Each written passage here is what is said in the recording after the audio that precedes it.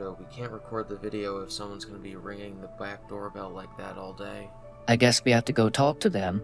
Do you want to use the clicker just in case? Yes, sir.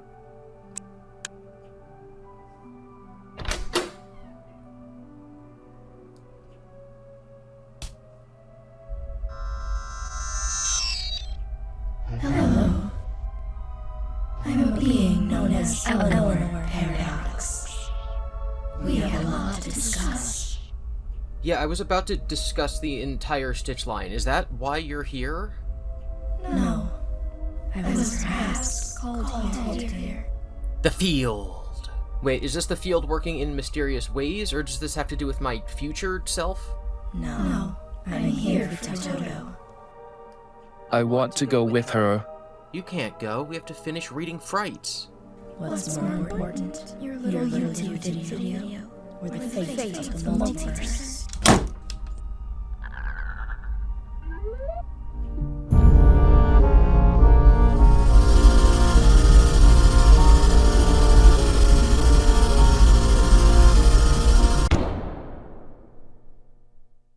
Let's do this one more time. We are now going to discuss the entire Stitch line. Not just the Stitch Wraith Stingers, but the entire line. Every story that's involved with the ongoing story of Jake and Eleanor and Larson. So before we begin, we need to answer the question of what stories are in Stitch line and what stories aren't. There are a couple that are definitively absolutely in the Stitch line because they're actually referenced throughout the Stingers.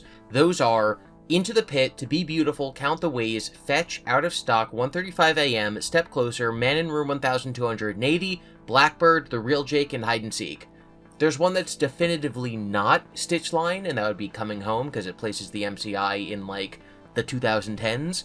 And then the rest are ambiguous. I've seen people say that Dance With Me is in the Stitch line, because at one point Larson goes to a warehouse, but I actually checked back and I read the description in both of the books, and they don't match one another. The warehouse that Larson is in is empty, but it has some mattresses, whereas the one that the characters from Dance With Me are in do not have a mattress and don't have, like, the boxes. It's not the same warehouse. It's just a warehouse. So that leaves the challenge of putting these stories into chronological order. So, not only are the epilogues not themselves in chronological order, but some of the main stories that we're reading here take place, like, after the epilogues start or in the middle of the series of epilogues, so it's going to be very confusing, it's going to be very contentious, no matter what order I decide to put them in. What do we know for certain? To Be Beautiful happens right before Detective Larson's story, because it happened the week before he started looking into the Stitch Wraith. Out of Stock happens the same day as the second Stitch line Stinger. Fetch has to happen before the Stingers start. Obviously, Man in Room 1280 has to happen before Fetch. The Real Jake has to happen before they start. 1:35 a.m. either happens before they start or not long after the Stitch Wraith epilogue start, because there's an advertisement that Phineas wants the special Ella doll. So if he died and if he was dead for a really long time, that advertisement would probably not be posted anymore.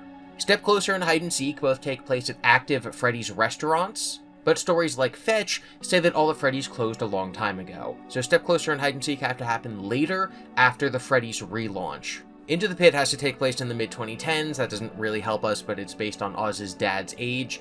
And Into the Pit has Jeff's Pizza currently in operation, and by the time of the Stitch Wraith Stingers, I'm going to just say those interchangeably. By the time of Larson's story, Jeff has been closed down. So, what order are we going to go in?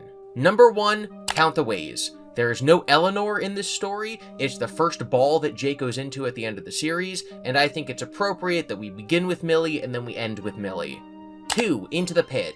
Jeff's Pizza is closed and dusty by the middle of the Stingers, meaning that it has to have closed like a while ago, like months to years before the Stingers take place. Man in Room 1280, Andrew has to get from the warehouse to Greg's house, and then from Greg's house all the way to, like, Phineas, and also Eleanor has to, like, begin her whole quest, so that has to happen pretty early in the timeline. Fetch has to happen next, and then there's a big gap before we see Andrew again. So in that big gap, I'm going to put a lot of Eleanor's stories, where she's just sort of going around and tormenting people. So you have 1:35 a.m., because Phineas has to still be alive. Blackbird and Hide and Seek can kind of go anywhere. Again, it's just Eleanor messing with people. So I'm putting Blackbird next, and then the real Jake, because after the real Jake, Jake needs to have time to run around as a doll and then go to Phineas's place. So, Blackbird, and then the real Jake, and then hide and seek. Jake can't die more than a couple months before the Stitch line stingers, because when Larson talks to Margie, she says that she's only been there for 3 years, which is the same amount of time she says in the real Jake. Stitch Wraith 3 is when Phineas obtains the endoskeleton, the fetch animatronic dog, and Jake. So that has to be the first Stitch line stinger, and then the next one would be, we see Jake and Andrew having their first conversation, and they decide to start their quest to gather up all of the agonized objects. In Step Closer, the kids play a video game that's a metaphor or an allegory or a field-ism that relates to what Jake and Andrew are doing, so that probably takes place after they begin their quest. The last story before the stingers start would be To Be Beautiful, which is the starting point for Larson. He gets the case file on Sarah, and he's like, this is weird, is this the Stitch Wraith? And then Larson's story starts. Out of Stock happens the same day as the second stinger, because Grim, the homeless man, sees the Stitch Wraith go and pick up the parts of the plush trap chaser from the railroad track.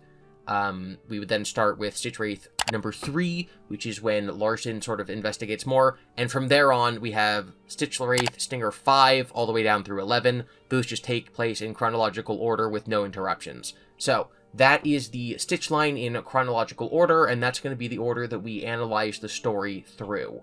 It does not work to have them be in chronological order from the way that they're released. You have stories like The Real Jake that take place halfway through the series, so obviously that can't be true. Toward the end of the series, Larson revisits some of the memories through Eleanor. So he visits them in the order of Out of Stock, 1:35 a.m., Step Closer, Man in Room 1280, Hide and Seek, and then Blackbird. This is going to obviously not be the case because the Man in Room 1280 would have to take place before any of those. So that's not the order that they happen chronologically, and the release order is not chronological. I think that the order I came up with is the best one that we have without further information. So, we are now going to begin summarizing, analyzing, and theorizing about the Five Nights at Freddy's Fazbear Frights Stitch line. Part 1, Prologue. Many years ago, Phineas Taggart and Dr. Talbert were studying Remnant. Talbert's daughter, Renelle, got sick. He made a heart-shaped pendant out of Remnant so that if she died, he would still have some of her memories physically present with him. She ended up getting better, but Talbert's constant attention on his invention harmed their relationship and she ran away. He kept the pendant and many bad things would come because of this. We then begin with Chapter 1, Count the Ways. Now you might remember that a lot of things that we've discussed in this series, like The Field, BrigaTWOon, Eleanor, even knowing for sure that these books are not canon to the games, happened after we discussed Into the Pit, To Be Beautiful, and Count the Ways. So as we talk about those stories, we're going to be talking about The Field for the first time in relation to the events of those tales. So, Count the Ways opens with a line of dialogue from what we will soon learn is Funtime Freddy, calling Millie the ice-cold goth girl who's always dreaming of death. Note that death here is capitalized because in this tale, death is an actual character. And because this tale is Stitch line, I think that therefore implies that throughout the entire Stitch line, there is a capital D death character. We will obviously continually revisit this. We will also go on to talk about the poem, I Could Not Stop for Death, so I will sort of save that for when we are analyzing that poem. We get a flashback to Millie complaining about the status of her life. Mainly that her name is Silly, because Millie rhymes with silly and you get teased for that in school, and her parents' career choices. She was given the choice to move with her family to Saudi Arabia or to stay with her grandpa.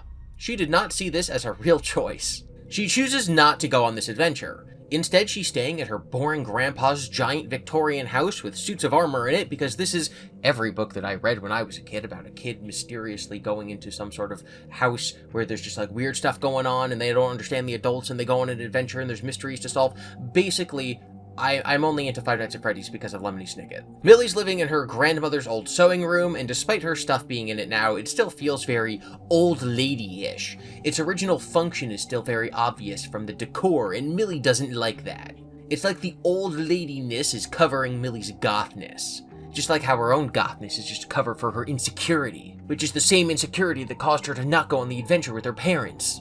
At dinner, she tells her grandpa that he needn't have bothered cooking for her to make her happy because she's miserable, and is incapable of not being miserable. This is, of course, incorrect, as we will come to learn. She will be not miserable when someone with the same tastes as her gives her attention. And then, after that, she learns that her grandfather actually also has the same taste as her, but she never quite gets to the point where she can value her grandpa or feel happy about their relationship, because something happens before that. Or does she? We'll talk about it. Millie's parents are described as people who leave projects half-finished, like only half raising their daughter. She also hates their optimism and enthusiasm, given that she is pessimistic and unenthusiastic. Millie eats alone at lunch one day, reading The Fall of the House of Usher.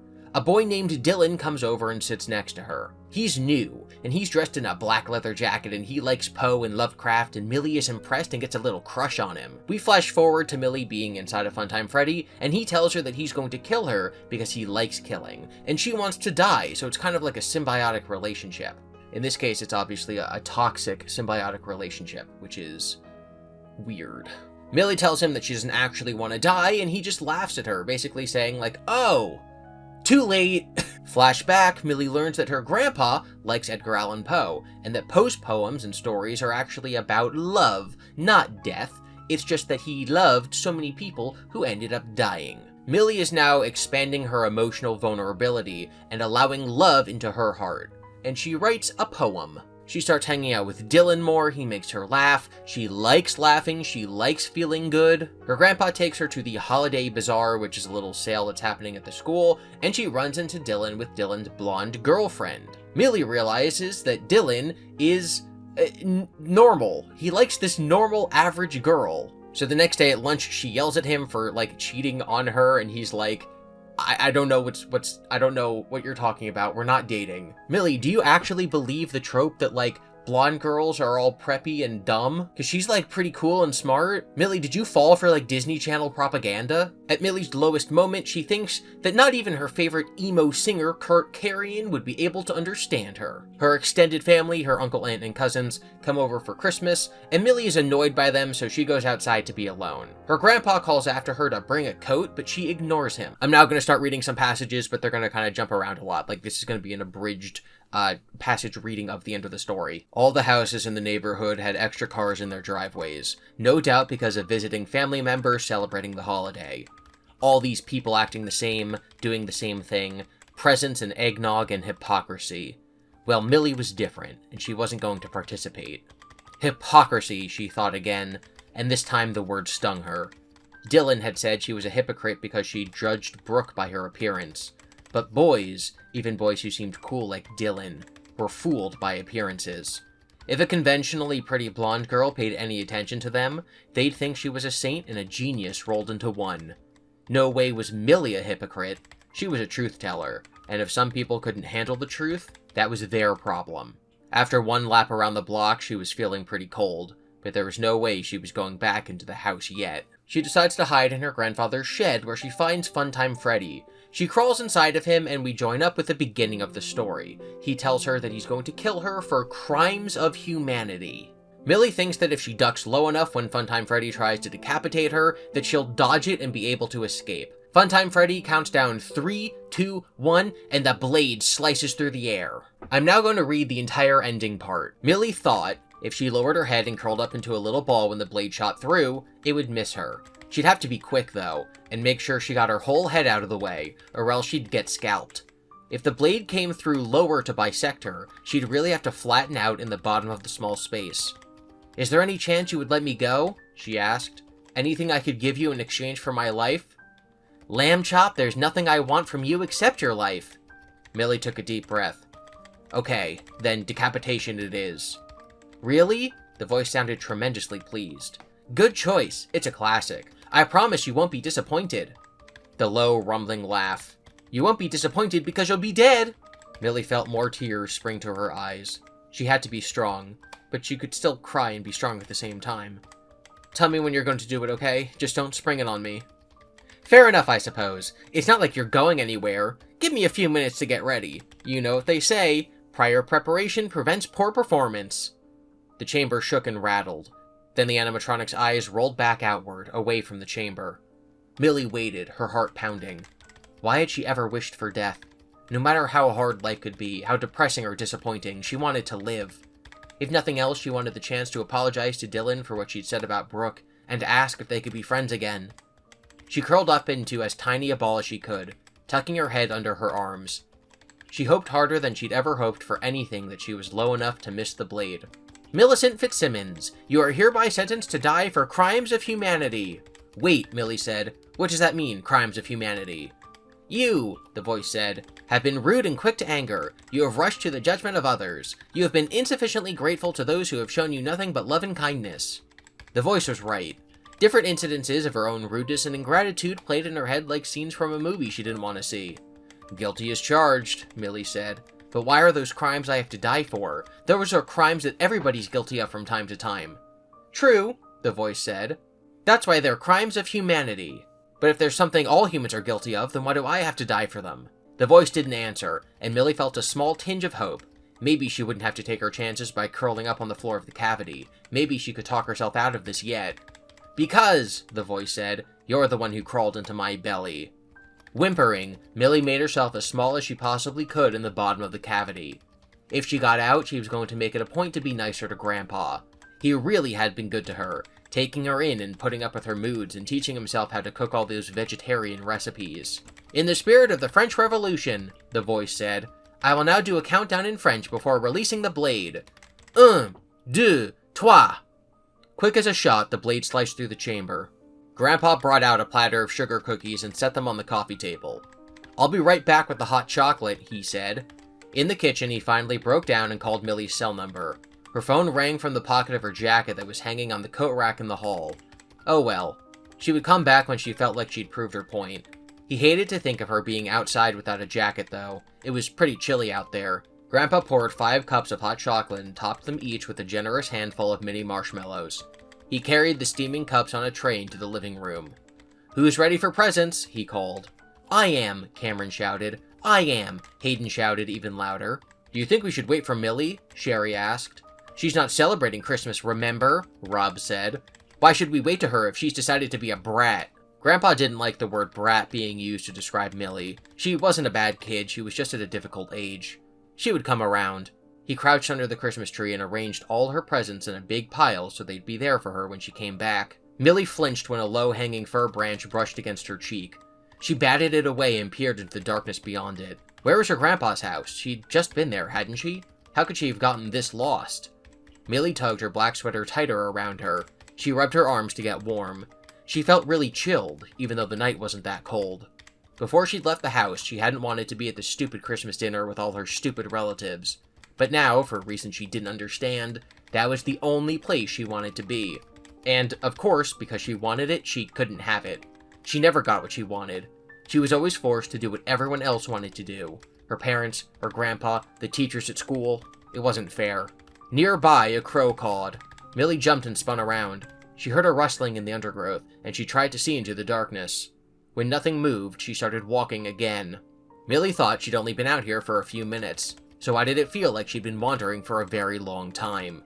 Before she could ponder that question, the foliage rustled again, and this time, a hand reached through it. Millie gasped and stopped dead. A little boy stepped out from the middle of the huckleberry bush. Millie stared at him, poised to run if he was a threat. He didn't look like a threat, though. With a round, freckled face, bright green eyes, a big smile, and a thick tangle of brown curls that fell into his eyes, the boy looked really nice, actually. Millie found herself smiling at him in spite of herself. "You lost?" the boy asked. Millie shook her head, even though she was. "I'm Jake," the boy said, then took Millie's hand. To her surprise, Millie didn't resist at all. Instead, she let the boy, Jake, lead her through the woods. He didn't lead her for long, though. In what felt like an instant, Jake was there and then gone. He disappeared, and Millie found herself at her grandpa's front porch. Through the big picture window, Millie could see her family gathering around the table. Behind them, the Christmas tree was lit up just like it had been when she'd left the house. And for some reason, Millie was happy to see it. She was happy to see her family, too. Not sure why she felt so good all of a sudden, but not really caring, Millie rushed across the porch. She threw open the door and ran into the room. Her grandpa greeted her with a smile and a hug, which Millie, for once, was happy to receive. For the first time she could remember, Millie felt like she was home. So obviously that last part there does not come from the original story, it comes from the Stitch Wraith Stingers, but see how it fits perfectly as a conclusion to the story, whereas the original ending just kind of doesn't? Like, if you read this as a full story, not with a break of like 20 books in between them, we have a blade slicing toward Millie's head, And then the first thing that happens to her in the next passage is just the branch of a fir tree kind of softly slapping against her cheek. Millie flinched when a low-hanging fir branch brushed against her cheek. I can almost see a movie where you have a shot of a blade swiping toward her, and then like halfway through the shot it just turns into a branch and she's now outside in the forest instead of being inside of Funtime Freddy. It's sort of like the timeline is being rewritten and all of Eleanor's influence is gone. So Millie no longer is inside the bear, she just never went in the first place, she's just outside.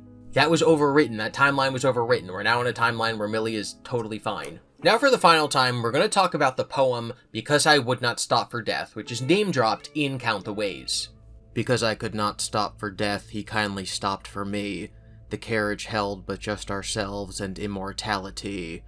We slowly drove, he knew no haste, and I had put away my labor and my leisure too for his civility. We passed the school where children strove at recess in the ring.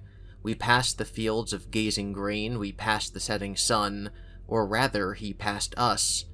The dews drew quivering and chill, for only gossamer my gown, my tippet only tulle. We passed before a house that seemed a swelling of the ground. The roof was scarcely visible, the cornice in the ground. Since then 'tis centuries, and yet feel shorter than the day. I first surmised the horses' heads were toward eternity. This poem is called out directly in the text, and it's not just that it's referenced in the text, it's that Funtime Freddy refers to death as capital D death. And at one point, Millie thinks of death as like a kind, handsome stranger who's gonna come and take her away on a date with death. That's the line from the book. Well now, in this poem, we have a depiction of death, of capital D death. Capital D death from the poem, capital D death from the story, and also, the Stitch Wraith is a guy in a cloak. He looks skeletal, he's in a black cloak. The Stitch Wraith is like the Grim Reaper. It's like capital D, death. Has a pale black coat, its touch can kill you. The Stitch Wraith is death. And what does it do at the end of the story? Jake goes into the ball pit, he meets all the people who are seemingly dead, and talks to them. In the section where we initially covered this epilogue, we talked for a long time about whether or not this changes the fact that Millie died. Is this real time travel? Is he just helping her move on to a happy place? And one of the odd lines that we focused on was that Millie didn't know how long she'd been outside. And I said that this is likely because she's actually been dead for several years, sort of like a wandering spirit, but now because of this time travel shenanigans, she's actually only been outside for a few minutes. So if you ask the question, how long has Millie been outside? It depends on how you look at it. It could be years, it could be minutes. You could say, depending on how you look at it, that it's been centuries and yet feels shorter than the day. So that segment of the Stitch Wraith epilogue is about Jake appearing before her and leading her back inside. What happens if you cannot stop for death? I don't remember. Because I could not stop for death, he kindly stopped for me. The carriage held but just ourselves and immortality. What happens in the Stitch line? Millie is dead, and Jake kindly stops for her. But instead of taking her into a carriage for eternity, he brings her back home. It's not just a carriage with ourselves and immortality, he brings her back to her grandpa. And then Jake vanishes. This is the kind of thing I mean when I say that you cannot solve FNAF without looking into the outside literary references that it makes. The story of Millie draws our attention to this poem, in which the process of dying is described as an eternal carriage ride with death. In the Stitch line, death is analogized, personified, whatever, as Jake or the Stitch Wraith. But when Jake or Death does meet Millie, he does not take her on an eternal carriage ride alone. He brings her back home, the moment before she died, to her family. When I say that my biggest piece of evidence that Jake is actually time traveling is because of the way that death is depicted in the Emily Dickinson poem, Because I Could Not Stop for Death, that is a really, really good point, and it kind of drives me crazy sometimes with this community specifically, that people say, no, you can't look at outside references being made in the series, you gotta look at the lore. Because I Could Not Stop for Death, the Emily Dickinson poem, is more important to the lore of Fazbear Frights than Happiest Day from FNAF 3 is, and I'm tired of pretending it's not. Millie's story, if we read it straight through and just add the Stitch line at the end, comes together as a whole with these other references if she lives at the end. What are the other references that she talks about in the story? Well, we have the lottery, which is about a society that stones the unlucky winner of a lottery to death because it's tradition. Is Millie the unlucky winner of a lottery? No, because she does not go into Funtime Freddy by chance, which is the purpose of the lottery. It's specifically said by Funtime Freddy that he's killing her because she went inside him. It's not society that kills her, it's not tradition, it's not random chance. Millie's fate does not look like the fate of those from the lottery, so she probably doesn't die. How Do I Love Thee, Let Me Count the Ways is the namesake of the story, is obviously a love poem, and it's about how the poet loves someone and all the ways that they loved them, how they loved them with childhood innocence, and how they would love them even more after death, which in my reading is saying something to the effect of, I love you as much as possible, I love you infinitely right now, but I love you more than I did last week, and I'll love you more next week, and so if we go on for forever, I will love you at the end of time more than it's possible to even, like, love anything ever. Right? In a religious sense, when you die, you're now in eternity, and so now the love will last for eternity. The FNAF book, Count the Ways, flips this on its head. It's not about counting the ways that you'll love, it's about counting the ways of death. Funtime Freddy is listing the ways that he's going to kill Millie. So again, we're going to invert the poem into the story, because it's about love, but then the story is actually about death. So if Count the Ways is about I will love you until you die, Funtime Freddy is saying I will kill you until you love. And at the end of the Stitch line, she runs in and hugs her grandpa. The ways that Funtime Freddy is counting are about death instead of love, and that it ends with love instead of death. You cannot get more direct into trying to figure out the point of the story than reading the poem that it shares a title with. Annabelle Lee is a poem about a girl dying young, and so Millie dying young would obviously fit the bill. And it could be a point in the favor of her dying at the end of the story, but I think it actually serves a different purpose. Millie has a conversation with her grandfather about Annabelle Lee, and they talk about Millie's grandmother. Millie sees that her grandfather loved her grandmother as much as Poe loved Annabelle Lee. But instead of being all goth about it and sleeping in her tomb, Grandpa carried on his life for his children and his grandchild. So she is supposed to go down the path of her grandpa, not the path of Poe. That's kind of the whole point of the story. So again, I'm going back to, if the story ends with her running in and hugging her grandfather, it fulfills the point of that scene even being written into the story. That scene is in the story because it sets up the ending. If that ending isn't what actually happened, that scene has no point of being in the story. Like, think about it this way. The grandfather loses the grandmother, and then decides, I'm gonna persist, I'm gonna keep living, I'm gonna not be depressed for the sake of my granddaughter. This is like the moral of the story. This is what you're supposed to do. This is what Scott Cawthon intended to get across to the person reading it. If the story ends with Millie dying, then the moral is the grandpa saying, my wife died, I will continue living for my granddaughter. She died too, I guess it was pointless. It's a nihilistic nothing ending. But if the ending is, my wife died, but I'm going to go on living for my granddaughter, and then by treating her with kindness and trying to meet her on her level, she's come around and now she's hugging me at the end of the story. That is showing that you should persist through grief in order to, like, continue on living and love other people, which is clearly the moral of the story. So the story doesn't have a moral if Millie dies, but it fits the exact moral that it's very obviously trying to teach you if she comes back inside and hugs her grandfather. She quite obviously lives at the end. One of the things I skipped over in my original reading of Count the Ways was a discussion about the book The Fall of the House of Usher, the Poe story that Millie's reading one day at lunch.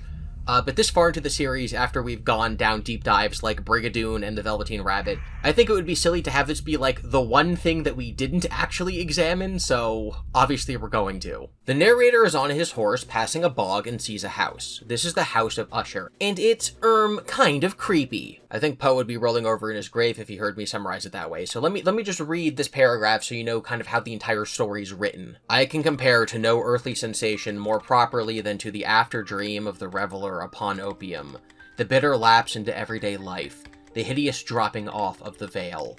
There was an iciness, a sinking, a sickening of the heart, an unredeemed dreariness of thought which no goading of the imagination could torture into aught of the sublime. What was it? I paused to think. What was it that so unnerved me in the contemplation of the House of Usher? It was a misery all insoluble. Nor could I grapple with the shadowy fancies that crowded upon me as I pondered. So, when I say creepy, I mean like that whole paragraph. Poe is very good at words. So the owner of the house is a guy named Roderick Usher. He is the narrator's friend from childhood, and he's very sick. He sent the narrator a letter to come and visit him as he is dying. So now the narrator is here looking at the spooky house. The narrator doesn't get a name, so I'm going to keep calling him the narrator.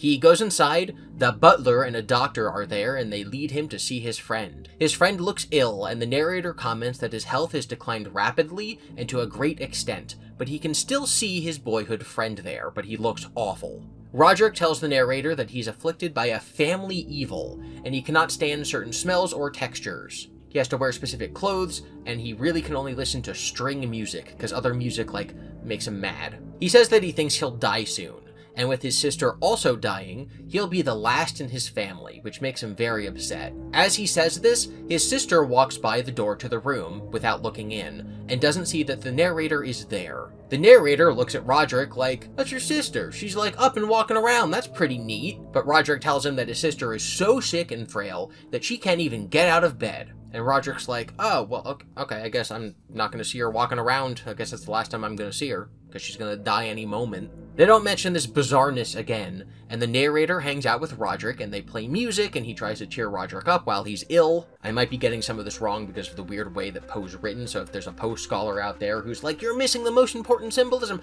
I apologize. We're just kind of going through this. Just because I feel qualified to talk about Five Nights at Freddy's does not mean I feel qualified to analyze Poe. There's a section where the narrator describes a painting that Roderick made that's like a long, deep underground vault with smooth white walls, and that kind of is symbolizing of the end. It's almost like Roderick is being inspired by the 0-point field. It's like there's some sort of force that's echoing to talk to Roderick. You'll understand. Remember that Roderick is weak and feeble and can barely talk, but he takes out a guitar and suddenly he's capable of singing, and he completely improvises a song that the narrator then writes down, and we can read through it. I'm not going to read through it because it's very apparent when you get to the end of the story what this is all building toward, but the song talks about imagery that will make sense when we reach the end of the story. It's almost like the song is foreshadowing how the story ends. So the painting and the song poem are leading us to what will happen at the end of the story, the same way that Annabelle Lee and Count the Ways and Because I Could Not Stop for Death are showing us the end of Millie's story. After the poem, the narrator says that Roderick is obsessed with the idea that non-animal things, which he calls vegetables, are sentient, so that would include things like the walls of the house.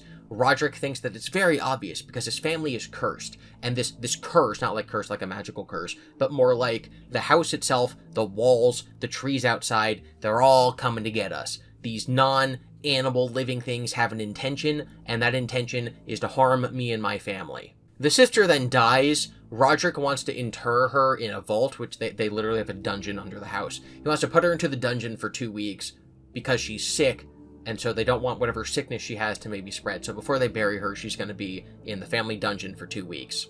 They bring her casket downstairs, they say some words and prayers over her. The narrator looks into the casket, but doesn't really want to closely examine her because he feels like she's kind of, not gross, but it's more like part of her illness was that she was incapable of moving. And so now looking at her dead body not moving, he's kind of like, oh, it's like a mockery of when she was alive, because when she was alive, she was still and in so much pain, but now she's still and she's smiling, but she's dead? With the sister dead, Roderick is now even more upset. He is pale. It's described that his eyes are dim. A few days pass, and one night the narrator has a nightmare. He's scared, and he starts thinking maybe the furniture in his room, is cursed, it is alive, it is sentient. And he just has an overall bad vibe. The house is covered in agony, in capital A, Five Nights at Freddy's agony. That is what the story is saying. Kill me. Roderick then comes into the narrator's room, and he's like, "You gotta see this." And he opens the door, and it's raining outside. It's a big storm. And there's this weird light outside. And the narrator's like, "That weird light is, it's lightning. Or maybe it's swamp gas, but it's fine. It's definitely not a curse or something." And he's like, "Since neither of us can sleep, let's sit down, I will read you a nice book, and we just won't sleep tonight, we'll just calm down." So they sit and they read a book, and the narrator picks a book about a knight, like a King Arthur knight, and in the book, the knight breaks down the front door of a house. And as the narrator's reading this book out loud, they hear a sound echoing from somewhere else in the house, like splintering wood. He's like, "This is kind of creepy." So then in the story, the knight enters into a house and finds a dragon, and he whacks the dragon over the head with his mace, and the dragon lets out this painful cry. And as the narrator reads this out loud, they hear a weird, unnatural screeching scream coming from somewhere else in the house. And he's like, "That's really creepy." And then in the story, the knight picks a shield off a wall, but drops it and it clangs to the floor. And then in the real house, the narrator and Roderick hear clanging metal. The narrator is very spooked by this, so he kind of like rushes over to Roderick to be like, what the heck's going on? And Roderick tells him exactly what's actually going on. Roderick's senses are dulled because of his illness. He is very weak and he is feeble. So he believes that they may have mistakenly deemed his sister to have actually died when she was just being really still because that's what her illness was.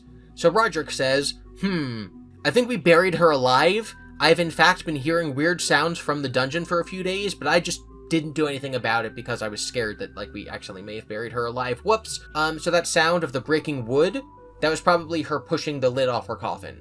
The unnatural screeching sound, that was probably her opening like the iron bars of the dungeon.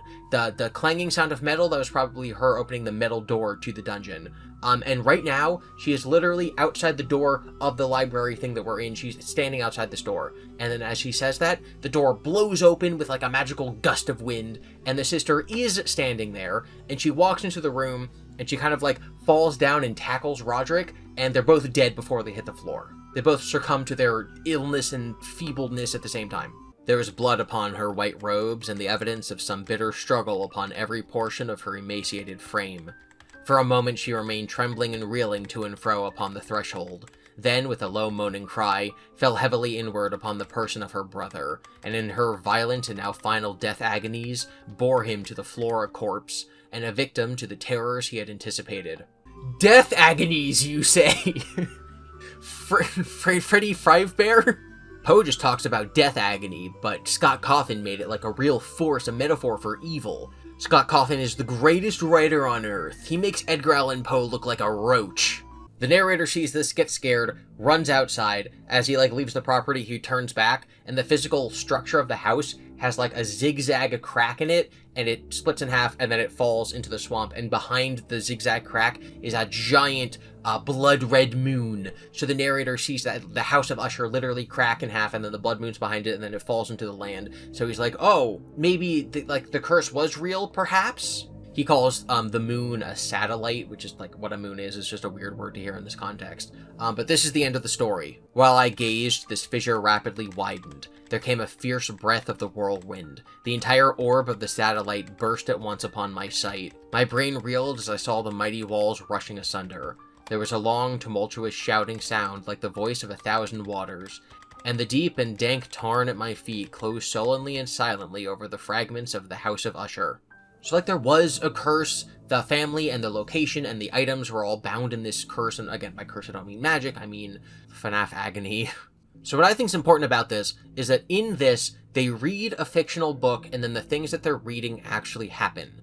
So if we apply this to Count the Ways, and its many allusions to outside literature, like Count the Ways, The Raven, The Lottery, Annabelle Lee, The Fall of the House of Usher, Millie's own poems, it should tell us the ending. To read The Fall of the House of Usher, and then hear that the things that are written about in Count the Ways mirror the ending, and instead go, actually, I don't think that's how it ends, would be insane to me. It's just a complete coincidence that Millie reads a book in which they read a book that actually happens at the end of the book. That has nothing to do with the fact that Millie reads all these stories and poems, and then in one interpretation of the ending, that's literally what happens. That's not valid. It's not real time travel. It's crazy. That's literally a crazy take. The Fall of the House of Usher is about how these poems and stories that are read by the narrator in it are real and sort of actually happen. It's almost like the 0 point field, right? Roderick hears a story, and then the things in that story happen. Millie reads The Fall of the House of Usher, and then that stuff happens to her. Anyway, that was Count the Ways. We are now going to move on to Chapter 2, Into the Pit. Well, yes, I am drinking coffee in order to get through this very, very long segment. If you want to drink coffee, maybe you can use my Scare Bear mug. It's linked in my official Fourth Wall store in the description. I'm selling lots of shirts. You see this, oh my god, I'm totally blocking it. Where is it? That poster, Super Scare Bear? That's in my store too. I made it a bit to be wearing all purple for this entire project, so I wasn't able to rip my merch, but I have merch. You should go and buy it if you like this video. I know there's some services where you can make, plushes. I know, Ride-Toast 90s Fantasy have plushes. I don't know what that service is. There's FNAF shoulder riders, too. I like shoulder rider accessories. Obviously, this is from How to Train Your Dragon. It'd be cool if there was, a I don't know, like a GiBi lore version. That's something I'd probably look into. Anyway, Into the Pit begins with a short history of the town that Oz lives in.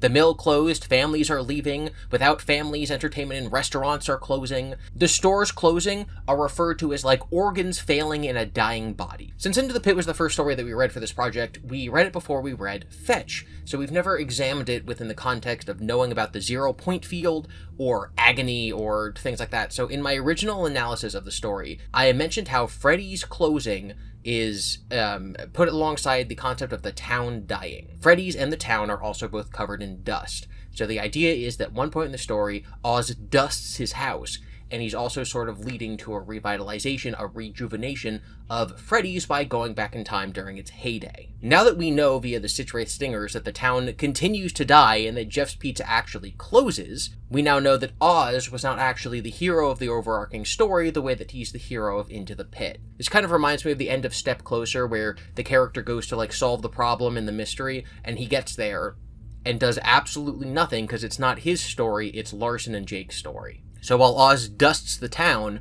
by the time Larson gets there, it's even more dusty. We also know that the mill closed about 3 years before the start of the story, which is also how long Jake has been sick in The Real Jake. Due to Into the Pit's role as the first story in the series, it's possible that the mill's closing is related to something more important to the overarching story. So it's possible that assuming that The Real Jake happens about the same year as Into the Pit, it's possible that Jake getting cancer and the mill closing happened at the same time, and it's possible that that coincided with some big event happening. Like maybe this is happening at the same time as this universe's equivalent of FNAF 6, like maybe William's been in the hospital and the man in room 1280 for 3 years, maybe the fire happened, blah blah blah. We don't know. But because now we understand how the field works, and because the town is described as a dying body with organs failing, maybe the town is linked to Jake in some Field-esque way, right? Or it's linked to William in some Field-esque way, and Jake is linked to, right? Like, one being dying is sort of echoing out into the entire world and agonizing everything. Or maybe people are dying because the town is dying, and this is the town where Freddy's happened. So maybe this town, all the organs failing is leading to Jake's organs failing, right? Speaking of Field-isms, we get a scene where Oz starts drawing the Freddy's characters. This is before he knows anything about Freddy's. He's just at school, the book's describing how he likes to draw, and we get this paragraph. The best thing about drawing, though, was that he could get lost in it. It was like he fell into the paper and became part of the scene he was creating. It was a welcome escape.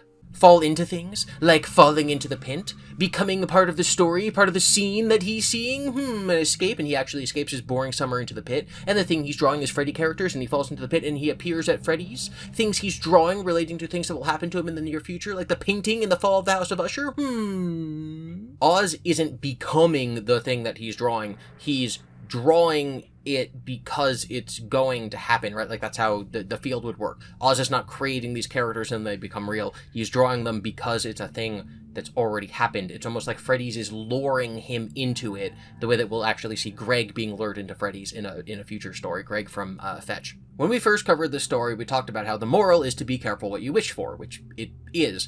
But in the context of the full Stitch line, we have Oz going to bed and he counts his blessings and he prays for summer to be entertaining. And he's already drawing Freddy's characters in his notebook, so I don't think that there's a force out there who's hearing his wish and then making it true, right? Like, it's not like the field is like, oh, he's wishing for his summer to be exciting? What if I make it ironically exciting by making it actually, like, dangerous and bad? Like a monkey's paw.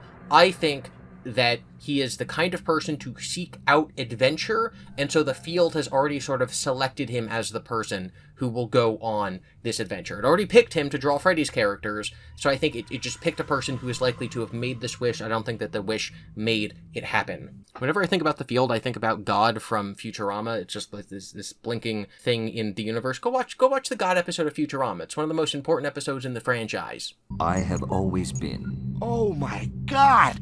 Are you God?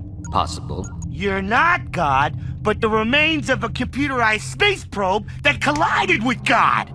That seems probable. That's usually what I'm picturing when I think about the 0 point field. The family plays a game of Clue, and it says that the mom wins the game as usual. This is interesting because it means that she's good at figuring out mysteries and then proceeds to do absolutely nothing for the entire story. I think a FNAF version of Clue would actually be very interesting.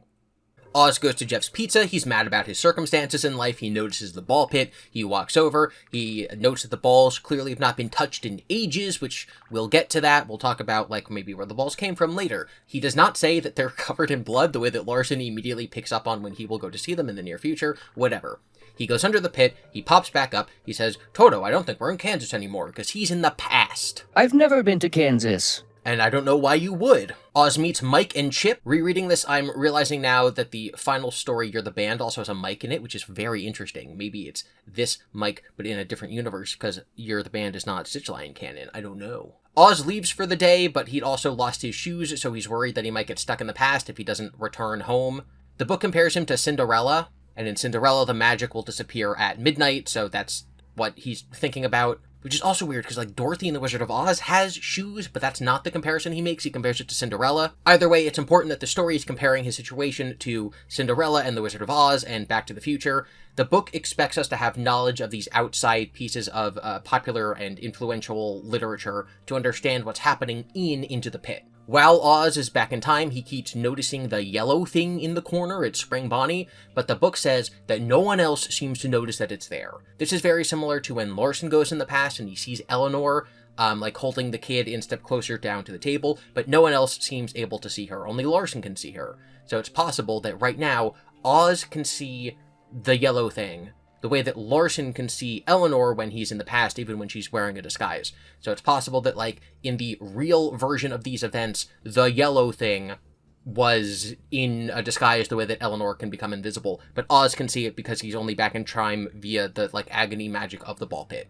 Basically, this is a rule that is consistent no matter how the person views the agony memories. We get the scene where Oz feels bad about taking Chip and Mike's money, and then when he stands up, his pockets are so full of coins that his pants almost fall down. That paragraph goes, he decided just to go with the weirdness. He didn't know how the tokens got there, but then again, he didn't really know how he got there either.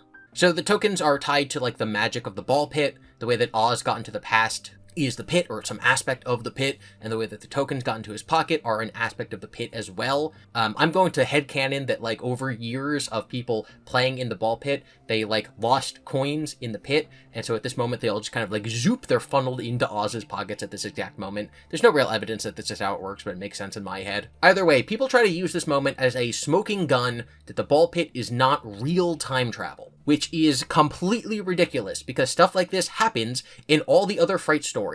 Eleanor, or Afton, or Agony, or whatever, is physically in the room with Oz right now, and something magical happens. Magical stuff happens in most of the stories. If Eleanor can cause magical stuff to happen in the present, why can't Eleanor cause magical stuff to happen in the past? It makes absolutely no sense to say that this moment means it's not real time travel. It makes me go crazy. Magic exists, got it. Time travel exists, got it. But when magic happens back in time, now it's just not time travel anymore? Oz goes back into the past the next day, and he appears in the middle of what I'm going to keep referring to as the MCI. Obviously, it's not really the same MCI from the games because the children aren't missing, but he appears in the middle of a bunch of kids being killed. People are actively running away, and he sees the yellow thing that he'd been seeing in the corner, gesturing for him to follow it. The yellow thing shows him all the dead kids lined up on the ground in the corner, and then it starts chasing Oz. This is clearly the yellow thing and not literally GOOiam Afton. William, back in 1985, did not kill 6 kids and then go, maybe I can get this one more by tempting him into the back, despite the fact that everyone else is, like, running away and there's literally police sirens audible from outside. This is the manifestation of agony that then goes and chases Oz out of the pit. As Oz leaves and the monster chases him, his dad comes over to be like, why are you hiding in the pit? And then the yellow thing grabs his dad and tears him down into the pit. We then see the yellow thing emerge from the pit, appearing to look like Oz's dad, which is of course a power that we've seen Eleanor have in the other stories. Oz goes home and he texts his mom saying it's an emergency, but then she comes home and she just sees his dad. And apparently she has conversations with the dad, so it's acting 100% like his real father, and everyone sees it as his real father except for Oz. And we talked about how, like, if this was a standalone story, it would be like a metaphor for, like, drug abuse or alcoholism or something like that. But as far as the lore goes, this is entirely in keeping with the powers that we know that Eleanor has. Also, Jinx the cat seems to know that it's not his real dad. First day of school, Oz meets Gabrielle, who tells him about Greek heroes and being brave. Oz uses this as motivation to sneak out and go to Jeff's Pizza, where he digs around in the ball pit and finds his dad. He starts trying to drag him to the surface, but he seems unconscious, which is of course also how Larson appears when he passes out on the floor and he time travels and fights Eleanor on his mindscape, but to outside observers, he just seems to be passed out on the floor. This also seems to imply that when Oswald is back in time, he's actually just still physically inside of the ball pit, unconscious. The yellow thing then attacks them, but it gets tangled in the netting of the ball pit and hangs itself. Oz's dad then wakes up, he sees that the suit is physically there, but it's empty, and then they leave. Oz is a normal kid who comes face to face with the horrors of Fazbear, and it takes over his life. His father specifically becomes an almost GOOiam Afton-esque figure. Adults do not believe Oz, and he cannot confide in them. He learns from his classmates to be brave, he is brave, he saves the day, and then he escapes. This story is very tropey, but it does not have the same tropes as Millie's story. Millie is not a normal girl. She never has the opportunity to tell an adult in her life about Funtime Freddy, etc. So far, these stories have told very different tales about very different kids. This is why it's so interesting to read them back to back. We're seeing the same elements of Fazbear's, the magic around it and the horrors that it's spilling out into the real world, but we see it from very different perspective in very different stories. We know from the epilogues that the ball pit is definitively real time travel, and the phrase that Talbert uses when discussing Remnant is that it mixes memory with the present. So I would say that the yellow thing is most likely the memory of the event where all of the kids died coming to the present. Memory is a memory of emotions, and in this case it would be agony. So it's the agony of all the kids dying mixed with the present, which manifests as the yellow thing. And the yellow thing then takes over Oz's dad's life and pretends to be normal, which I think can tell us something about GOOiam Afton, because it would be GOOiam Afton whose agony echoed and inspired, whose actions echoed and inspired the creation of the yellow thing. So it's possible that from this we can glean that GOOiam appears normal on the surface, even though he's evil deep down. The memory of him has come to the present, and it does agony, murder, rabbit things. My question is if the ball pit has gained agony from all of these events because of the events of Into the Pit, right? Like, we're going to later learn in the epilogues that there's blood samples from the same person going back, like, all the way into the past when Larson looks at the blood. So the question is, was that there before the yellow thing came into the present? Was the yellow thing traveling through time the thing that left behind this trail of blood? Or was the blood there when Oswald entered into the pit? Because he never comments that there's blood on the balls. So the yellow thing is a manifestation of the agony of the MCI. So basically what I'm saying is, the MCI happening in this story is what causes the ball pit to gain its power.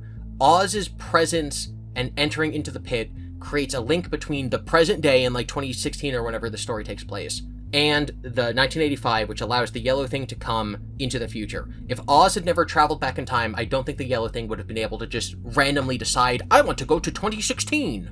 And because Eleanor is a manifestation of evil, she is agony.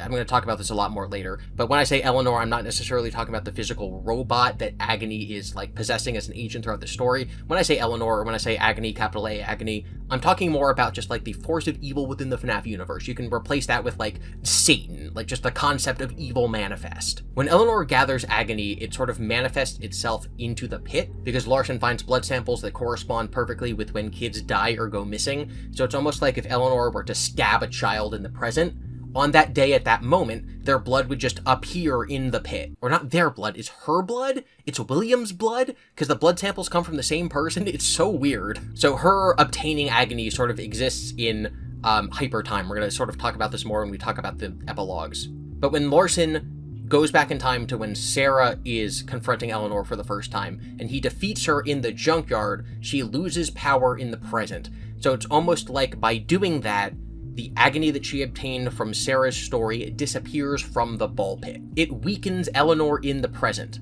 She has less access to that remnant because it no longer exists in the pit. It was never put there in the first place. So like when Millie dies, her agony is then formed inside of Funtime Freddy, but like the goo goes to the pit via like a wormhole or something. So Millie is in Eleanor as part of Eleanor. If you enter Eleanor, you can therefore enter into Millie's timeline. And then you can go to any point in Millie's timeline, even before Eleanor was there. But then when Millie is freed at the end of the Stitch line, it severs her connection to Eleanor, and so Eleanor never had it in the first place, and so she is weakened. Okay, now, I'm just kind of spitballing here, right? These are things that we don't have answers to. We're trying to, like, backwards engineer the magic system of the FNAF universe. But I have to say this very bluntly. It is real time travel. The book says it is real time travel. MatPat tried to spin it so that it's not real time travel, it's just like altered memory from the DCI, because he wanted to fit this into the game's timeline when he first talked about the books. A lot of people didn't want to believe it was real time travel because that's kind of silly and they don't want time travel to be canon to Five Nights at Freddy's. But now we know that that's not what this is. This is not a depiction of the DCI from the games. This has nothing to do with the games. Frights are not canon to the games.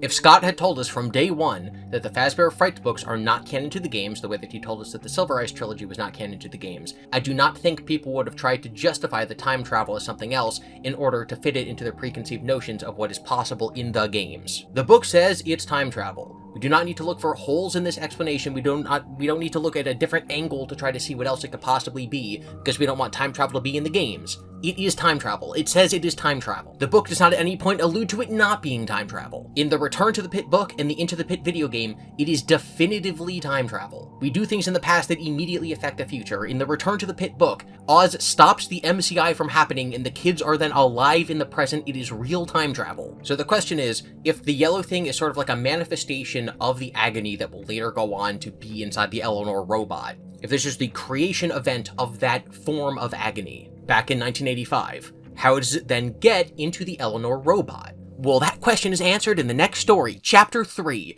The Man in Room 1280. The Man in Room 1280 begins with 3 nurses observing a priest approaching their hospital. I've compared them to different groups of 3 women across media, like the 3 witches from Macbeth, or the 3 fates of Greek mythology. They give a warning, almost to the reader, that the priest needs to heed their words, or else he'll find out the hard way. They end up being correct, meaning that all of the events of the series from this point onward can be chalked up to Arthur not listening to the 3 women. Arthur is a priest and believes in the power of faith, and he approaches the hospital named Heracles Hospital, guarded by a Cerberus statue. And Cerberus, of course, guards the underworld in Greek mythology. So it's possible that this is symbolizing Arthur entering into the underworld. At the hospital, he meets a new young nurse named Mia, who thinks that the Cerberus statue is a bad omen. But Arthur says it's just a statue. This is, of course, a mistake on Arthur's part because he's in the Five Nights at Freddy's universe, where a statue is not just a statue,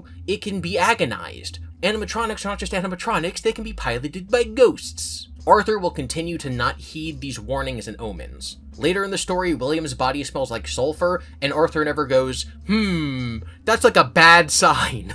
Mia asks Arthur how he's so comfortable when he's surrounded by death all the time, and he says, death isn't a sad thing, it's a transition, and I'm kind of like a tour guide for people making the transition, or maybe more like a traveling companion.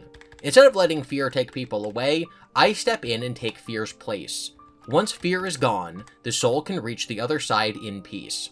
This is of course important because we will later see instances of people actually moving on, like Andrew, who we will meet in this very story. Once fear is gone, the soul can reach the other side in peace. We see things like this, like in Happiest Day in the FNAF 3 game, where the crying child is no longer scared of people wearing masks of the 4 FNAF animatronics, and this allows him to move on. Jake is like almost pulled into heaven because he has a happy memory of him and his dad. So it's not that a lack of fear is helping him move on, it's that he's happy. Like, Andrew is yoinked into heaven, and not only is his fear not gone because he's being actively chased by William, but it's not even his happy memory. So the way we see it depicted in the games is not the exact way that we see it depicted in the Fright series. Back to the Man in Room 1280, William's body is burned to a crisp. He has paper-thin skin, and you can actually see his organs inside of his body. He was taken off of life support, but he won't die.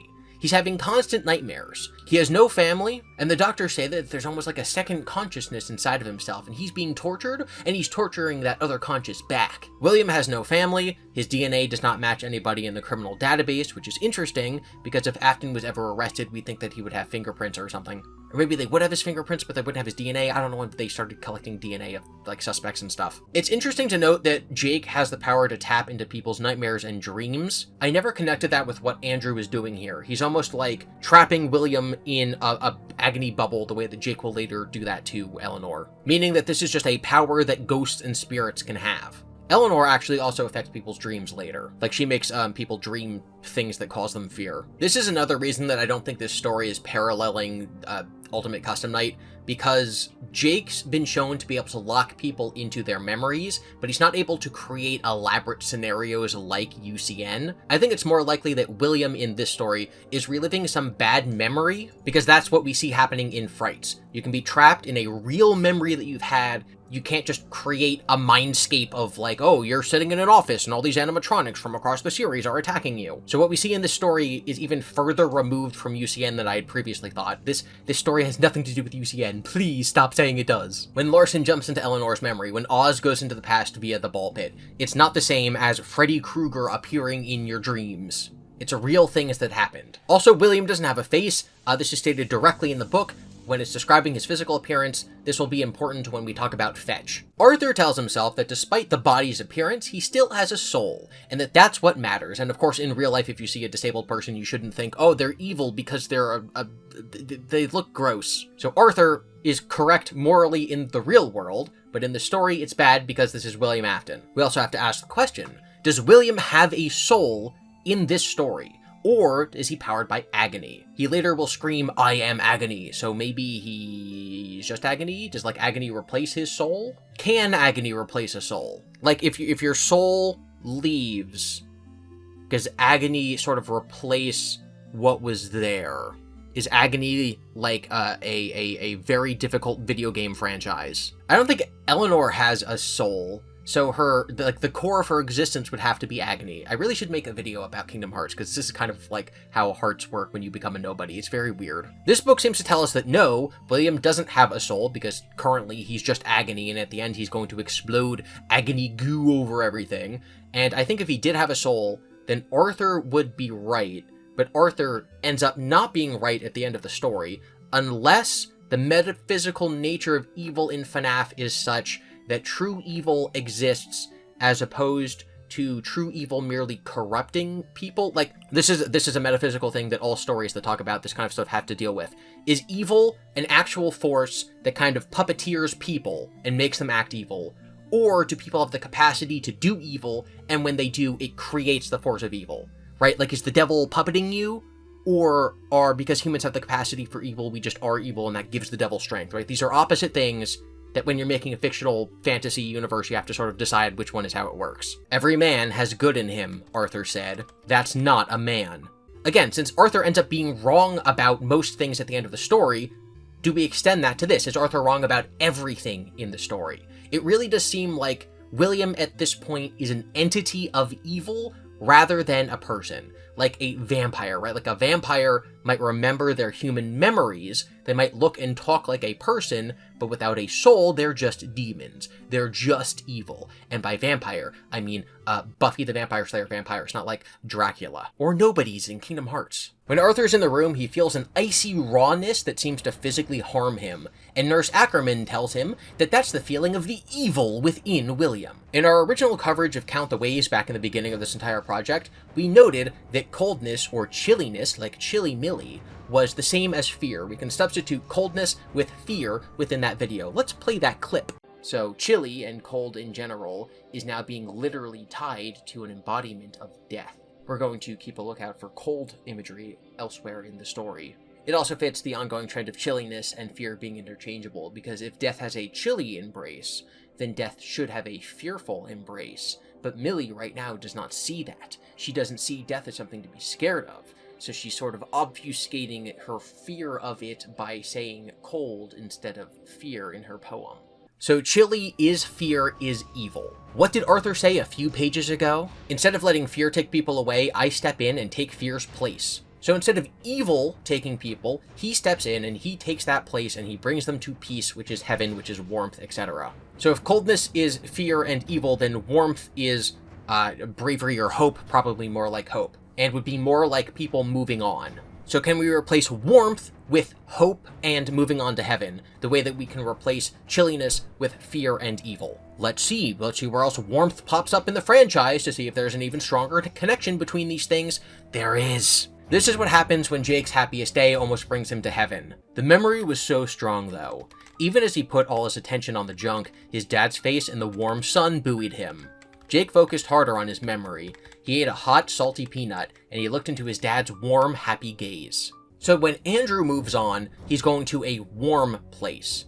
When we see Millie at the end of the Stitch Wraith stinger that then concludes her story that we saw in Count the Ways, she goes into her grandfather's living room. If this is supposed to be telling us that this is a version of heaven and she's going to heaven as opposed to this actually saving her life via time travel, you would expect it to be described with warm words. You would expect there to be something about how it's cold outside but warm inside. But we do not get that in the passage. Not sure why she felt so good all of a sudden, but not really caring, Millie rushed across the porch. She threw open the door and ran into the room. Her grandpa greeted her with a smile and a hug, which Millie for once was happy to receive. For the first time she could remember, Millie felt like she was home. There is no warmth. There is no warm at all. There's also no warm imagery when we sort of zoom out and we see all the balls in the ball pit shining gold and then turning into little glass orbs that you can see into. If warm is associated with hope and moving on, and coldness is associated with death and fear, you would expect, if this is actually depicting people moving on, for there to be warm imagery, but there isn't, because this isn't people moving on, this is time travel saving their lives. In the beginning of the Millie Stitch Wraith Stinger passage, we get, Millie tugged her black sweater tighter around her. She rubbed her arms to get warm. She felt really chilled, even though the night wasn't that cold. So she feels chilled, even though it's not cold. She feels fear, even though she's not dead. Millie lives. Thank you for coming to my TED Talk. I think that's ultimately what this segment is building up to. It's just the idea, the confirmation, me using the books, reading the books together, reading the books to get to the main point of contention at the end of the franchise, which is, does Jake and Larson doing all this stuff prevent these people from dying, or are they just moving on? And I am so solidly in the camp that it's letting them live. Because that's what literally everything is pointing to. It takes a really, really, really, really weird and, in my opinion, indefensible view of Into the Pit to say that it's not real time travel. And when you add in all this other evidence, I just don't see how people see it that way. Going back to the man in room 1280, Arthur is thinking about the nature of, goodness and evil, and he thinks, it was divine energy that created world. Couldn't that energy sustain life beyond the time when life was viable? Certainly it could. Although, Arthur's logical side argued, divine energy wasn't the only kind of energy in the world. So evil energy can sustain life. Energy can bring memory to the present, that's what remnant is. So if all this magical energy can have people persist via life, then you would think that people using this energy like the ball pit would have them persist in life. As in, they're still alive. As in, they live at the end of the story, as opposed to it having them move on to the afterlife. I'm saying this very quickly and I'm manic and rambling, but that's only because I'm just so excited about this confirmation of the fact that this is the ending, because it's the only way to read this passage. Life is persisting. As in, they're still alive. As in, Larson's intervention saves Sarah, and Jake's intervention saves Millie. They undo all the death. The characters are alive at the end of the story. Transitioning back to just the story of the man in room 1280, Arthur has this little conversation with William, where William uses his hand to write out Fazbear Entertainment Distribution Center. We've previously talked about how this is a reference to the Bible and to prophecy, and then Arthur goes and speaks to the hospital administrator, whose name is Pete, who won't let William leave, because Cerberus is guarding William, keeping him in the underworld, and Peter, or St. Peter, is not letting him leave to enter into heaven. Mia the nurse asks Arthur if he believes in evil, and he says that he does. She says she thinks that there's evil in William's room. Keep in mind that the reader is not supposed to know that the man in the bed is William Afton.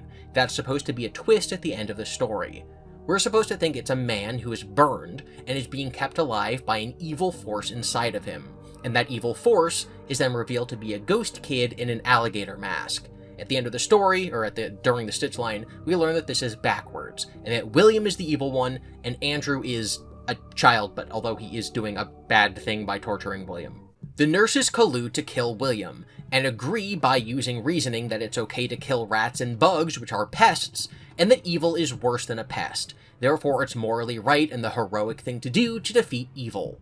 I think that reading this passage right after reading Into the Pit is interesting, because that story also uses the idea of a Greek hero defeating evil to defeat the version of Afton that exists in its story. And so this is Heracles Hospital, and they're going to go and try to defeat Afton. They fail, obviously, which is interesting, because Oz succeeds. And by placing these next to each other and comparing and contrasting what happens in them by juxtaposing them, we can try to come to some conclusion about what they're trying to say. One of the nurses does call William a thing, and of course Oz refers to the pit Bonnie as the yellow thing. So they're both calling it a thing, they're both aspects of William, they're both using Greek hero arguments to try to defeat them. But what contrasts the story is Andrew. Andrew is present in The Man in Room 1280, but he's not present in Into the Pit. And Oz is able to defeat William, and the three nurses are not. So Andrew is literally keeping William alive using his agony energy, but he's also, as far as the story is concerned, the thing that allows him to live, this incarnation of Afton, that allows him to live, but not in other stories, which is why I also think that reading the stories in this order, and following this up with Fetch, is going to be very interesting. We have Afton without Andrew, we have them together, and then we're going to have Andrew without Afton. One of the nurses goes to kill William, but the boy in the alligator mask shows up, it scares her, she runs away into another room, and then we get this very on-the-nose segment. Mia darted towards the open door of the last patient she'd attended before loitering outside the storage room, looking for the boy again, but he was gone. When Mia burst into room 1200, Mr. Nolan, the room's occupant, looked up from his crossword puzzle. "Hello, Nurse Fremont," he said. "How fortuitous. What's another word for hell? 6 letters, starts with an S." "Shades," Mia blurted, wondering why the word was on the tip of her tongue. Mr. Nolan, whose gaunt face was haunted by the sunken eyes of the soon-to-be-gone from this world, slowly wrote in his puzzle book, "Exactly right. You're an angel." So shades are from Dante's Inferno. Hang on. I got this recently from a large rummage sale. This is Dante's Inferno. Doesn't have a cover, but it does have a spine. So shades are mentioned in Dante's Inferno. I am no expert in Dante, but my understanding is that the spirits that guide Dante through Inferno are called shades. So shades are kind of like a spirit. They're kind of like the same thing. To quote from E-Notes, by a shade, Dante is referring to a kind of spirit or ghost that represents the spiritual essence of a person. Throughout the Inferno, Dante encounters numerous shades, many of which were famous or notable persons during their time on Earth. So Virgil in Dante's Inferno is a shade. There's also this famous statue of 3 shades that are said to guard the entrance to Inferno, the way that Cerberus guards Hades. I think the intended implication here is that the boy, Andrew, is a shade. He's a spirit or echo that is guarding something evil. And then the scene ends with Mr. Nolan calling Mia an angel. Ha ha ha, waka waka, an angel is the opposite of a shade. So she's an angel, Andrew is a shade, but is he really? I don't know.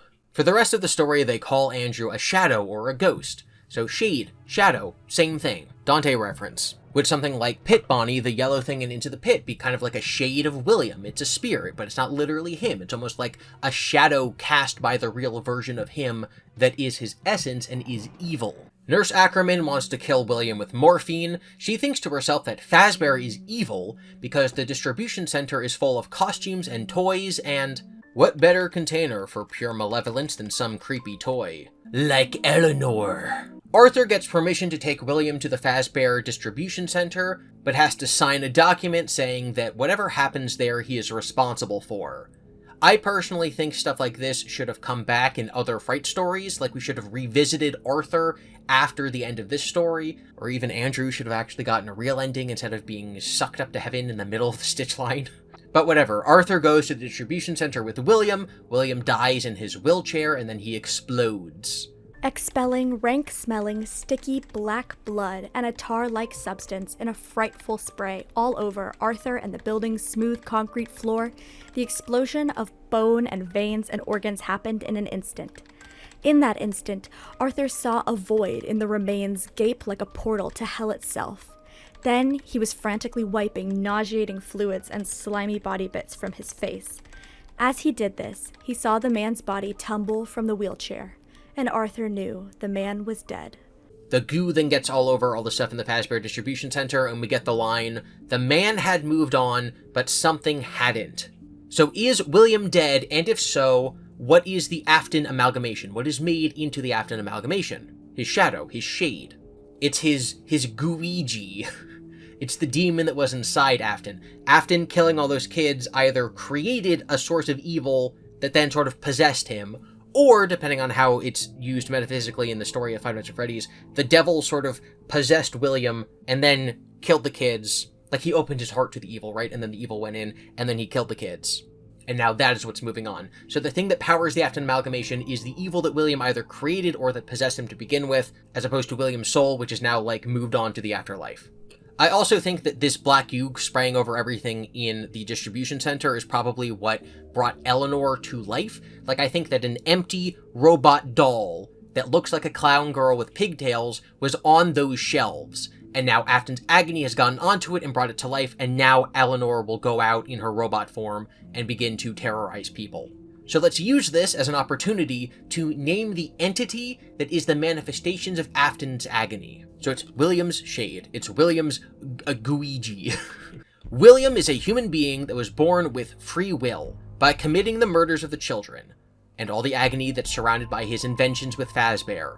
He created a vast amount of agony that globs together to form a sapient entity that's kind of like a demon. When Funtime Freddy kills Millie, it adds that agony to this conglomeration of Fazbear agony. And it's that chases Oz out of the pit. And it's that that's inside William right now, so when William dies and his soul moves on, it's escaping him and going into all of these Fazbear objects.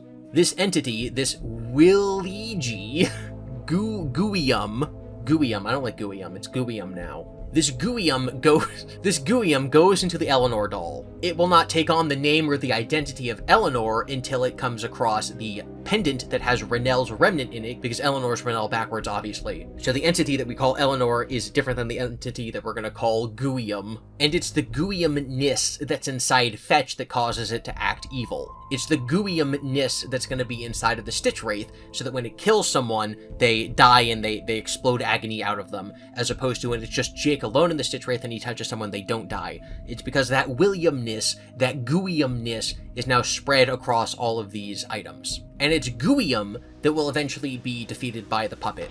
Eleanor survives that encounter when the puppet defeats the Afton amalgamation, so what the puppet is defeating is GOOiam, which is separate from Eleanor, but also birthed Eleanor because it's just a manifestation of the evil, of the agony, of the things that William and Fazbear have done. Do you understand what's different about these? I hope you do. Alright, so because this is the beginning of the Stitch line, there's sort of an undefined amount of time between Oz's story, Millie's story, and the Man in Room 1280. It doesn't really matter when the stories begin, it doesn't matter how much time happens between them, and it also doesn't really matter how much time passes between the end of the Man in Room 1280 and when the next story, Fetch, begins. When we see Andrew in Fetch, he is in the American Northwest, in an abandoned Freddy's, deactivated.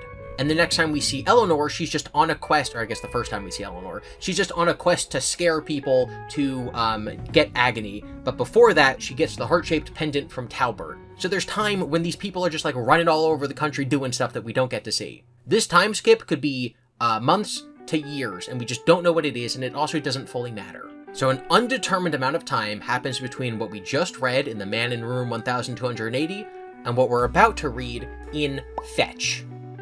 Although this does make me wonder what time period Man in Room 1280 might take place in. Like, it could be very, very early in the timeline, but I doubt it because Andrew only started appearing about the week that the story takes place. Like, he started showing up when Arthur does. It's not like he's been around for all the years that William's been in the hospital. Eleanor only starts going after people a few months before Larson's investigation begins. So let's say that Man in Room 1280 happens in the 90s or something, which I don't believe. But that means that these characters are sitting around for decades, which doesn't make any sense. If there has to be a huge gap in time where nothing happens, I think it makes the most sense to be after William is burned, but before Arthur shows up.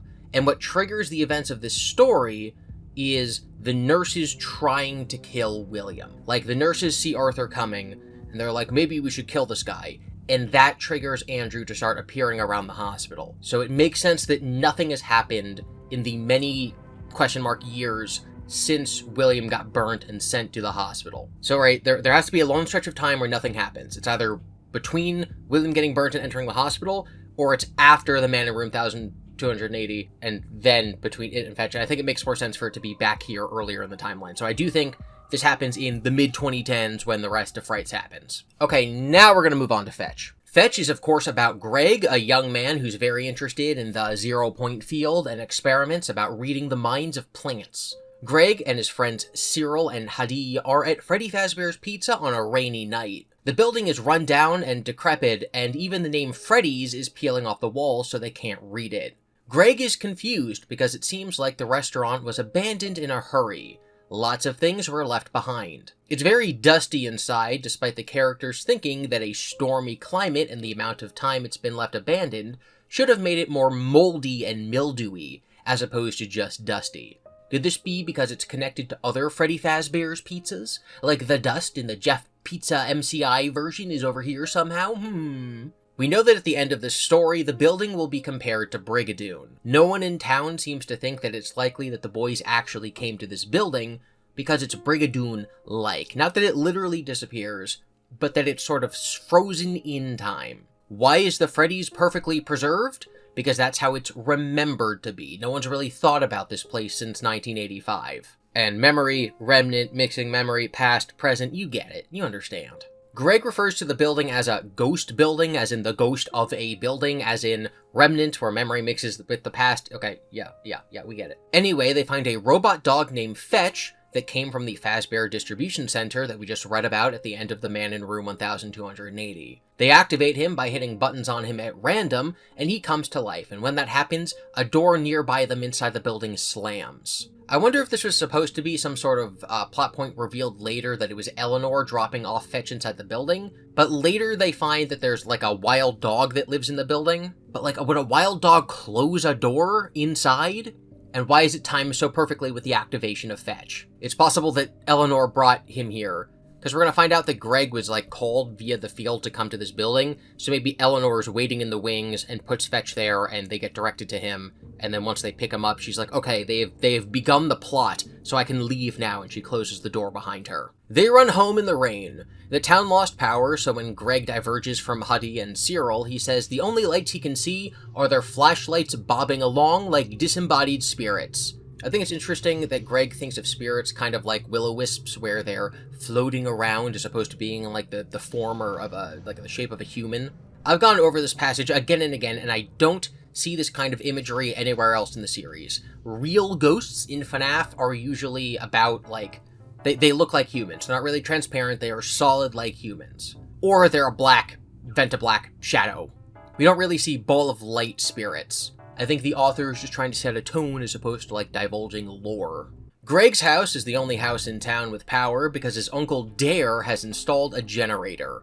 Dare is, of course, a great name for someone adventurous or willing to step out of the bounds of comfort. Him providing power to Greg's house might be because he's empowering Greg, or because the author didn't want to have to write a scene where the lights are out, or because, like, the lights are going to attract Fetch like a moth before the flame or something. The dog before the generator? We meet Manuel, the student who's going to tutor Greg in Spanish. We learn about REGs, or random event generators. If you don't know what the 0 point field is at this point in the project, I don't know how to help you. Greg is getting texts from the Fetch robot dog, which of course we know is actually Andrew and William's agony. Greg thinks, or I would say knows, that it's the field communicating between him physically and then the robot dog, like via phone, via data, via cell towers.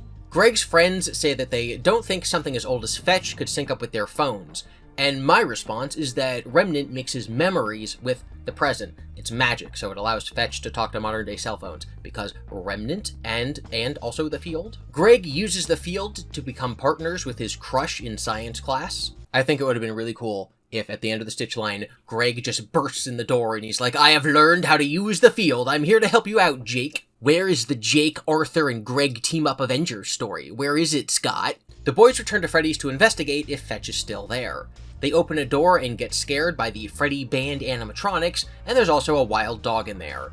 They say that this is probably what was making all the sounds in the buildings, but again, I don't think that a wild dog would be opening and closing doors. Greg does his project with Kimberly, the girl he has a crush on, and they talk about how REGs can influence big real-world disasters. They both believe in the field. They both believe in manifesting things into reality.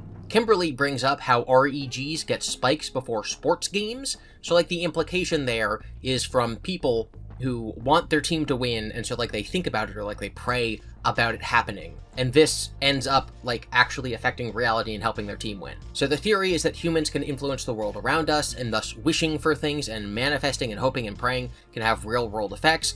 And the obvious response is that, okay, you can do that, but how do you know that you're doing that for the better? Which is why Kimberly says, I just wonder if trying to get the field to work is like a monkey trying to fly an airplane. He's going to crash and burn before he can figure it out. And this is very interesting following the man in room 1280, because that was also about someone trying to do something that they don't fully understand. Arthur was like, I must help this man. And then Arthur ended up being the monkey. That night, Greg had nightmares. Not a surprise. He spent the whole night in the abandoned pizzeria, being chased alternately by Fetch, a faceless man, and the dog next door, while plants grew so fast inside the restaurant that the place turned into a jungle. On the stage, an REG spewed out zeros and ones almost too fast for the eye to register. A faceless man, you say? Like how GOOiam Afton was described in The Man in Room 1280 as not having a face? Fetch the dog because Andrew is Fetch? And William and Andrew are chasing you around the restaurant in your dreams, Greg? This is one of the coolest pieces of connective tissue between all these stories, because Greg dreaming about the Man in Room 1280 is just like it's a combining point between the main stories. Sometimes we'll get the stories connecting with the stitch line, but combining these two stories is just really, really interesting. Greg is dreaming about the guy that we just read about in the previous story. Greg accidentally ends up having Fetch bite off his uncle's finger, and then he has a meltdown. What had he been thinking? Did he really believe he could figure out what no one else, not the CIA or the universities or the experts, had figured out? If it could be done, wouldn't it have been done? Such an egotistical little twerp he'd been. He realized now how little he knew, and that meant that whatever he thought he knew, whatever he thought had been the right thing to do, could have been exactly the opposite of that. Was he really guided to the restaurant, or did he come up with the lame idea himself? And if he was guided, what guided him? He'd assumed he was doing something to get him what he wanted. But, so yeah, the question, what guided him to the restaurant? William, probably, or GOOiam. Greg realizes that his thoughts and intentions are signaling Fetch to go and find Kimberly, so he rushes to her house to warn her that a robot dog is going to kill her. Her dad sees him and yells at him and calls the cops, and then Greg tells the cops everything, and the cops are like, Freddy's, is that even still there?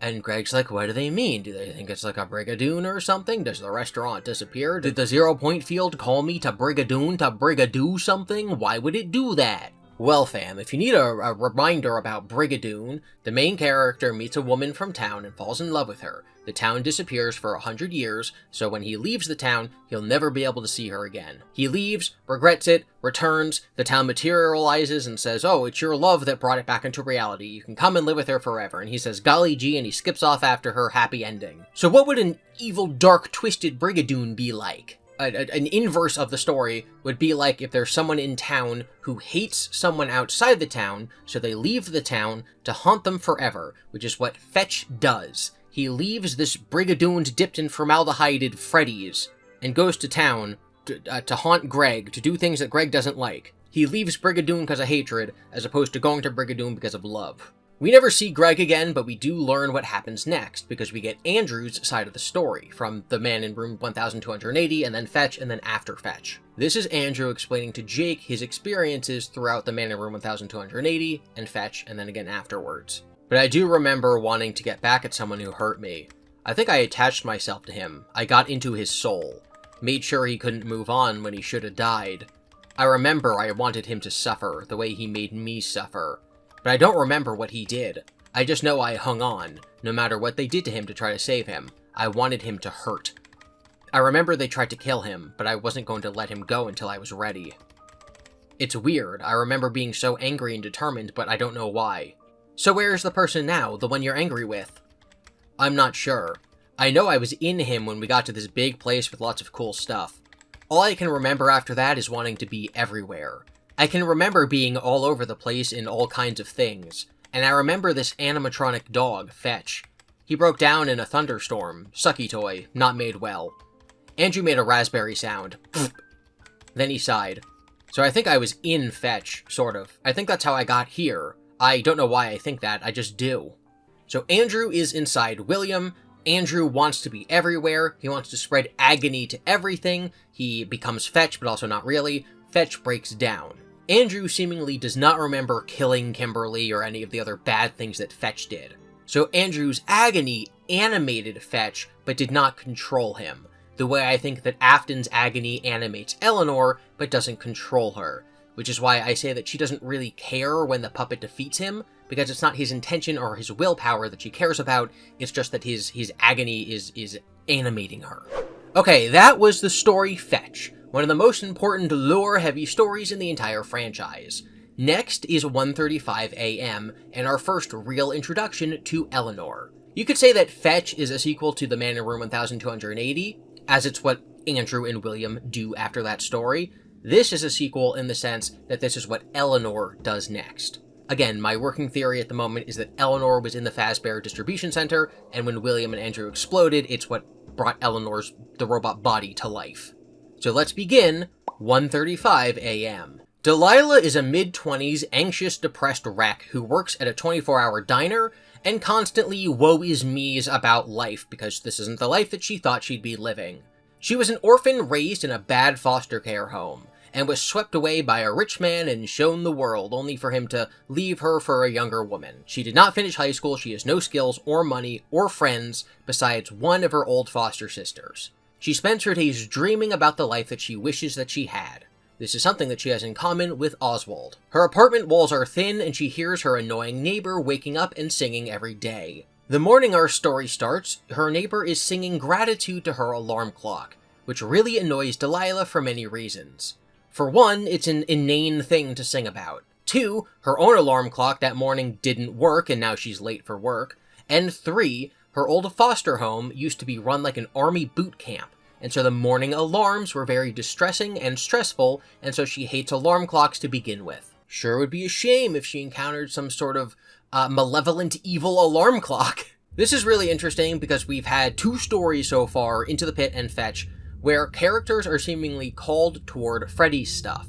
Oz is drawing Freddy's characters, and Greg got visions from the field to go to the Freddy's restaurant. But in this case, Delilah has a pre-established bad relationship with alarm clocks, and she stumbles upon a Freddy's alarm clock. The field didn't do this to her, it didn't give her a fear of alarm clocks. It almost found someone who already hated alarm clocks and manipulated things for her to run across a Freddy's alarm clock. Delilah goes for a walk, ends up at a garage sale. She finds a small doll that looks exactly how she imagined her potential future daughter, Emma, to look.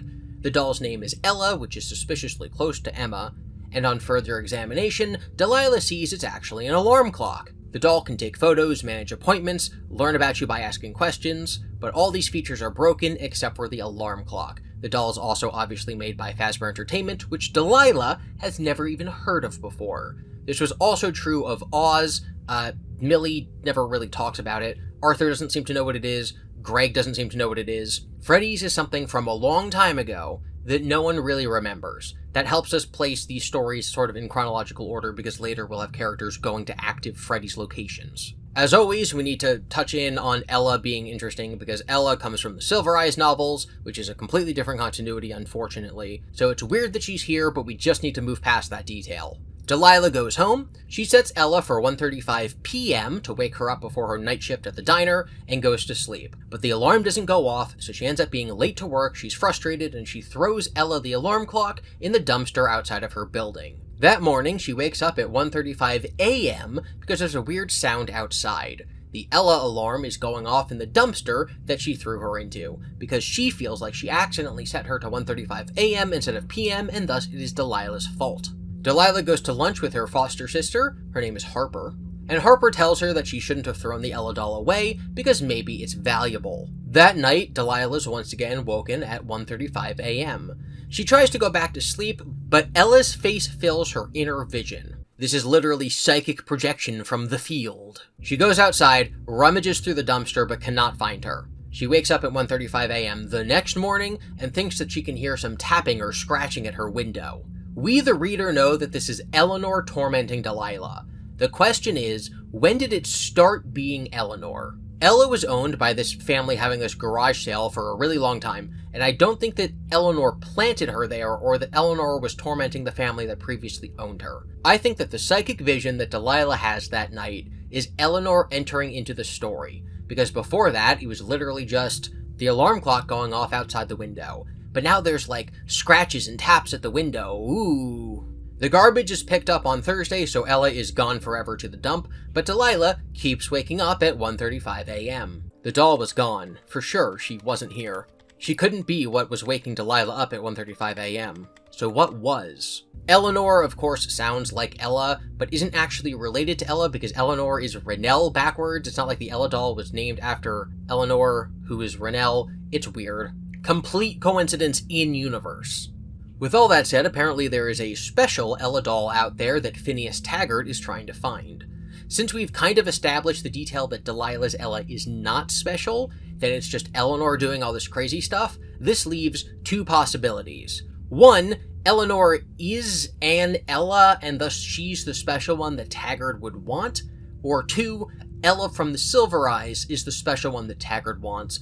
Or three, our Ella is special for some reason. And what's so frustrating about this is that it's so good. If Frights was a continuation of the Silver Eyes, it would make these books and the Stitch line so much better, but it doesn't fit because the puppet does not exist in that continuity. If it wasn't for that detail, it would be a fantastic theory. I don't know, Eleanor is like the fourth Charlie Bot. It lived, ooh.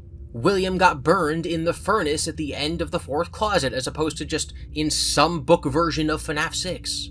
Delilah continues to get more and more agitated and loses her grip on reality as she is constantly awoken at 1:35 a.m. every night. She thinks that Ella is in her apartment. She gets it in her head that maybe her neighbor took Ella out of the dumpster, and that's why she's still around. She brings food over as a pretense to search her neighbor's apartment, and asks the neighbor if she has a doll. The neighbor says that she doesn't believe in secondhand objects because they bring bad energy, which is objectively true in the FNAF universe.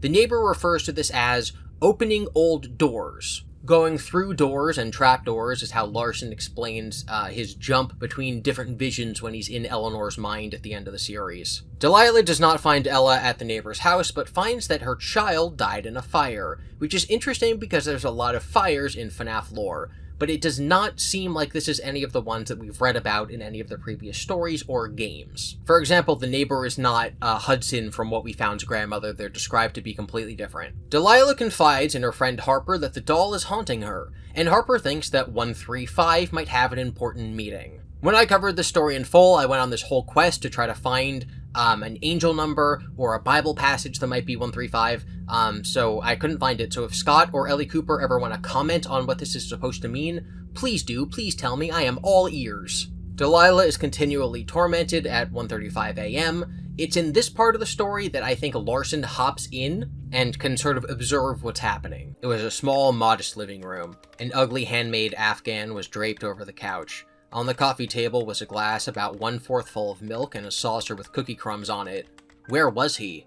He looked around, trying to orient himself. The digital clock on the stove in the kitchen announced the time as 1:35 a.m. There was a sound, a frantic scratching like there was an animal trapped behind the closet door of the other room. A little apprehensively, Larson opened it to let out the cat or dog. But there was no cat or dog, and the scratching continued insistently from inside the room. Larson stood in the doorway and peeked inside. The scratching was coming from outside the window. Framed in the window was the clown-like face with the circled cheeks and red grin.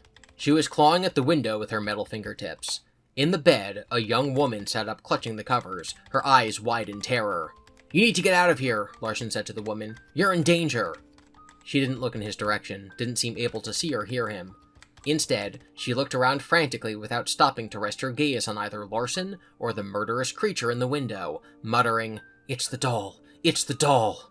Larson then disappears and falls into the next memory, so it's interesting that Delilah can't see or hear him, although he will later interact with the kid from Blackbird. Although he doesn't seem to hear or see Larson either. But then when Larson goes into the Freddy's in the Mindscape, he has to announce that he's a cop so that people get out of the ball pit so we can go inside of it. It's very inconsistent. Delilah gets her shift at the restaurant changed to be an overnight shift so that she's working at 1:35 a.m., but that has its own set of problems. She starts to see the Ella doll everywhere around the restaurant, and she screams and panics in front of the customers. On the 23rd night of the torment, she's leaving work and checks under all the cars for Ella. Her co-worker grabs her shoulder from behind, and she screams and breaks down into tears. Delilah thought it was pretty amazing that she'd gotten through 23 nights of 1:35 a.m. horror without crying. In fact, she hadn't even noticed that she didn't cry. I think it's the 23rd night because Delilah is 23 years old. So far, each night would sort of represent 1 year of an awful, miserable life that she's been living. So now on the 23rd night, when she's 23 years old, she finally breaks down and realizes that her life is a mess. This is like hitting rock bottom. She's also fired for this episode. It's crazy how this is my third time reading this story and I'm still picking up on little details. I remember liking this story when I read it originally, but I still do really like this story. Since Delilah is having an episode, Harper tells her to come and spend the night with her. At 1:35 a.m., Delilah hears a voice say, "It's time," and she freaks out. She accuses Harper of saying the words, and Harper insists that it's not her. This puts a rift between their friendship, and Delilah feels like Ella followed her to Harper's house. She decides, instead, to go and spend the night in a motel where she thinks Ella won't be able to find her. She is running away from her problem, which is very different than the other protagonists in the stories have so far. Oz followed the lead of a Greek hero, Greg went on this adventure, Father Arthur continued to make proactive decisions to make things happen, but Delilah is just running away. She literally runs away. She drives away from the city until 1:35 a.m. when the passenger seat to her car door opens as she's driving and she feels a thud on the roof of her car. She ends up parking the car and running as far away from it as she can. She ends up collapsing and crying in crushing disappointment. This phrase basically sums up what her entire life has been: crushing disappointment. You could also call that agony. She finds an office complex that's under construction and she crawls into an air vent to escape Ella. She crawls so deep that she cannot possibly get out. Once she's there, she feels safe enough to fall asleep. She likely can never get out and starves to death. This story is so unlike any of the other ones that we've read previously because it's not about someone who's just living life and then gets caught up in a Fazbear plot. It's someone who was targeted by Eleanor. Eleanor is gathering agony, and so she picked a victim and said, "I'm gonna torment her until she dies." There's no rhyme or reason. The moral to the story exists, obviously, but Delilah's not a hero the way that Greg and Oz and Arthur are heroes in their story. Millie and Delilah are just people that things happen to. And the end of the story, they make a decision that ultimately leads to their fate. Millie chooses to enter the bear, Delilah decides to run away and hide in the vent. Eleanor has won, she's gathered a bunch of agony from the situation, so she happily skips off to her next adventure, in the book Blackbird. Blackbird opens with college students Noel and Sam in their film class talking about an upcoming film project. Noel says that they need lots and lots of blood to make their horror film scary, and Sam disagrees. This entire story is about how it can be scary despite there being no blood. Blood is a vehicle through which agony can spread, because we'll see that there's blood on the balls in the ball pit, and when Eleanor is shooting black agony tendril goo out of her later to like strangle Larson and keep Jake Stitchwraith away from her inside of Talbert's house, it's said that it smells like old blood. So there's no blood in this story, but there is, because blood and agony, agony appears as dark blood, etc. When Noel was younger, a goose chased him while he was on his bike, and he fell and scraped his knee and still has the scar. Later in the story, Sam will be shoved out of the way of an oncoming train and hurt himself, so Eleanor is like a goose. They decide that the monster in their film should be a non-derivative bird, so like they don't want it to be compared to the raven from the Poe story or like the birds from like Alfred Hitchcock, but they are inspired by the idea of animatronics from old Freddy's restaurants that they used to go to. This is kind of an anachronism because if these kids are in their early 20s, late teens, and all the Freddy's, according to Fetch, closed in 1985, then they couldn't have possibly gone to Freddy's as kids. And we know it's like the modern day because they have smartphones. So Sam has to make this bird mascot costume for their film, and he puts it on and he scares himself. Sam nearly shrieked when he saw himself, because what he was looking at wasn't him anymore. It was so not him that he was tempted to tear off the suit and find himself again. He felt like his creation had assimilated him. He'd been transformed. He couldn't see any part of Sam. All he saw was a monster-sized blackbird. His design had come out just how he had envisioned it. The oversized proportions made the suit look almost kid-friendly, but the wide, dead eyes and dripping midnight feathers were deeply unsettling. He had no doubt that poor Floyd, the character in their movie, would seriously regret his dark secrets when he came face to face with the Black Bird. This is interesting because the idea that a costume can overwhelm you and kind of control you is like a cursed mask trope. You put it on and now it's inside you, it's possessing you. The suit is not secondhand, so there's absolutely no agony attached to it. The only thing that Sam's commenting on is its appearance. Is this the moment that Eleanor decides to target him? Does she, sense the agony that this suit will be able to create because of how scary it is? We don't know. But what we do know is that while he's walking to school along the railroad tracks wearing the costume, Eleanor finds him and tries to hold him in place so he gets hit by the train. There are train tracks in a lot of these stories, which I think center them all as happening around the same town, or at least most of them. So I also think it's very possible that Eleanor is just hanging out by the train tracks and jumps on the opportunity to get someone hit by a train.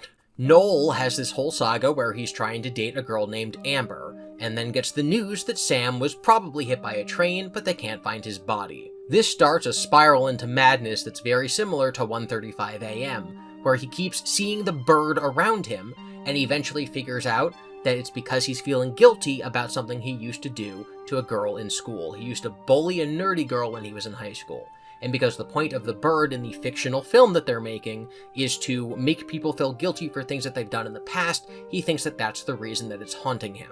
If the Blackbird is actually Eleanor tormenting him the way that Ella was tormenting Delilah, that would mean that Eleanor knew and understood the symbolic importance of the Blackbird in their student film. And I don't think so. I do not think that the apparitions of the Blackbird that Noel gets throughout the story are Eleanor. I think they're just actual guilt or some nebulous agony. I do not think they're Eleanor. When Larson visits this memory, this story, as he's chasing Eleanor through the mindscape, this is all we get. The floor flipped up like a trapdoor. Larson fell hard and was surprised to feel grass and dirt beneath him. It was dark and the air was cool and breezy. Outside. He was outside, but where? He stood and tried to shake off his disorientation.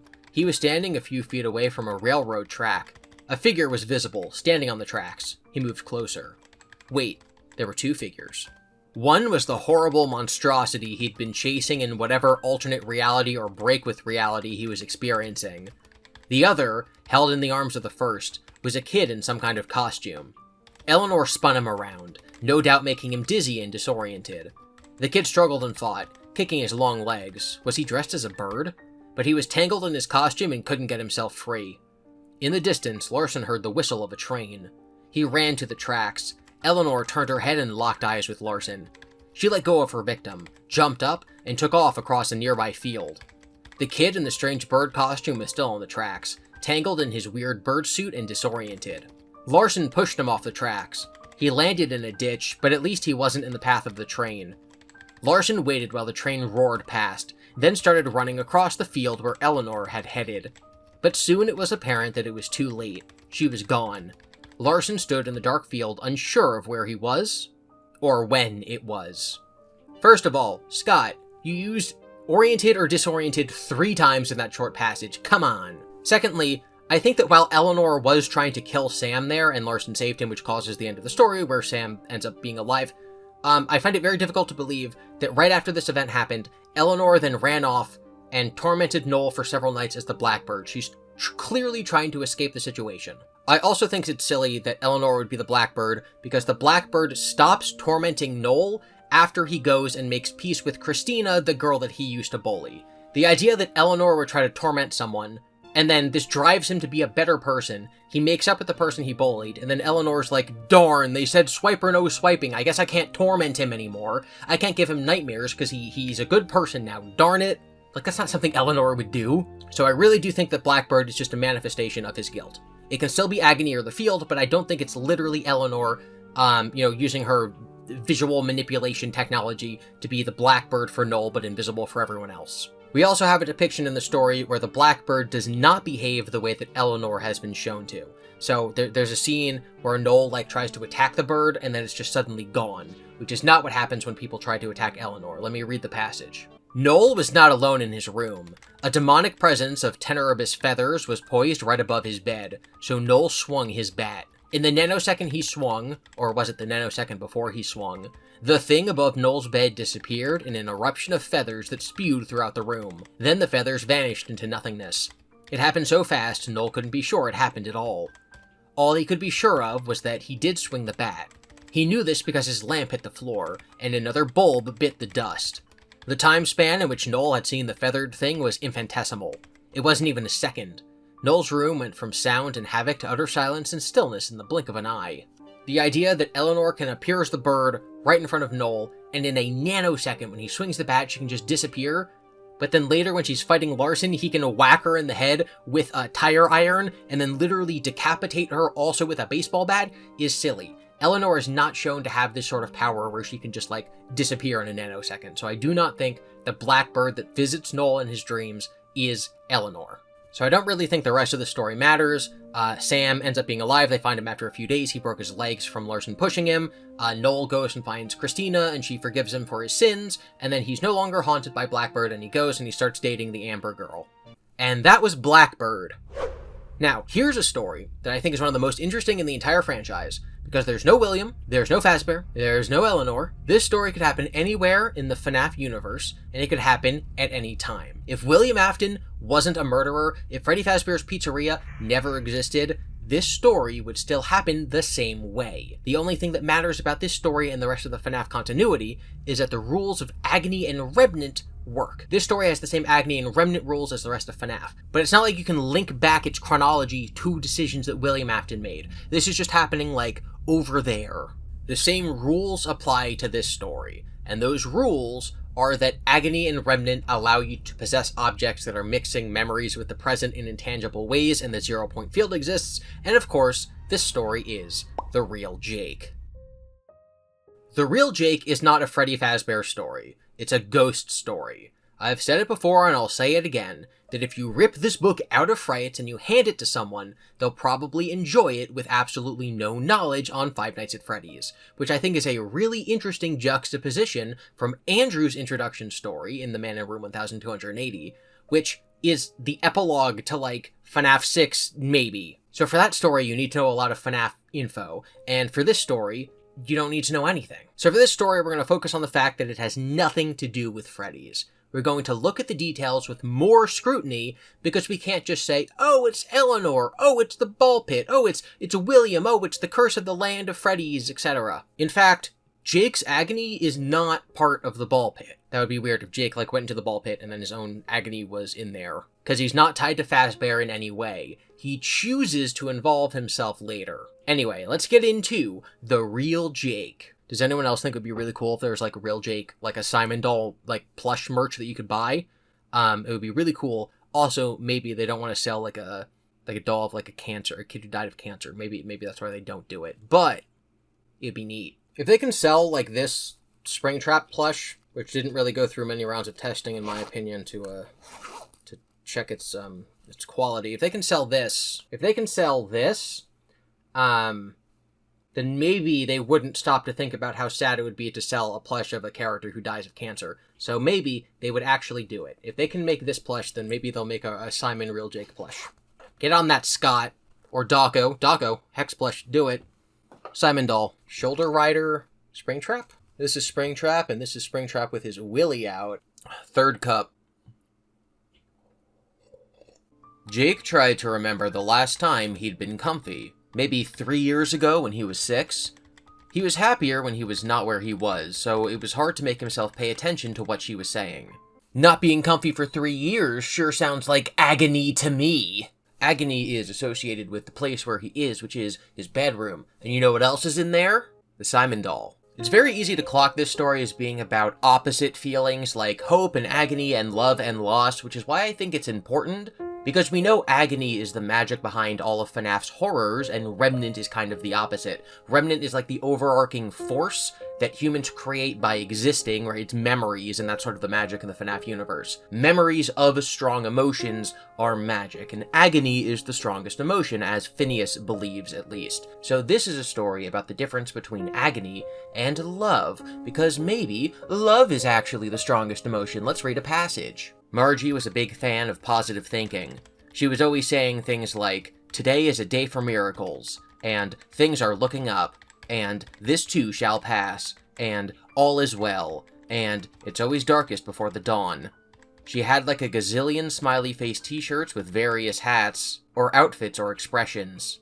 So Margie is thinking positively. It's positive thoughts, not negative emotion. She is anti-Phineas. She's on the other side of the coin. It's love and hope that is actually the strongest thing humans are capable of. We then get the infamous fly scene, where we're told how short the lives of flies are, but they live their life to the fullest in the short amount of time they have. But Jake can't even take this message to heart because he can't do anything. It's so sad that flies' lives are so short, but at least they can fly around everywhere. But I am Jake, and my life is also short, and I can't even leave my bed. What I noticed on this read is that despite living a short life, flies don't have, like, regrets or painful emotions that Jake clearly does. It's not the briefness of life that makes the agony, it's the circumstances around that life. And those circumstances those circumstances create love, produce love, which is why Jake is a peaceful being of justice when he's the Stitch Wraith compared to Andrew, who's angry and wants vengeance. And that's because Jake is so loved. There's a passage in the story where Margie thinks about how the grass outside seems to mirror Jake's illness. The grass is dying, while Jake is dying because the field. We get the first scene of Simon, who lives in Jake's cabinet and asks him about his day, but actually wants to hear what the real Jake did. This is to create sort of false memories so that when Jake grows up and he looks back on his childhood, he doesn't just remember being in bed, he remembers like, oh yeah, we went bowling and we ate pizza and blah blah blah blah blah. The reader is supposed to think that this is something weird or supernatural, because we don't yet know what's actually going on with the walkie-talkie and the dad, etc. But the point is, they're trying to create a positive mood, they're trying to create positive emotions. They're fake memories, but they're still real expressions of thought. It's happy memories, it's love, it's anti-agony, and that's why the doll comes to life at the end of the story. I love the story, The Real Jake. It is genuinely great, so consider what I'm about to say a cognition hazard. Like, this will negatively impact your reading of the story in the future if you love it as much as I do, because once I say this, I don't think you're going to be able to unhear it. I always read Simon's dialogue in this story in Cool Cat's voice. That sounds great! Right. Yeah, my belly feels great! I want to go upstairs and check my emails! So whenever I bring up how much I love this story, remember that that's in spite of the fact that I read all of Simon's dialogue as Cool Cat. I also do want to point out something I skimmed over on my initial coverage of the story just because I feel like it would have been inauthentic for me to pretend I didn't know the ending when I went in. So, on first read, you're supposed to think that Simon is like a monster or something scary. It's a voice in Jake's closet that doesn't speak when Margie's around, and keeps telling Jake to open the closet when he's healed, he'll get to meet him one day, so you, the reader, are supposed to have this dread that maybe there's a monster in the closet, maybe it's feeding off of Jake's energy, maybe when he's good enough to stand up, he'll walk over and he'll open the closet door and there's a monster in there, and then Jake will fall over dead because it'll have finished sucking out of all of his life energy, right? Like, that's what you're almost supposed to think based on the trends of the other Fright stories.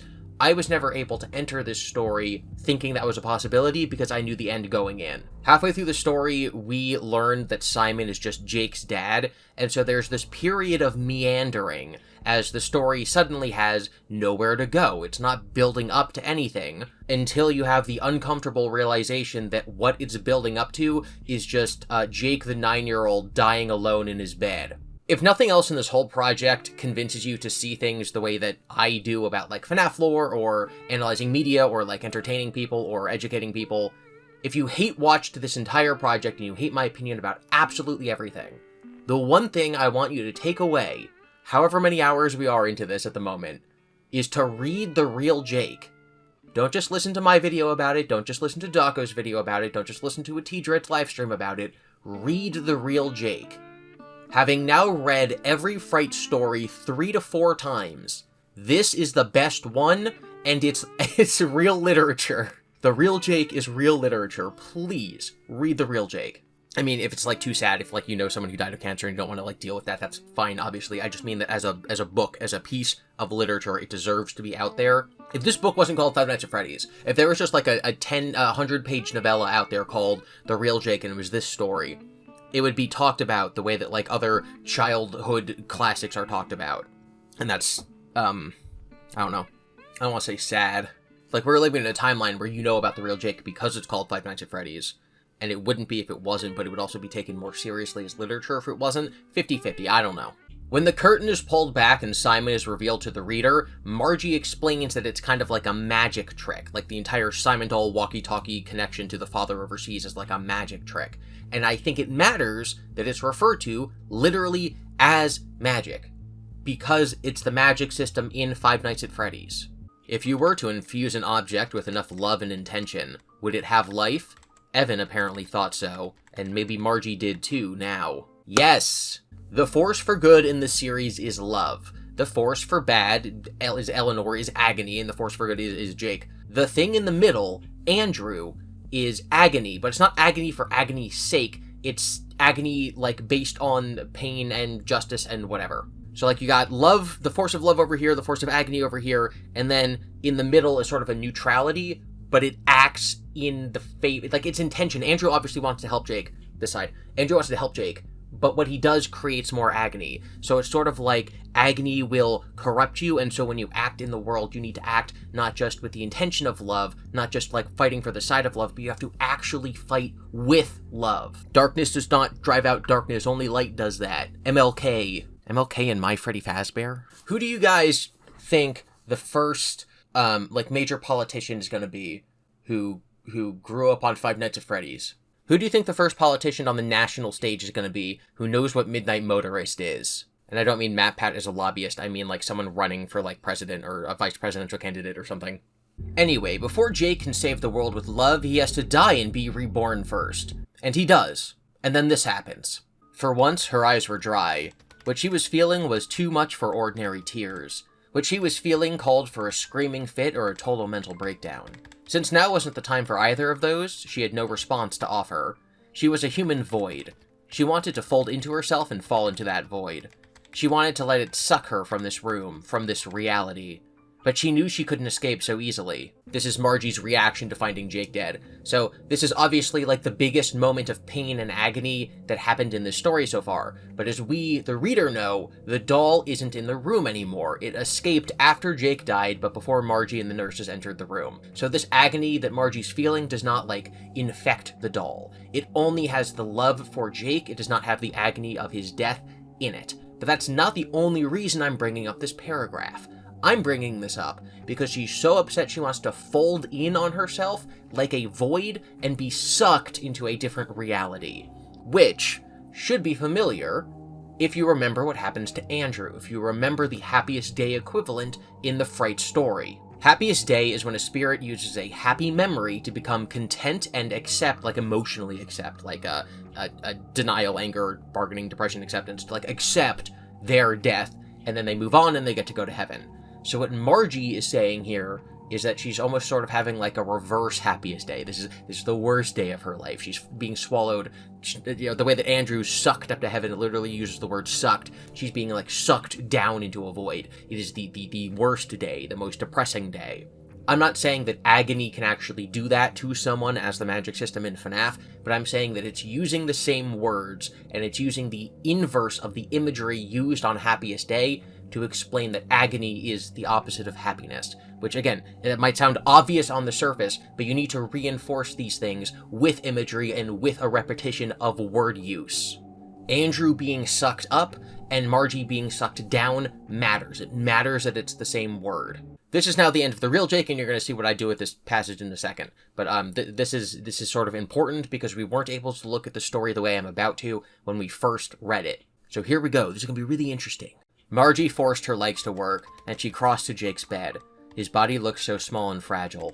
She leaned over him and pressed her lips to his forehead. I love you, Jake. I love you so much. Bodhi tickled her chin. Gillian came up behind Margie and whispered, Goodbye, Jake.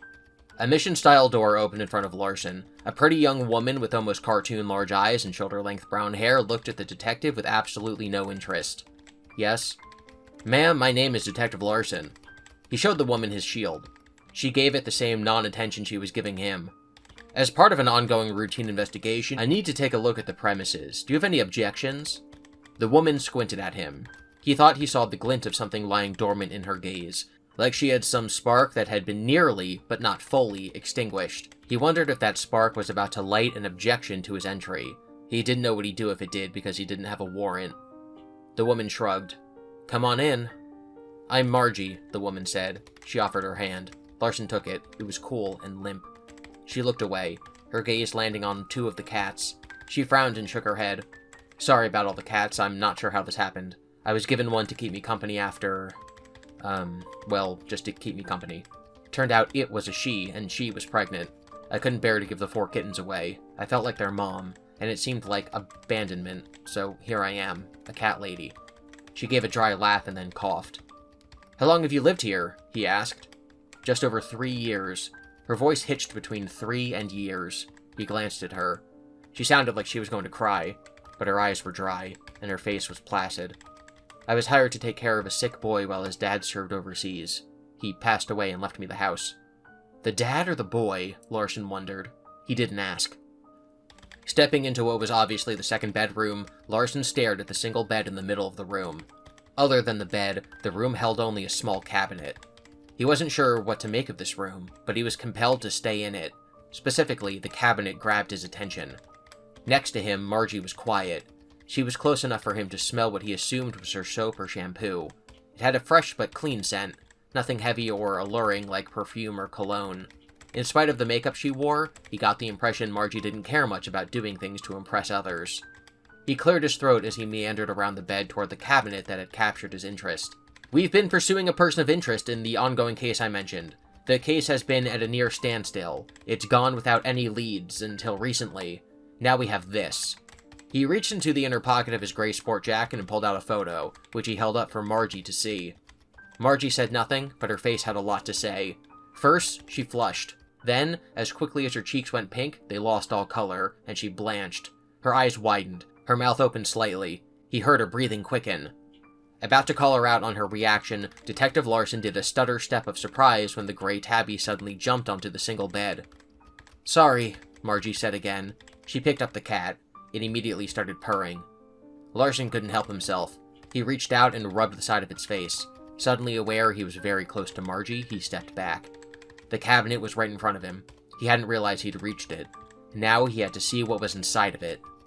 At the same time he was drawn to it, he felt an inexplicable reluctance to open the cabinet door. He sneezed. "Excuse me," he said. "It's the cats," Margie said. "It's okay." He was lying. He'd be miserable the rest of the day. He realized he was putting off opening the cabinet, which was absurd. So he grabbed the cabinet knob and pulled on it. The cabinet was empty, but the inside walls of the cabinet weren't.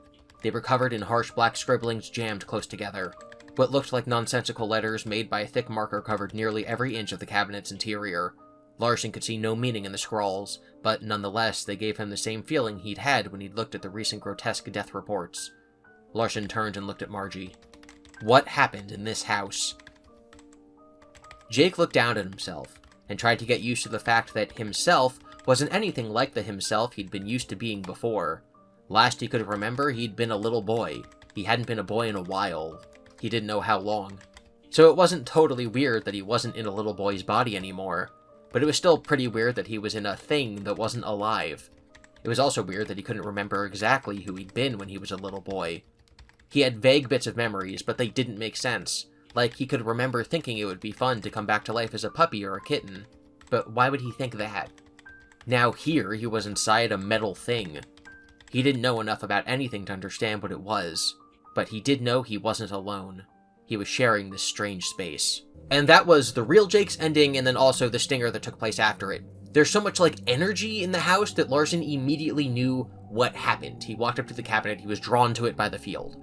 And then we cut to Jake waking up in the Stitch Wraith after Phineas does his little experiment. Reading this now, after finishing my read-through of the entire series, I'm wondering if the photo that he shows her was Phineas's body or someone all shriveled up with agony blood coming out of them. Or if it was the Stitch Wraith's face, because we know that they have photographic evidence of the Stitch Wraith's face, which is of course the face of the Simon doll, which Margie drew. It's very odd, and we never see Margie again, so we don't know what her answer to this is, and we also know this doesn't really help Larson with his investigation. It's not like in the next stinger he's back at the police headquarters and he's looking at the evidence and he's like, so this was a doll created for a sick boy. I wonder what happened to it. I think Margie should have been with Larson at Ryan's baseball game at the end of the stingers. Anyway, it is now time to catch back up with Eleanor in hide and seek. We all want to know what happens next to Jake, so for pacing reasons, the story's gotta jump over to another character, so now we're gonna follow the other main player in this game. And speaking of players in a game, hide and seek starts with the main character, Toby, playing a video game. He's not as good at it as his brother, which gives him a lot of confidence issues, and that causes the entire rest of the story to happen. There's an annoying kid at the arcade named Reggie who keeps cheering Toby on to try harder and harder to get more high scores than his brother, and he's the one who recommends that he play the new hide-and-seek game. Reggie is there even when there's no other kids there, like maybe they should be in school or something, and Reggie has red hair. I have decided that Reggie is actually Eleanor. Toby plays the hide-and-seek game, he can't win, so he cheats, and then when he doesn't win anyway, he starts to break everything. There's a Bonnie, a shadow black Bonnie that is like a piece of cardboard that's used in the game, and he tries to trap it somewhere, but then it completely vanishes. And that's sort of like the curse that then starts following him. He has then Shadow Bonnie following him around like a shadow as an ironic representation of him breaking the game, which he's guilty for because it's at the work that he works at, and then his boss is all sad because he's like, I spent so much money on this game, and now some hooligan came in and broke it, I'm gonna lose a lot of money. And Toby's like, oh no, that was me, but I can't tell anyone that I broke it in a rage because I feel insignificant next to my older brother. The words that are gonna start this next passage are him thinking in the voice of his brother. That's why it's in the first person. I always beat you at everything, idiot. When are you going to get that through your thick head? I will always win, and you will always lose like the loser you were born to be. He tugged and tore at anything he could get his hands on. He wasn't sure how long he went at it, tearing down, destroying. All he knew was that he had to be rid of this helpless feeling within him. This feeling of being weak and powerless. This pain that always seemed to be inside of him. He hated it. He needed it out. Gone. In a normal story, as presented, these italicized words would just be his inner monologue. He's almost having like a flashback, like in a scene. You could imagine that this echoey dialogue would be played as he's like bashing stuff. But we should stop and think, are these actually words his brother said? I doubt it. Are these the things he's imagining his brother might say? Or is this literally Eleanor? Is Eleanor projecting these thoughts into his head to take advantage of his insecurity? The scene then transitions into a dream sequence where Toby is being pursued or tortured or something. We know that William and Agony and Eleanor can affect people's dreams because Greg had weird dreams about the Faceless Man. So it's possible that this is also like that. The field is influencing it, or Eleanor is influencing it. In the dream, he finds himself lying down on a cold metal table. He's actually tied down, and someone injects him with something, and then they sew something onto his back. This is a manifestation of what Eleanor is likely doing in some way, like she's attaching herself to his back. Like while he's sleeping, she's doing something, the way that when Sarah was sleeping, she was doing something. This story is really weird. I've criticized it before because the hide-and-seek game doesn't make any amount of sense, and so I also think it's weird that whatever Eleanor's doing has to be like an illusion, but she's also physically doing it because Toby can feel the weight on his back. So for the whole story, I'm just kind of imagining that Eleanor is on his back like a piggyback rider, like Yoda, but she's invisible. But sometimes she's not invisible, sometimes she's a shadow, and some people can see the shadow, but also she's Reggie. Although the last part I'm just sort of headcanoning, I don't actually think that that's true. But based on the rules of the universe we know, I think Eleanor's a piggyback. Toby wakes up and looks at his shadow, and it's in the shape of a rabbit, like the Shadow Bonnie. He decides that he's still dreaming and he goes back to sleep, which I think is hilarious, because from Eleanor's perspective, she has chosen her new target. While he was asleep, she did like her weird agony magic on him, and she's like, I am now his shadow, this is gonna scare him and cause more agony. She's like sitting there like, tee-hee, I'm waiting, and he wakes up, and he looks in the mirror, and he sees her there, and then he just falls back to sleep. She's like, oh no, is my scaring so bad that instead of him being freaked out, it put him to sleep. Like, it's so funny to think about Eleanor's perspective. This is also one of the worst stories, I think, to be Stitchline canon, because Shadow Bonnie in this story is obviously a representation of his guilt about the lie for breaking the machine.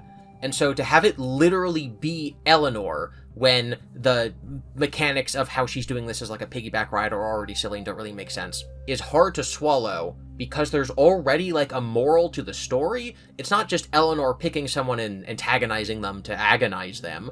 It's a manifestation of his guilt. Like, this would have happened without Eleanor. In a universe where agony exists, this would have already happened. The other people that she's tormented and will go on to torment are easy targets. It's like she's farming them for agony.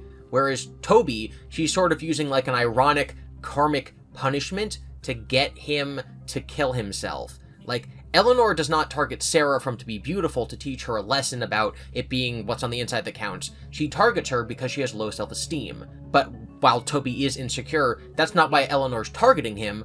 Eleanor is targeting him because he broke a machine and now he feels kind of guilty about it. One of the things I feel is important to mention here is that Toby works at Freddy Fazbear's Pizza, and in the past, all the stories have said things like, "I've never heard of Freddy's," or "Freddy's closed in 1985. So for Toby to be working at a Freddy's, there has to have been some sort of time skip between the end of the last story that said that Freddy's didn't exist like Fetch, to now when Freddy's is back in operation. We can also sort of see this by looking at Man in Room 1280, about how there's an operational warehouse with Fazbear stuff.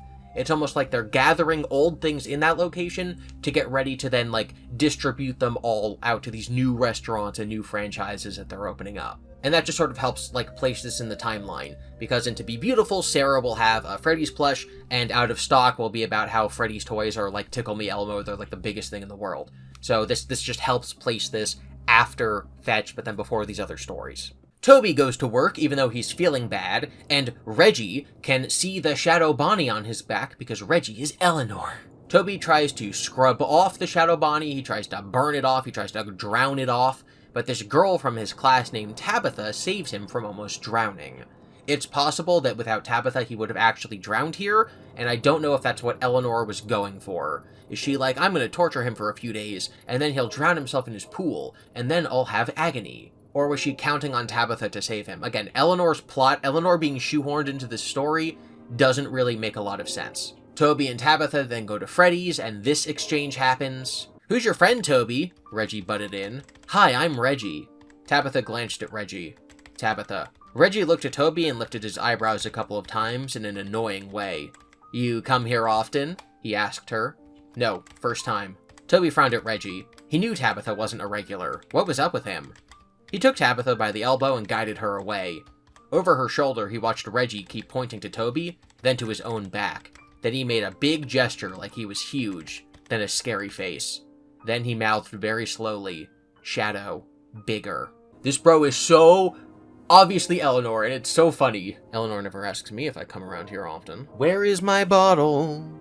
I thought I brought water up here. I don't know where my water bottle is. I have to go get water." You know how I always say that, like, oh, you need to take a hydration check. Coffee doesn't count. It's very true. Coffee doesn't count. Coffee only counts because I'm, dying. I have been sick for a month, and now I'm recording for 6 straight hours to get this video out, so I need both coffee and water. Excuse me. Clifford, you're in charge until I get back. I got these sugar-free Snapple tea things for free, so I've been drinking those for a few days, and then, of course, I have regular water.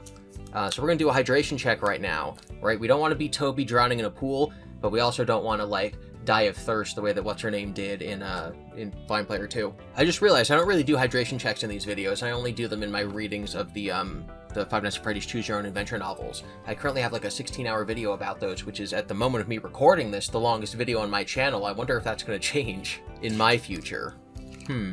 Real fact 449, sound travels more quickly in water than air. Toby has a dream where a shadow engulfs him. It's actually kind of interesting that Sarah never has dreams while Eleanor's, like, hacking her to bits, but it's possible that Eleanor's doing that on purpose. She's almost, like, suppressing Sarah's dreams, whereas giving Toby bad nightmare dreams is, like, part of her plan?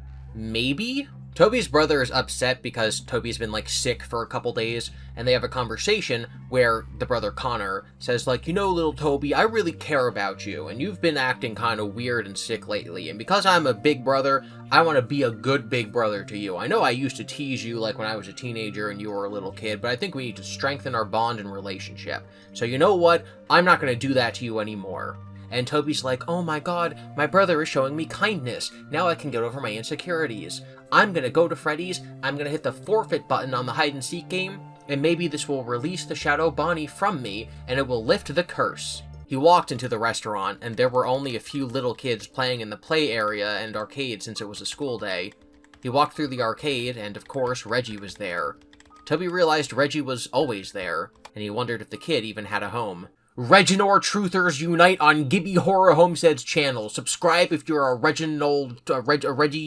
Subscribe if you're a Reginor Truther. Toby goes to forfeit the game, but decides to kill himself instead. Toby's finger hovered over the forfeit button. Once he pushed the bottom, he knew everything would go back to normal. The shadow would be gone, and the rabbit would return to hide and seek. He could go back to his life of being in control of his own body, and he'd be free.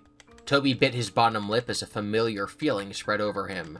You see, he couldn't really get over the fact that the shadow had attached to him, that the shadow had played the ultimate cheat code on Toby by making him hurt himself, by making him believe he was going crazy just so it could win the freaking game. The shadow had wanted to win, and Toby had let it. Toby shut his eyes, trembling with anger. "You thought you could beat me," he said. "You thought you could turn my own cheating back on me. Well, I got a surprise for you. I'm not a loser, you're the loser." He opened his eyes, punched down the continue button with heated determination, then turned his back to the park wall. He felt the shadow's anger slam over him. Jaw tight, Toby rushed backward toward the pegs where the tree was supposed to hang, and rammed himself onto the sticks. The peg stabbed through his back. Toby's body stiffened as he gasped. His toothpick dropped from his mouth. He felt the shadow release. The dark energy faded away from him, as if it never existed.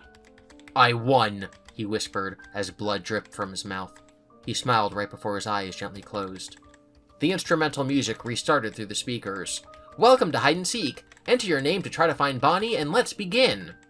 Then there was a whooshing sound, and Larson was standing at the entrance of a maze lit by black light. It was clearly some kind of kids' game. There were colorful cutouts of buildings, like a school and a firehouse, but someone must have gotten rough with the game because some of the cutouts had been knocked down, and patches were on the walls to repair damage. And there she was in the middle of the maze like a minotaur, winking and giving a jaunty little wave before she took off at a run. He chased her, but he was a man, not a machine, and he was physically and mentally exhausted. He wasn't sure how long he could keep up the chase. He made a left, then a right, then another right, trying to remember the directions in case he got lost and needed to backtrack. His eyes ached from the harshness of the black light. Larson made another right and ran into a boy. Well, the body of a boy.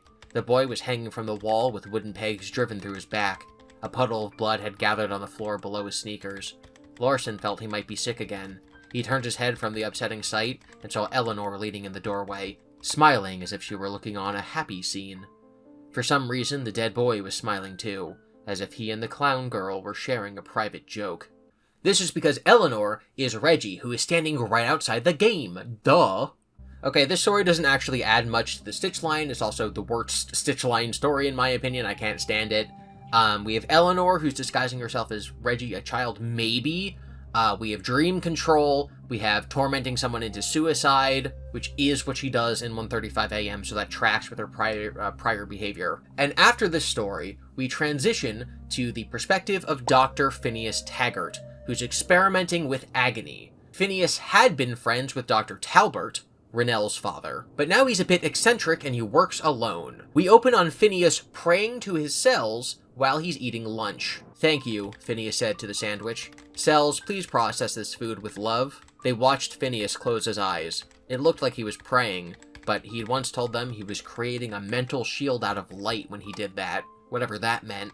As I have previously explained, I am not talking to my food per se, I am talking to cells, both the cells in the food and those of my body. Phineas explains that science has determined that negative thoughts can impact people negatively, and thought shields can block these negative thoughts. He's asked if a mental shield can block bullets, and he says bullets are not as dangerous as human emotions. And as we've seen throughout all of these stories, agony can be very destructive. Phineas goes into his room full of haunted objects. There's a piece of toast with Madonna on it, there's a doll that can rock itself in a rocking chair, there's some literal torture devices. And then he received his new shipment of agonized items. Haunted was not a term he himself used. Usually used as a word to refer to something embodied by a ghost, The word could also mean part of what Phineas knew to be true of all things. Haunted could mean showing signs of torment or some kind of mental anguish. And this was the more important definition of the word. These items on Phineas's shelves weren't possessed by ghosts. The ones that were truly haunted were energized by agony. As I expected, he typed, extreme human emotion appears to impact its surroundings far more powerfully the more negative it is. Agony, I'm convinced, radiates farther from people than any other emotion. Love has its influence, but the experiments being done with water crystals have been misinterpreted. Just because love forms beautiful ice crystals doesn't mean it's the most powerful emotion. Yesterday, I mimicked the ice crystal methodology, and by allowing all the hurt and anger I usually keep well in check to burst forth, I watched water manifest a hideous crystal in a matter of seconds. Phineas stood and crossed to the grow light over his collection of exotic flowers. He ran his fingertips over the lobster claw-shaped yellow and orange heliconia, the satisfyingly symmetrical lavender lotus flower, the red clusters of flowering ginger, and the brighter red perfumed passion flowers that reminded him of blood-soaked starfish. Other researchers had their water. Phineas had his flowers. He believed flowers, not water, were nature's purest vessels for emotion. Hey, remember how we talked about how water is life and rebirth and baptism? Well, Phineas says, that's stupid, I'm not praying, I'm thanking myself for their mental energy. It's flowers that react to agony, like the grass that died outside of Jake's house. Phineas hooks all of his haunted items up together, and we learn that he can move agony from one object to another, so he's putting all of the agony into one single object. It's an endoskeleton that probably came from Freddy Fazbear's pizza. Hooking together the lines and electrodes of his various energy measuring devices, he set up what he thought of as an energy cascade. The machine would pour energy already captured from previous items into the first new item, in this case the plates, and then usher that energy through all the additional new items until they culminated in the endoskeleton. Phineas stepped back to watch the process. Not that there was anything to see. Unfortunately, the transfer of emotional energy occurred at a frequency the human eye couldn't discern. If Phineas turned out all the lights and used a blue light, he could detect just a bit of the energy flow. He discovered, however, that blue light tended to distort the field. Distort the what? You see, I'm convinced that agony has a greater energetic radius and power than any other emotion. I have done numerous experiments to measure, capture, contain, and study the leftover emotion embedded into objects that were near a tragedy. My work is focused on my hypothesis that you can take a saturation of agony, add any kind of intelligence, even an artificial one, and they will combine together to transmute the energy of emotion into the energy of physical action. This, I believe, is what explains what people call haunted objects. Okay, so have we seen any haunted objects thus far in the series? Possibly Funtime Freddy, especially if he has a similar origin to the one he has in the games. Ball Pit, the Ball Pit. Fetch, the Simon doll at the end of the real Jake. Eleanor, that's the energy of emotions being put into physical objects and physical actions. Speaking of the Simon doll and of Fetch, reaching into the first box he'd set on the table, Phineas pulled out a 3-foot-tall white doll covered in drawings done in colored markers. The doll was truly an abomination of decorative overkill. It had rainbow fingertips, green knees, brown smudges on its body and legs, and various bibs and bobs glued to it, one of which appeared to be a smiley face eraser. Uninterested in the doll's body, Phineas grabbed the doll's flat-back marker-drawn face and pulled it from the doll's neck. He then affixed the head to the top of the endoskeleton. "That's better," he said. "Gives you some personality." He reached into the second box. And now for some heart.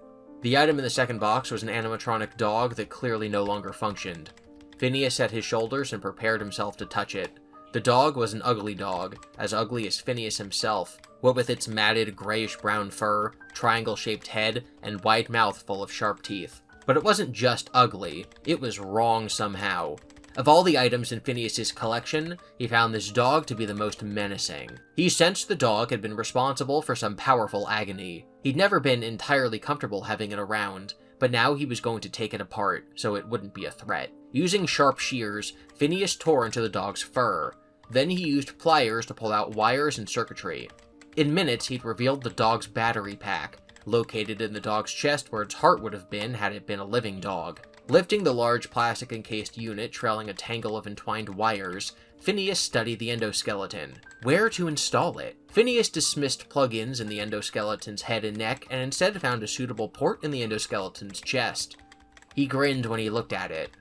Ha! There. Now my Tin Man has a heart, he chuckled.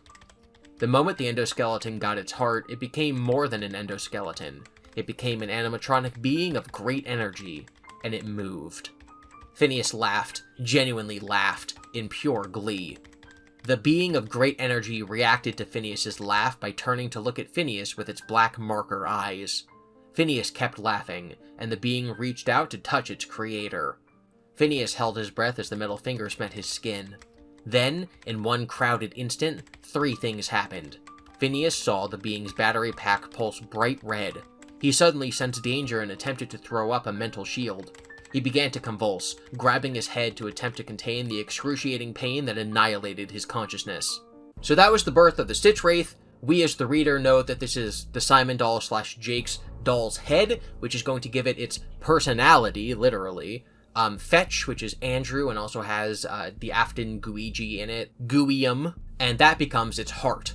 And he makes the comparison to the Tin Man. And then it kills Phineas horribly. It's reaching out to touch its creator, like the creation of Adam painting, but instead of Adam not being able to, touch God, it touches him, and then it kills him. The other people who work in the building with Phineas find his body and call the police. Viewing the scene had been like looking at a modern-day Frankenstein's lab. The room where the scientist's remains had been found had been packed full of scanning equipment, modified in incomprehensible ways, and hooked up to the strangest collection of junk Larson had ever seen.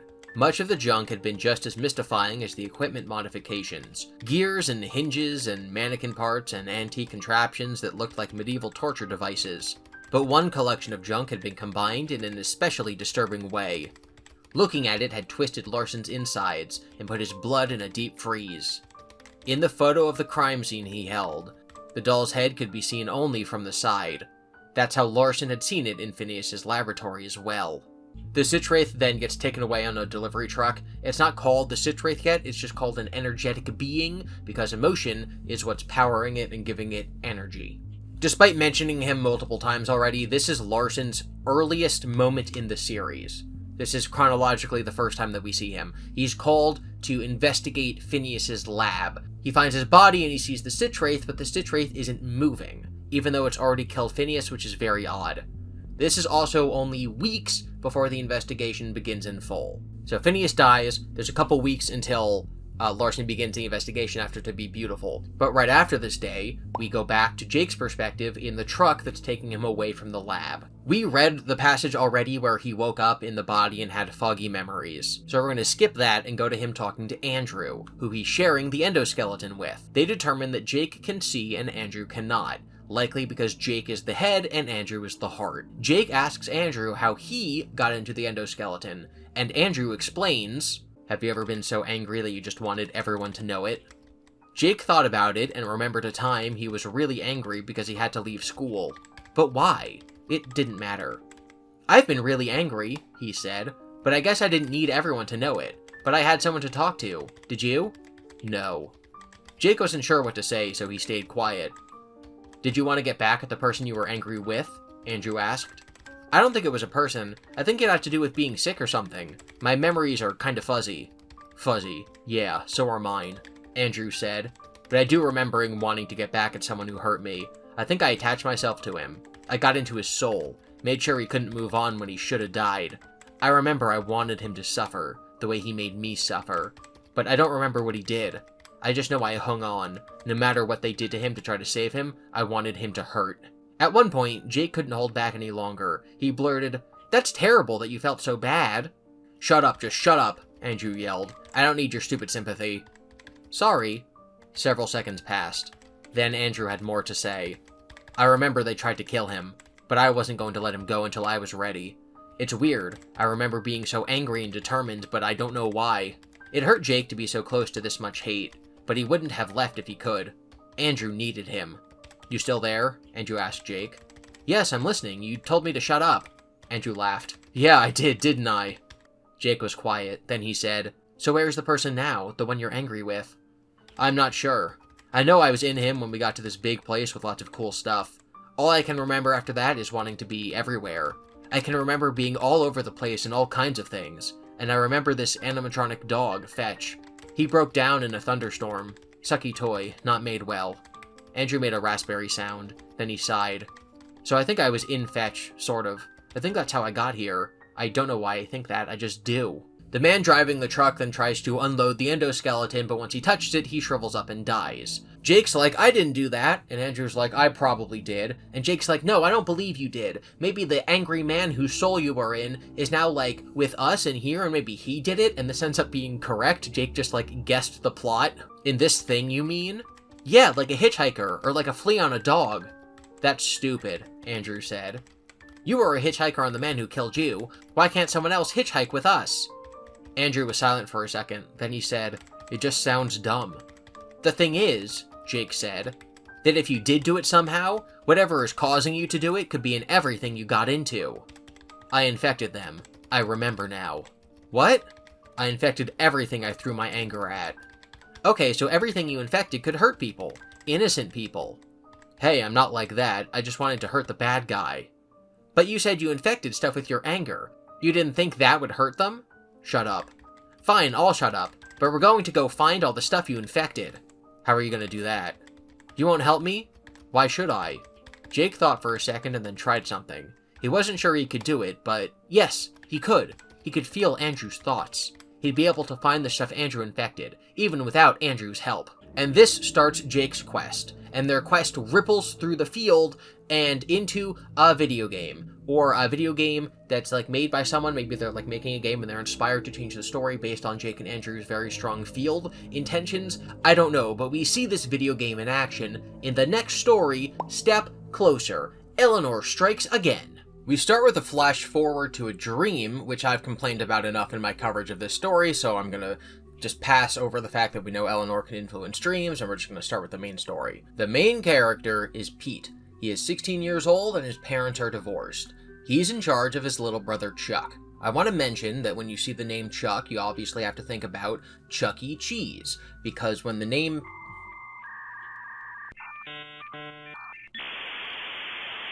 Chuck is short for Charles.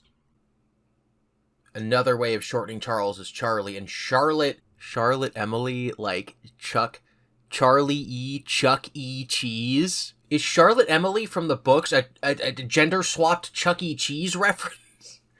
That can't be real. Wait. How is it?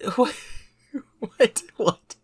Yeah, Charlotte Charles, Charlie Emily. Because I personally do not think that Emily is Henry's last name. I think her name is Charlie Emily. Like they're both her first name. So her name is Charlie E.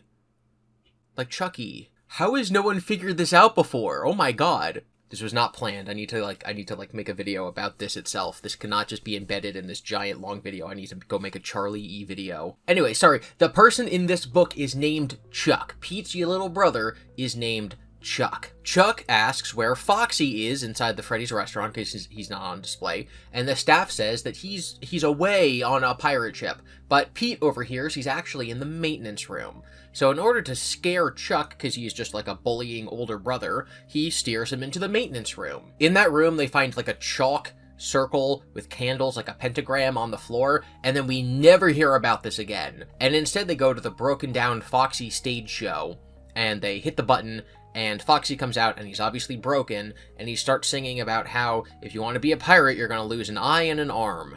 Chuck gets scared and he runs away. And then we cut forward to when they're at their family dinner with their mother, and their mom's like, how was Freddy's? And Pete looks at Chuck like, if you tell Mom, I'm gonna kill you. You're not allowed to tell her that I bullied you.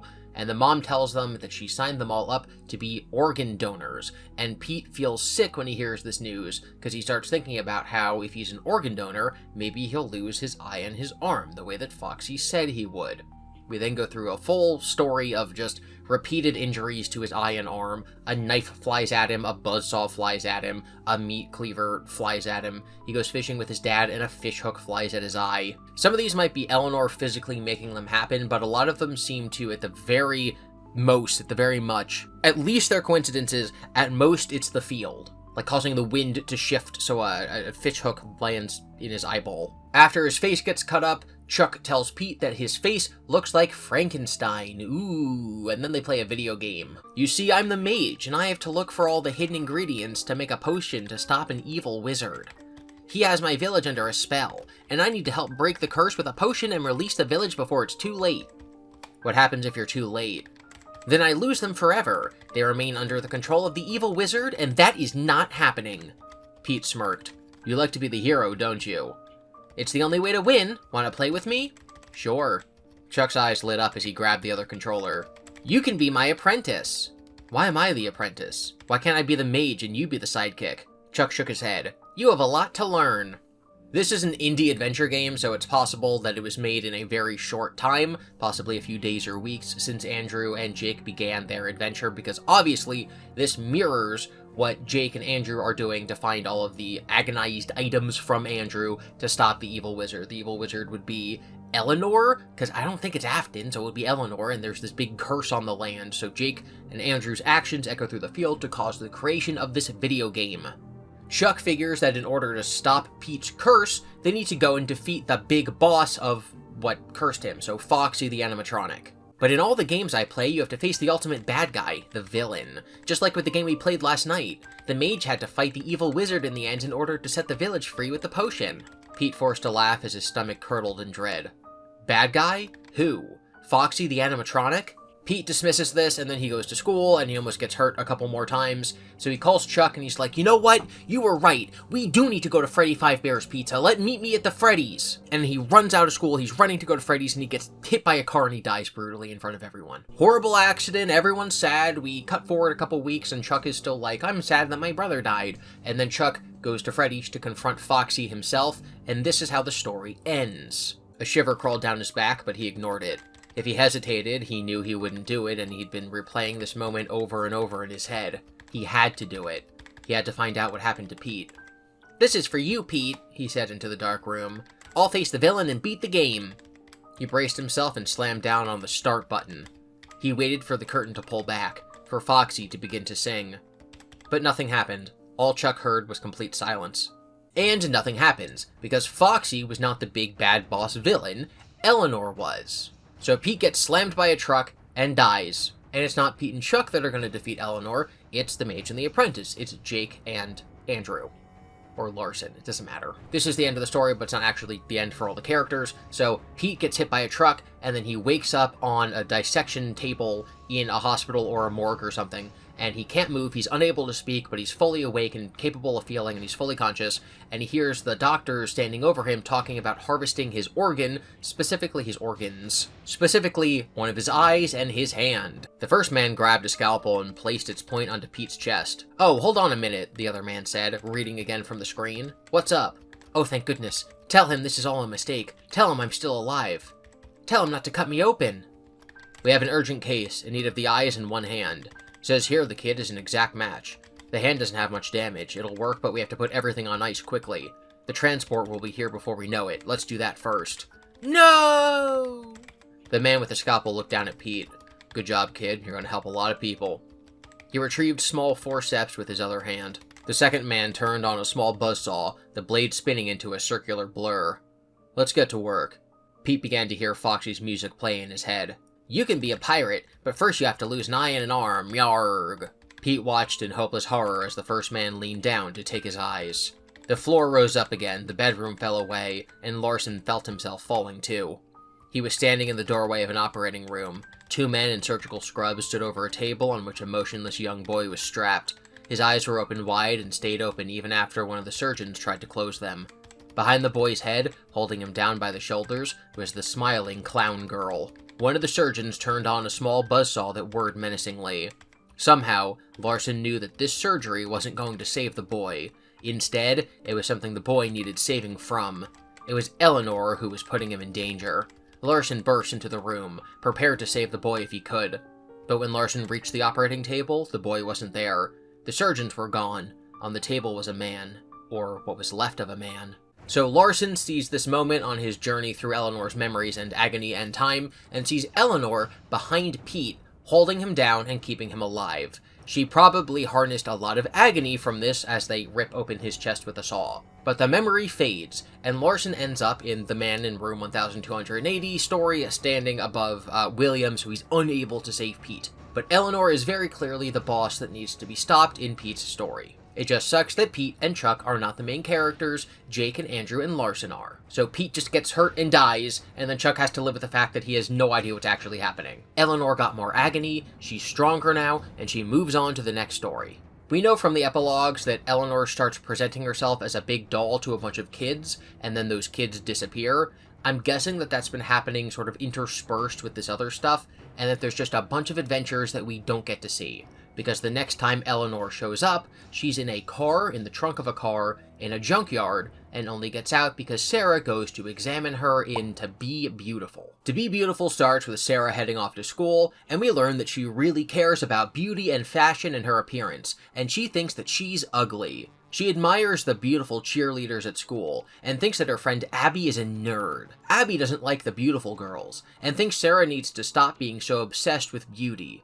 Sarah says if she had $1 million, she'd get a bunch of plastic surgery, and Abby goes, "Seriously? You'd put yourself through all that pain and suffering just to change the way you look? I had my tonsils taken out and it was horrible.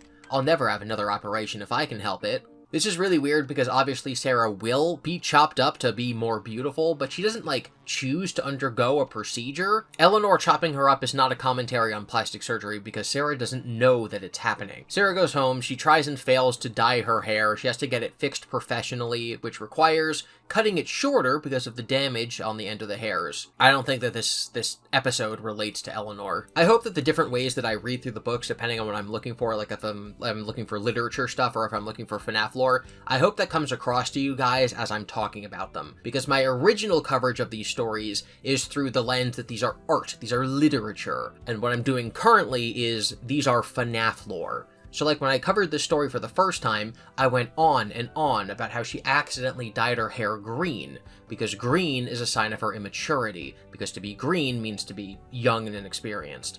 And then her hair turns out gray and white, because it's like getting old, but she never gets old. She wants to be a little older, but it's not going to happen. But we're just skipping through all that stuff, because that's not important to the Five Nights at Freddy's lore. We're just waiting for the clown girl robot to show up. And then the clown girl robot shows up. Sarah's walking home, she passes the junkyard, she sees an old car that's so rusted it turned from blue to orange, and she can see Eleanor's arm sticking out from the trunk. It's as if it's waving to passers-by. This is obviously a spot that Eleanor chose on purpose to be in, because she clearly was not in this trunk when it was brought to the junkyard. She likely did this to entice someone passing by to take her home. Although Sarah does note that she's actually very dirty, and so could have been in the dump for a long time. Sarah finds an on-off switch on the back of Eleanor, which I'm guessing had functionality when she was a real Fazbear product, but doesn't anymore, because the idea that Larson could have just switched her off seems very silly. Eleanor wakes up and tells Sarah that she'll do something nice for her because she cleaned her up and turned her on,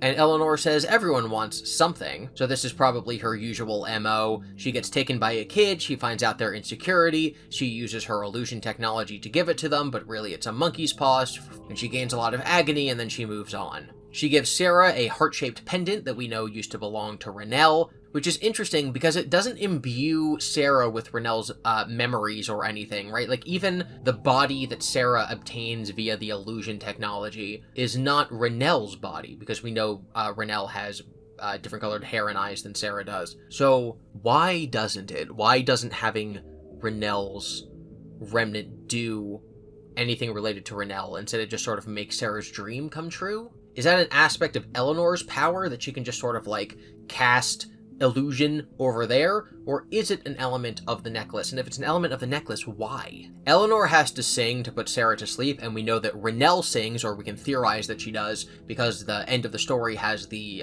pendant singing a song to Larson. So Eleanor has to sing to put Sarah to sleep, which might be another tie to Renell, or maybe it's nothing. Let's listen to Eleanor's song. Go to sleep, go to sleep. Go to sleep, my sweet Sarah, when you wake, all your dreams will come true. Before Eleanor sang the last note, Sarah was asleep. Eleanor tells Sarah the next day that she'll wake up more beautiful and more beautiful and more beautiful every day. I like that sometimes Eleanor plays the long con when she's stealing people's body, and then sometimes she just pushes them in front of a train. I also wonder if the necklace is keeping the illusion together, right? It keeps Sarah alive until it falls off and then she starts turning into junk. What is Eleanor's plan? Because if Sarah never takes it off, then she never feels agony. If Sarah's wearing it, then she's happy. She only feels the agony after it falls off. But Eleanor's telling her to never take it off, and it ends up only falling off as an accident. So is Eleanor just gonna, like, reach over and take it off one day? Is that her long-term plan? I don't know. Like, when is Eleanor planning to stop the charade if this hadn't happened by coincidence? Not sure. Sarah does actually have a bad dream one night, and I will read through it. I literally forgot this happened when we were talking about dreams. Sarah settled down happily to sleep, but her rest was disturbed by a strange dream. She was on a date with Mason, sitting in the movie theater, but when he reached over to hold her hand, it was not his hand she grasped, but Eleanor's, tiny, white, metallic, and cold, the same hand she had grabbed to pull the robot girl out of the car trunk.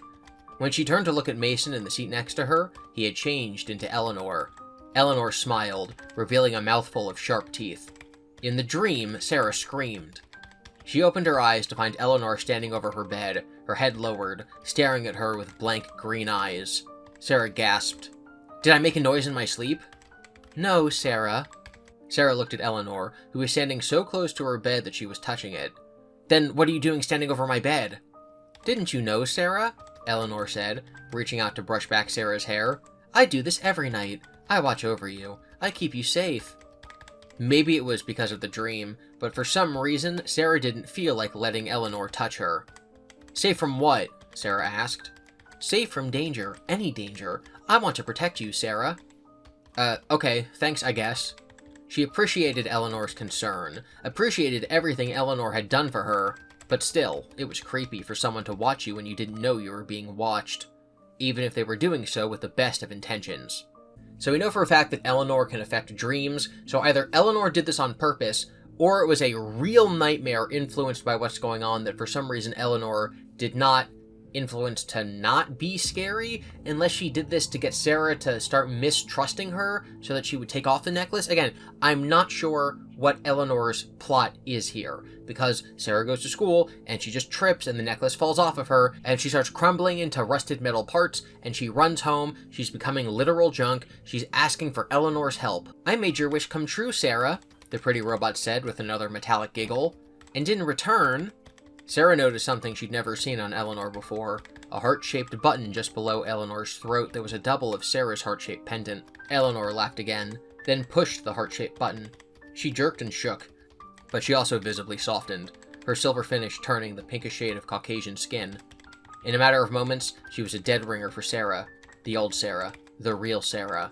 The Sarah who, looking back on it, hadn't been so bad looking after all. The Sarah who had spent way too much time worrying about her appearance. Abby had been right. She had been right about a lot of things. Eleanor pulled on an old pair of Sarah's jeans, one of her sweaters, and her tennis shoes.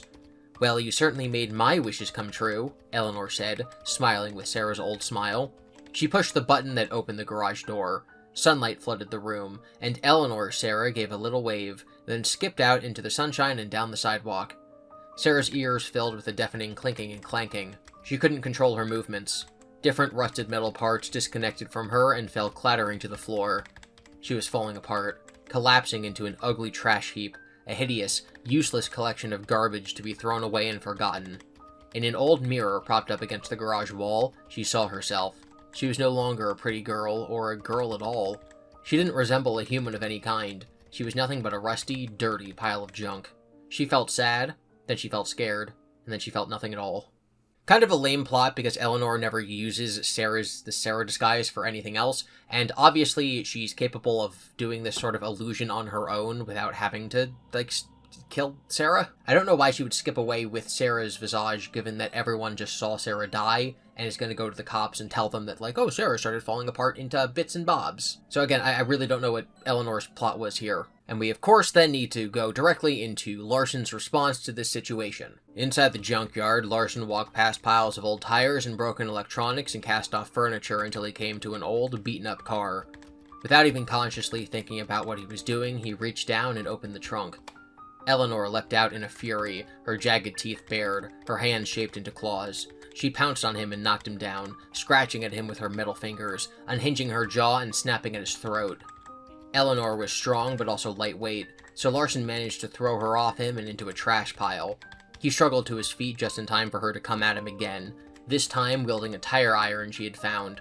She swung it and it connected with his jaw. For a second, he was blinded by pain. He was pretty sure she had loosened a tooth or two. He shook off the pain and managed to wrest the tire iron from her grip. He swung it hard and connected with her face, but she just laughed, a horrible, high-pitched cackle that made him shiver. He tossed away the tire iron. It was no use to him, but definitely needed to be kept out of her reach. Then he saw something a few yards away that might be useful. The trash compactor that was used to crush large metal items into smaller, more manageable cubes for disposal. He imagined Eleanor crushed to the form of a harmless cube and almost smiled. He took off running in the direction of the trash compactor in hopes that she would chase him there. "I've got something for you to chew on," he taunted her. "You stupid, useless doll." The heart-shaped necklace around Eleanor's throat pulsed and glowed blood red. Eleanor let out a horrible shriek, a warrior's cry, and charged at him. When she reached him, he grabbed her by the arm and shoved it into the waiting jaws of the trash compactor. Soon there were only the sounds of crunching metal and Eleanor's blood-curdling shrieks.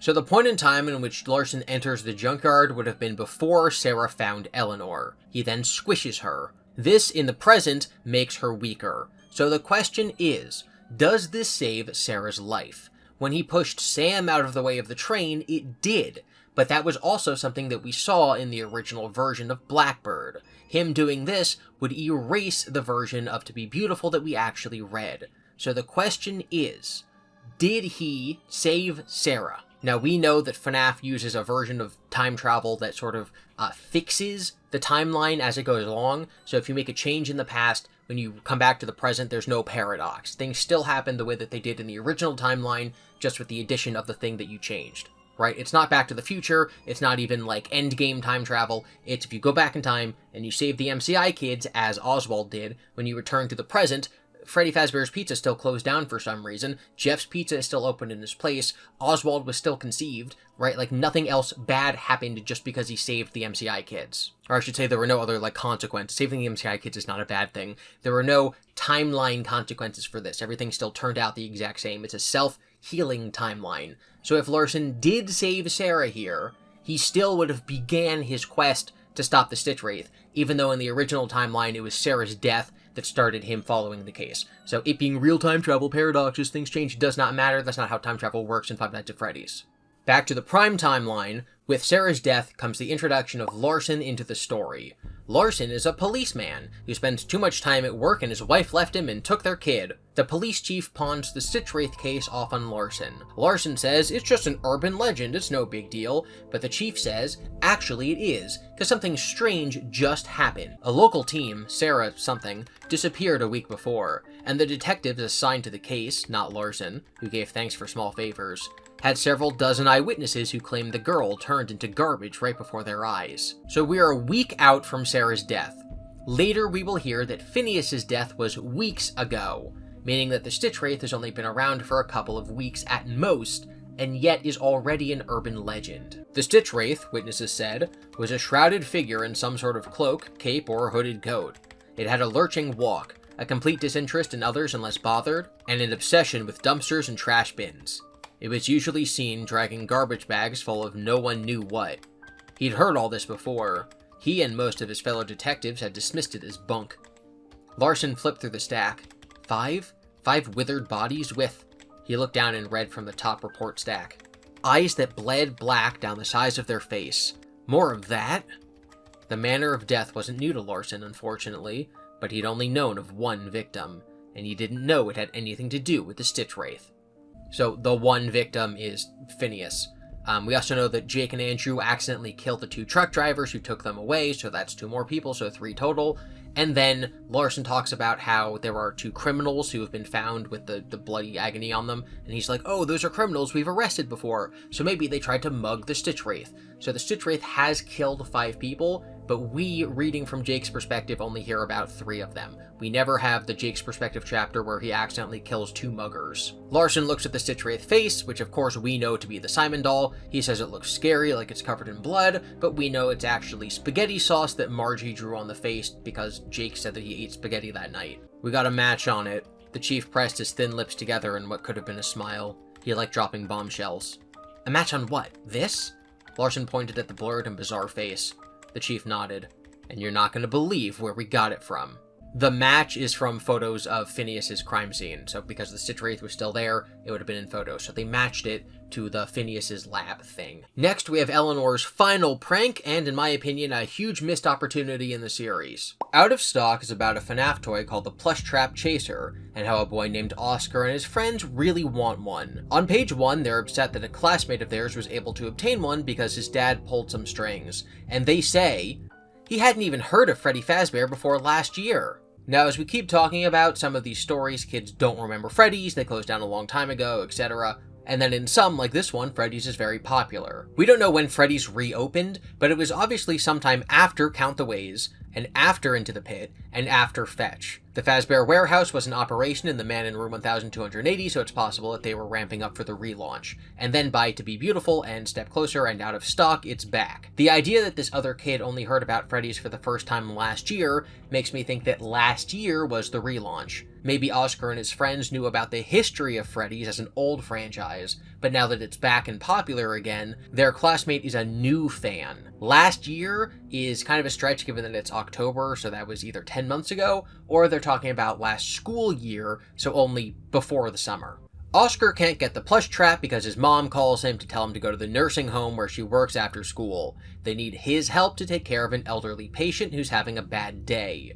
Oscar is probably 15 or 16, and so helping his mom out at the nursing home is kind of unprofessional on her part, but whatever. Mr. Devereaux thinks that his cat is trying to steal his soul, and says that he feels his soul oozing out of the pores of his body, like agony. Oscar suggests that instead, she's guarding his soul. Maybe Marilyn isn't stealing your soul, maybe she's guarding it, you know, like holding it for safekeeping, Oscar posited. Mr. Devereaux shook his head. I thought of that, it's a tempting theory, but she should have asked permission. Souls and oozing stuff obviously calls to mind agony and how Andrew guards William's soul, so it doesn't move on.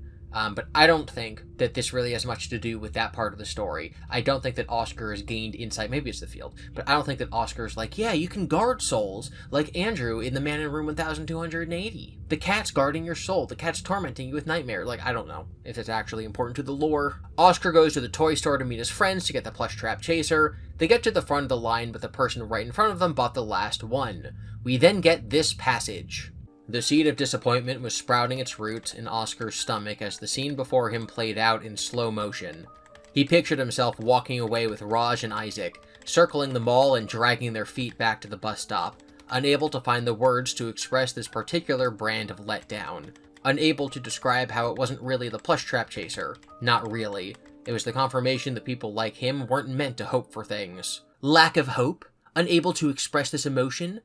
Agony? Anyway, they see a plush trap chaser that was returned to the store, but none of the employees seem to know who processed the return. They also think it looks weird, and they're thinking about calling the cops. But Oscar doesn't care about this. He runs over and he grabs the box and he escapes. He runs away. He stole it. He didn't really steal it because he left money behind, but they didn't want him to take it, and he took it anyway. We obviously know that the plush trap chaser was created by Eleanor. Larson blinked hard, trying to adjust his eyesight. Then he saw her just a few feet ahead of him. She was standing in front of a table, her back was turned, but her identity was unmistakable.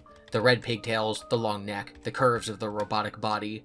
He stepped closer. She was working on something so intently she didn't seem to notice him behind her. He drew nearer. The object that was taking up all her attention was a hideous plush toy. Its long ears suggested it was a rabbit, though it was certainly the least cute stuffed bunny Larson had ever seen. And what in the world was she doing to it? With one hand, she held its jaw open wider than seemed possible. With the other, she was shoving something into its mouth, something that made an unpleasant, squishy sound as she pressed it down. Stepping a bit closer, Larson saw it was a tooth, one in a row of bloody human teeth that occupied the thing's lower jaw. Its eyes, Larson noticed, were wet-looking, their whites streaked with red blood vessels. Human eyes. It felt like they were staring at him.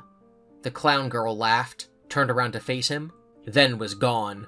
So Eleanor returned it to the store to, like, scare people. Also, they use the phrase step closer in this passage. This isn't step closer, this is out of stock. At the end of the story, Jake will collect the pieces of the plush trap chaser, so we have to assume that it's an agonized object from something Andrew did, as opposed to gaining its agony just from tormenting Oscar. The boys try to activate the plush trap, but it doesn't work. They think it might be because there's too much light.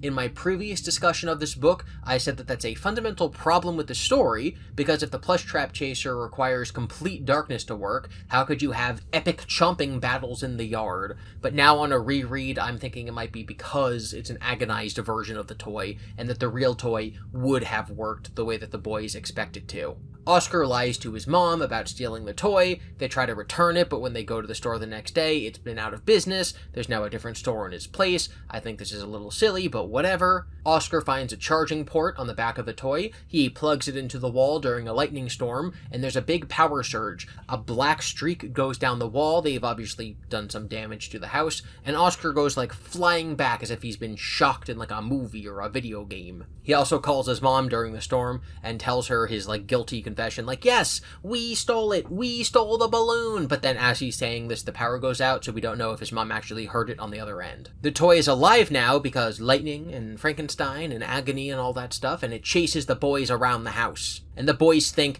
the power is out in the entire town, but it's on the other side of the railroad tracks that separate the poor side of town from the rich side of town. So we just need to run across town with it chasing us. And as they're running, they get to the railroad tracks and a train is coming, and Oscar makes a leap, and he doesn't get hit by the train, but the plush trap does get hit by the train. And that's how they defeat it.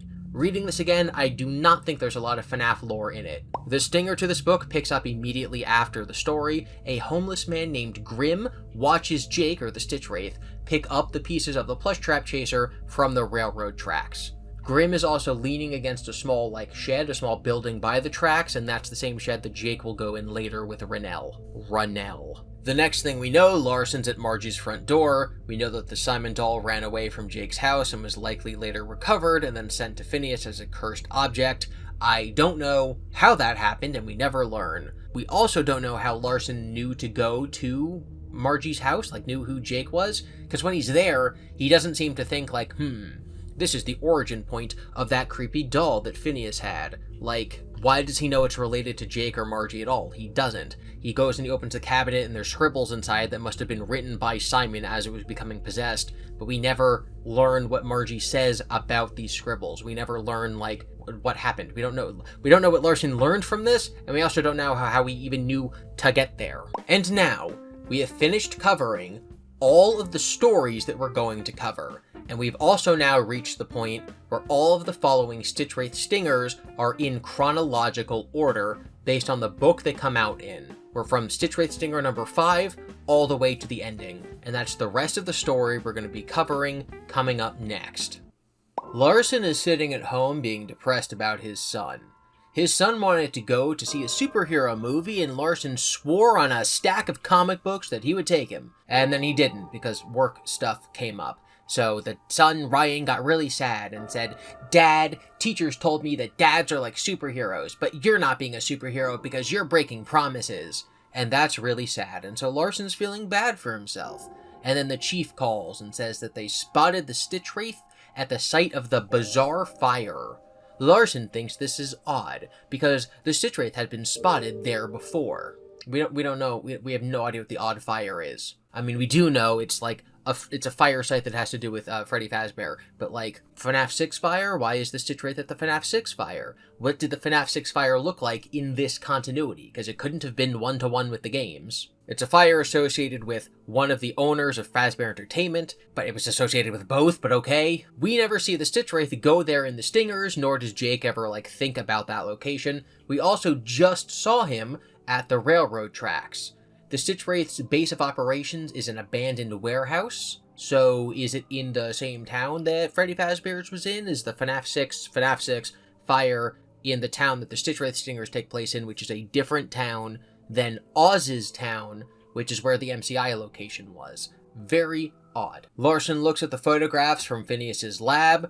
He notes that Fetch is from Fazbear Entertainment. He thinks that the endoskeleton might be from there as well. Since he was just at the fire site, he should be more confident about this. He should be like, I just went to the Freddy Fazbear fire site to check out the Stitch Wraith. Now I'm looking at this picture of the items that make up the Stitch Wraith, and 1 or 2 of them are from Freddy Fazbear. Maybe they're all from Freddy Fazbear. But he doesn't really come to this conclusion that easily. He does go to the evidence locker for the things taken from the fire site, and he takes the puppet mask. He actually takes a couple things, but like what's important is he takes the puppet. We cut back to GOOiam. It's been a while since he was at the railroad tracks with the Stitch Wraith. He doesn't go to that side of town anymore. Now he's on a new warehouse. He's in a new warehouse. This is like his new home now. He goes in the warehouse. It's been recently abandoned. He sleeps there for a few days, and then he sees someone wandering around. He starts to follow them to see what they're up to, and whoops, it's the Stitch Wraith. It's the very thing he was trying to avoid. Jake, as the Stitch Wraith, is just loading a bunch of trash into a trash compactor at the warehouse. GOOiam blinked and watched the cloaked figure drag his bag to one of the junk piles. He couldn't see what was in the bag, but he glimpsed a doll's arm hanging from the opening. Dressed in a bright blue dress with equally bright pink ruffles, the arm looked so innocent and sweet. It didn't belong in this room of metal and mechanical junk. Nothing belonged in such a room, because the junk in this room wasn't just any junk. It was the junk of nightmares, the junk of blood-curdling histories. The junk in this room was a collection of the worst mechanical monstrosities imaginable. Spotting the remains he'd seen removed from the tracks, GOOiam also saw the carcass of a robotic dog and several partial animatronic characters. It looked like someone had blown up a factory of creepy robotic toys and then piled up their remains. We cut to Jake's perspective. He's thinking about how annoying it's been gathering up all these objects infected with Andrew's agony. He's thinking that this is not really his responsibility because he's a good kid. He's not the one agonizing these objects. He then falls into a daydream memory of a baseball game he went to with his dad. Since he'd been in this metal endoskeleton, he hadn't had a sense of smell. But now he felt like he was inhaling the aromas of peanuts and hot dogs. He also could feel something new. His face, or the face of what he was in, suddenly felt warm, like he was outside in bright sunlight instead of where he was, inside, in a dingy factory. As Jake watched his dad exchange money for one of the bags from the tray, understanding came back to him. For the first time since he'd become aware of being in the animatronic he was in now, he fully knew himself as he truly was. He was Jake, the little boy, and he was reliving an afternoon at a baseball game with his dad. It felt so real, and Jake began to feel as if he was being sucked out of the thing he was in.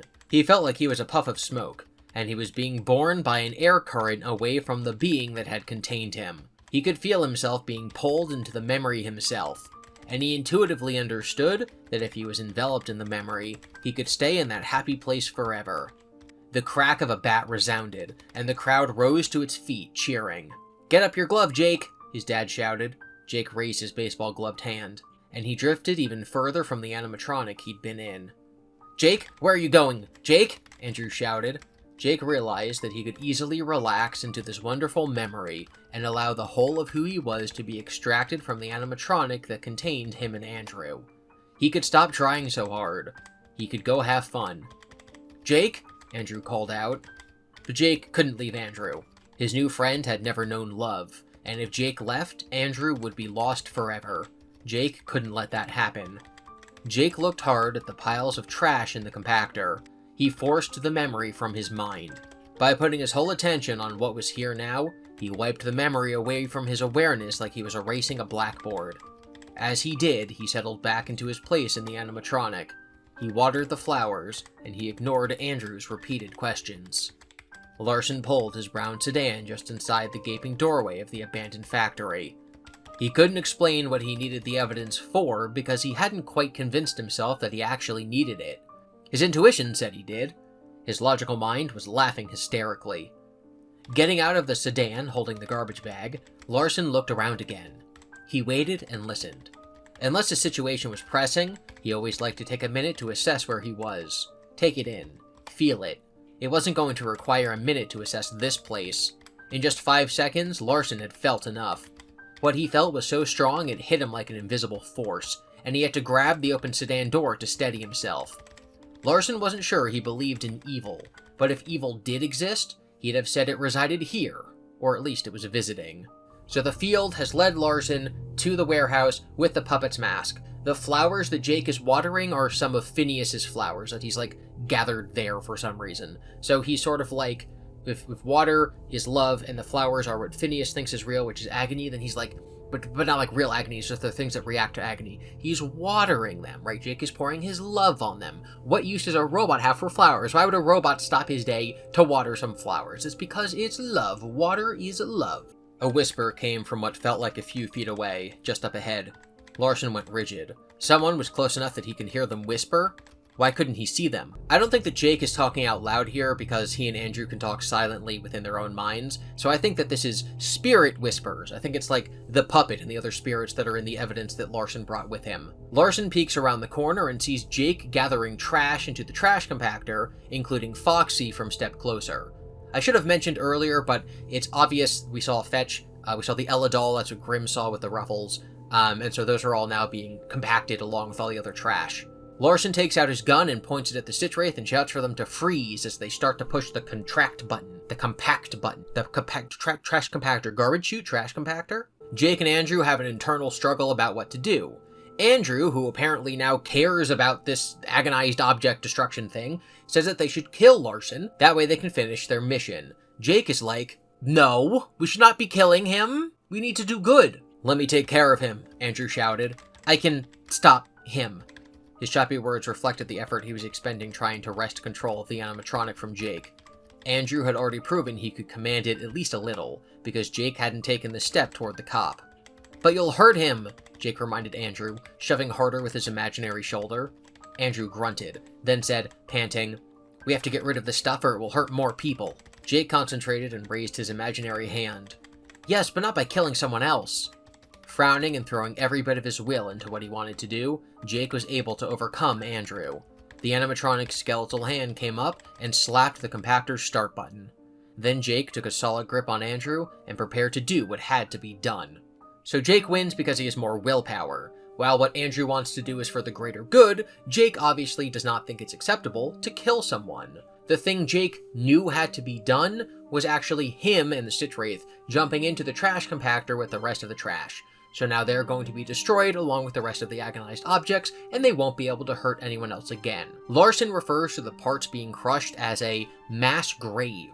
The balls in the final stinger, when Jake goes into the ball pit, are also called a graveyard, so it's interesting because the balls are sort of full of the remnant and agony of the people who've been hurt, but these physical objects that caused that agony are also called a graveyard. So now the Stitch Wraith endoskeleton is being destroyed, and so it's easier for Jake and Andrew to move on to the happy memory of the baseball game. But then, as they're being sort of UFO tractor beam sucked up into heaven, something creeps up behind them and sort of like grabs Andrew's leg and then like tugs him back down with him. The thing is obviously Afton. Larson stares at the compactor, and it's from his point of view, it looks like an aurora borealis is above the trash compactor. So that's what it looks like from the outside when someone is happiest daying themselves off into heaven. William, as depicted in the Man in Room 1280, so he's like a burnt skeleton corpse, appears, and he's holding Andrew back, and then his bones break and snap, and it like contorts it. It contorts his bones, so he now has bones in the shape of rabbit ears. Blocking out anything good he'd ever felt, Jake anchored himself back into the animatronic. He faced the enemy in the compactor. As soon as Jake released his memory, the creature shifted its attention to Jake. Jake felt the creature claw at him. It felt like he was being mauled and pummeled by a force filled with a never-ending need to inflict pain. Never-ending need to inflict pain is the exact description that we would assume a manifestation of agony would have. Afton the man would not behave like that, but capital A agony, force of evil, the force of evil in the FNAF universe, Satan, whatever, would do that to grow its power. That's why the question of, is this the real person Afton, or is this a thing that's using Afton as a vessel? That's why that keeps coming up. What happened to Afton's soul after the Man in Room 1280? Because Arthur thinks that the real Afton moved on, but something was left behind. So how much of Afton's will is in this body right now? Personally, I think in my reading of the story, almost none. But he didn't give in to it. Throwing everything he had into his effort and drawing on the power of his memory, Jake turned himself into a massive bat of intention, and he swung away, knocking Andrew loose from the evil that held him. Andrew, suddenly free, was sucked away, and he vanished. Jake, however, couldn't untangle himself from the relentless rabbit creature. He fell back into the seething junk and was engulfed in blackness. So by not giving up hope, and remember that hope is the inverse of agony, Jake swings like a bat of intention, which is a great phrase. Jake obviously loves baseball. He had his little baseball plush that he slept with, and his happy memories, happy days of a baseball game. We keep seeing baseball. And so he uses this to metaphysically whack Afton back. And this frees Andrew, and Andrew gets UFO tractor beamed up into heaven, and Jake is left behind. From above the compactor, what looked like a dying ember fizzled and fell back into the compressed junk. So that ember is probably Jake not moving on and his soul sort of falling back into the physical world. Larson, thinking the job is done because the Stitch Wraith would have just been crushed along with the rest of the metal, starts recording his findings into his tape recorder. I saw an animatronic endoskeleton with a doll's head and some kind of battery, wearing a hooded trench coat, putting stuff in a trash compactor and pulverizing it. It also destroyed itself.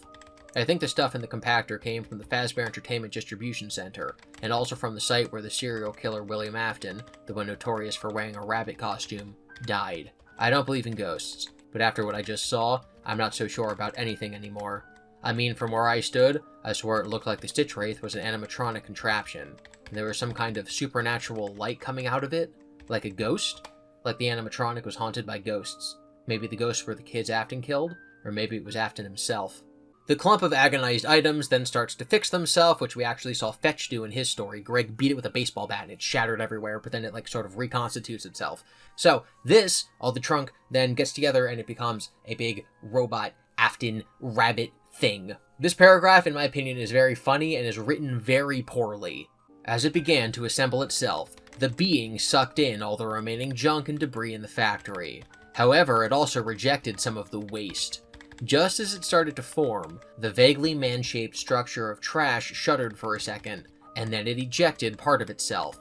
A mutilated mask of robotic endoskeleton and crumpled fabric spewed through the air and landed several feet away. When the rejected detritus hit the concrete, it lay still. So what it's rejecting is the Stitch Wraith. It just sort of spits Jake out of it, and I think that this is only happening because Scott wrote himself into a corner and he's like, well, I need Jake to still have his physical body, so he can't have been crushed by the trash compactor, and all the metal is being used up to make the Afton amalgamation that we're about to see. But Jake can't be part of that, so it has to, reject him for some reason. Why? I don't know. Afton's ability to sort of fix himself is interesting because we see Eleanor keeping dead people alive, and we see Andrew keeping Afton alive. And so that's definitely something that we know that Remnant ghost magic can do. In the Silver Eyes, we know that Remnant can heal people, and it can also heal metal. So it makes sense that it can do that here too. That's something that's shared by both continuities, which is, I think, a good indication of what Remnant can do across all continuities. In other words, when Mike gets scooped in Sister Location and becomes a rotting flesh corpse zombie, it probably heals him and he probably goes back to normal. Larson runs away,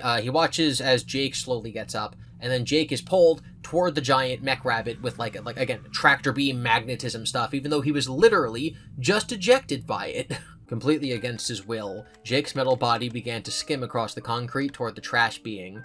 It felt like Jake was caught in an alien spaceship's tractor beam, except he wasn't being towed into the sky. He was being sucked into the horrible metal man thing. Okay, so he's being sucked, right? And Andrew was sucked into heaven, but Jake is not being sucked into the sky. So if you're not being sucked into the sky, where are you being sucked? Around him, animatronic parts and trash whizzed past and glommed onto the massive body forming from the garbage. Jake, though, stayed fast, committing himself to remaining separate from the evil entity. And because he was Jake, a boy who tried to help anyone who needed it, he also extended his intention to the other animatronic debris being vacuumed up by the junkyard fiend. He did all he could to save the other parts from falling under the thing's control. Jake is Jesus. Jakesus.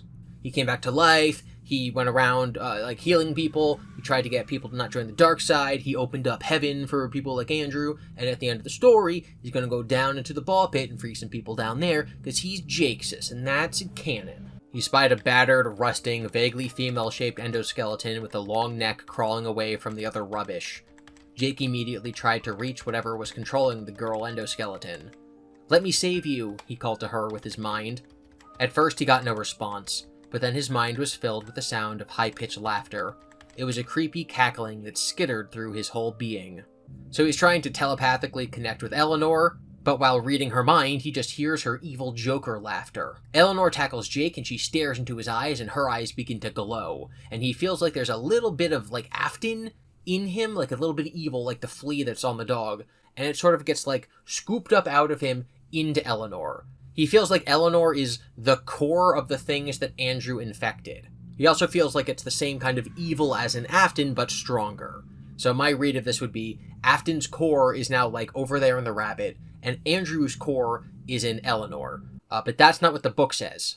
Once Eleanor has the bit of Afton that was inside of Jake in her, she jumps and allows herself to be tractor beamed, magic magneted all the way to the giant trash rabbit, so now she's part of it. So arguably, now all of Afton's agony is inside the robot. It's all in one place, it's all in the big Afton amalgamation. It has all the artifacts, and now it has the last bit of Afton's agony, the bit that was inside of Jake. Then we cut to Larson's perspective.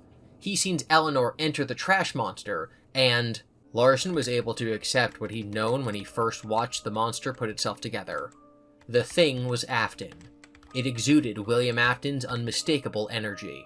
Larson can't accept that what he's looking at is Afton until Eleanor rejoins with it, because Eleanor is taking the last of Afton's agony and sort of making it, again, one full person. Larson thinks about running away, but he wants to be the superhero that Ryan believes he is, so he can't just have the rabbit run loose throughout the city, so he decides to fight it. He decides to fight what he calls a creature from the underworld. So I guess it got past Cerberus and it left the underworld. Afton backhands Larson through a wall and he passes out. When he comes to, he hears children's voices in his mind, and he physically sees the words, "Open your eyes," projected into his vision. He opens his eyes in time for Afton to stab him in the stomach. We cut to Jake's perspective. He watches Larson stumble away, bleeding from the gut. The detective would know, of course, that he'd been stabbed, but he'd think that was all that had happened. He would think the injury was bad, but what he didn't know was that the injury itself wasn't the problem. The problem was that when the trash monster stabbed the detective, it infected him with the spirit of the horrible man who animated it. Jake had known that the evil junk demon was controlled by the awful thing that had wanted Andrew. Spirits, Jake had discovered, possessed something that was similar to a smell. Each one was distinct. This particular spirit smelled really, really bad, and when it had stabbed the detective, the smell had gone into the detective's body. Jake was afraid the detective had been infected, and he didn't know exactly how bad the infection would be. Pretty bad, was his guess. For sure, Afton's spirit would fill the detective with evil. But what if it did more than that? What if it killed him? Jake had to get the infection out. Larson hobbles his way to the forklift. His plan is probably to, impale Afton, but when he gets there, the bag of evidence that he's holding from the FNAF 6 fire starts talking to him, and the puppet's mask starts to move. The mask had come alive. Its mouth was wide open, and it was wailing something unintelligible. Larson didn't need to understand its cries, though. Disturbingly, he could hear the mask's intent in his head. It felt like he was receiving the download of a single thought. Take me to him. Larson rams the forklift into Afton and starts to push him into the lake. But Afton just starts, magically disassembling the forklift piece by piece, and then the metal joins him and it makes him actually larger and more powerful. Larson crawls away. His last hope is to stall. "Afton?" Larson asked. "That's you in there, isn't it? Though I'm not even sure what to call you now." Afton's amalgamation glared back at the detective, repositioning his pieces so he stood taller and broader on the end of the dock. The loathsome atrocity that was GOOiam Afton announced in such sonorous tones that the dock juddered. "I am agony." Because capital A agony, again, is more like a demon than GOOiam Afton's ghost, the same way that the yellow thing from Into the Pit is it's not literally Afton, it's a shadow, it's what was I calling it, GOOiam? It's evil manifested, it's just evil. Every time we get a description of the Afton amalgamation, we read that his hand is actually an animatronic foot, like he's just a jumble of parts in random places that don't make sense, but he's also constantly producing music. Larson realizes that the parts on the Afton amalgamation are all moving and singing and dancing like they're part of a stage show at Freddy's. Singing will be important later, But for right now, what matters is that you know that during this entire dramatic climax, the animatronic pieces that are part of the Afton amalgamation are producing top pop hit show tunes. They're doing a little dance routine. The secrets that you keep when you're talking in your sleep. And then Larson's just like bleeding out on the ground with his intestines sticking out of his gut. Larson takes a deep breath in order to ready himself for this final battle with Afton, and the moment he closes his eyes, Eleanor worms her way out of the amalgamation and flees into the warehouse. When Larson opened his eyes, he expected Afton would still be glaring at him, but Afton wasn't looking at Larson at all. He was staring past Larson intently, almost pleadingly. So, Afton is watching Eleanor leave him, meaning she's either leaving with energy that he feels he needs, like he's asking for help, or he's, in love with her, and I think it's the first one. I think that she's just fleeing with the power.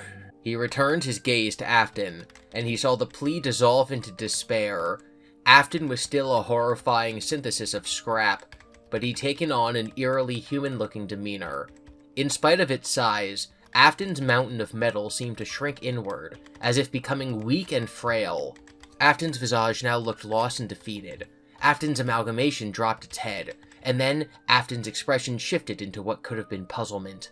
So what we saw was Eleanor taking some of Afton's energy or agony from Jake, and then joining the amalgamation. But now she's leaving, and I think she's actually leaving with, all of the power and agony, and we're going to learn in a second that it's because the puppet is part of the amalgamation. It's kind of worming its way in there and sucking out all the stuff that is Afton. So Eleanor, powering the entire bunny device, realizes that they're losing to the puppet and flees, because the puppet doesn't care about Eleanor, the puppet cares about stopping Afton. All the pieces of metal fall away, he starts vomiting blood, the book says that the last piece of metal falls away, and then Afton screams, and the tower falls off the dock into the water. It's unclear if it's the man in room 1280 Afton, where it's a paper-thin skeleton, or if it looks kinda like William himself, but then whatever, it doesn't matter. William and all the pieces fall into the water. Jake runs up to Larson, burns the infection out of him by cauterizing the wound, and then hears sirens, police sirens and ambulances, coming, so Jake runs away. Jake forced himself to keep going as he thought about the trash rabbit and the way it had come apart. Jake's own spirit had been close enough to the awful man controlling the trash rabbit. The detective man had called him Afton. To know that the awful man's spirit wasn't as powerful as it had pretended to be. Jake had felt that Afton's spirit was barely hanging on to this reality.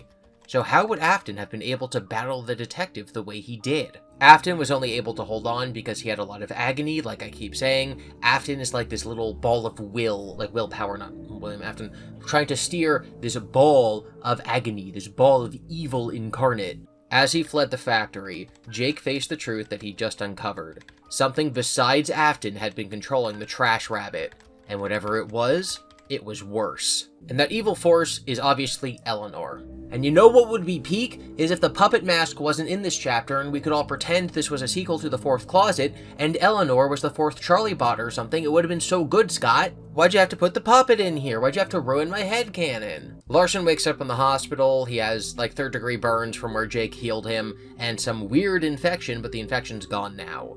He goes home, he's recovering, he can't be at work because he's hurt. But there's even worse symptoms than the physical ones. His vision keeps getting blurry. Through that haze, Larson was seeing things he shouldn't have been able to see. He was getting glimpses into the past. These glimpses weren't like daydreams, like the mental pictures that he could summon up when he let his mind wander. These glimpses were real. Or at least they seemed real. They were memories, but not his own. These images belonged to others, from different places and different times. Right now, for instance, beyond the shadows on his ceiling, Larson was watching Freddy Fazbear and the other animatronics that had been all the rage when Freddy Fazbear's Pizza was in its heyday, as they performed a rousing rendition of an 80s rock song Larson hadn't heard in years. The music was so loud and its bass so intense that Larson could feel the beat vibrating his mattress. That was the strange thing about these visions he was having. He wasn't just seeing things from the past, he was experiencing them. In addition to the vibrations that fluttered through his body, Larson could smell fresh pizza. Since all he'd eaten earlier was a frozen turkey dinner and some popcorn he'd shared with Ryan, He had no explanation for the aromas of tomato sauce and cheese that seemed to waft around him. As Larson watched the animatronics perform on a stage that looked like it was filling his bedroom, the scene shifted. This was another thing that was freaky. Not only was he dropping into these lifelike vignettes, but they also changed constantly. One minute he was in Freddy Fazbear's Pizza. The next he was at the movie theater. The next minute he was hanging out with his friends, or at least someone else's friends. But always, no matter how many times he jumped from one scene to the next, the filler, that's how he'd come to think of it, between the scenes was always the same. As his mind swept from one visit to the past to another, he always saw the same thing in between. He saw a ball pit. This is so peak. So Larson's able to see into these memories because Revenant is memories mixed with the present, and he's connected to the ball pit. All the memory and agony and whatever are connected to the ball pit. And he has this power because William stabbed him. Meaning William stabbing him, or I guess Eleanor stabbing him, links people to the ball pit, right? Eleanor does not need to go and stab Delilah or kill her or whatever, and then take blood and then put it on a ball in the ball pit and then drop it in the pit. Whenever they attack someone, their agony is immediately added to the pit. Stabbing Larson connects him via like a fourth dimensional wormhole tendril thing to the pit. In Larson's visions, he's taking on the memories of other people. These are people that, like, he sees them and he's like, oh, these are my friends, but they're not really his friends, they're the friends of the people whose memory he's having. This is very different than when Oz goes into the past, and he is not stepping into the shoes of someone else, he's experiencing the past as it was. Because Oz is experiencing real-time travel. The Eleanor stab connection is like viewing memories as the memory haver, whereas the pit is actual time travel.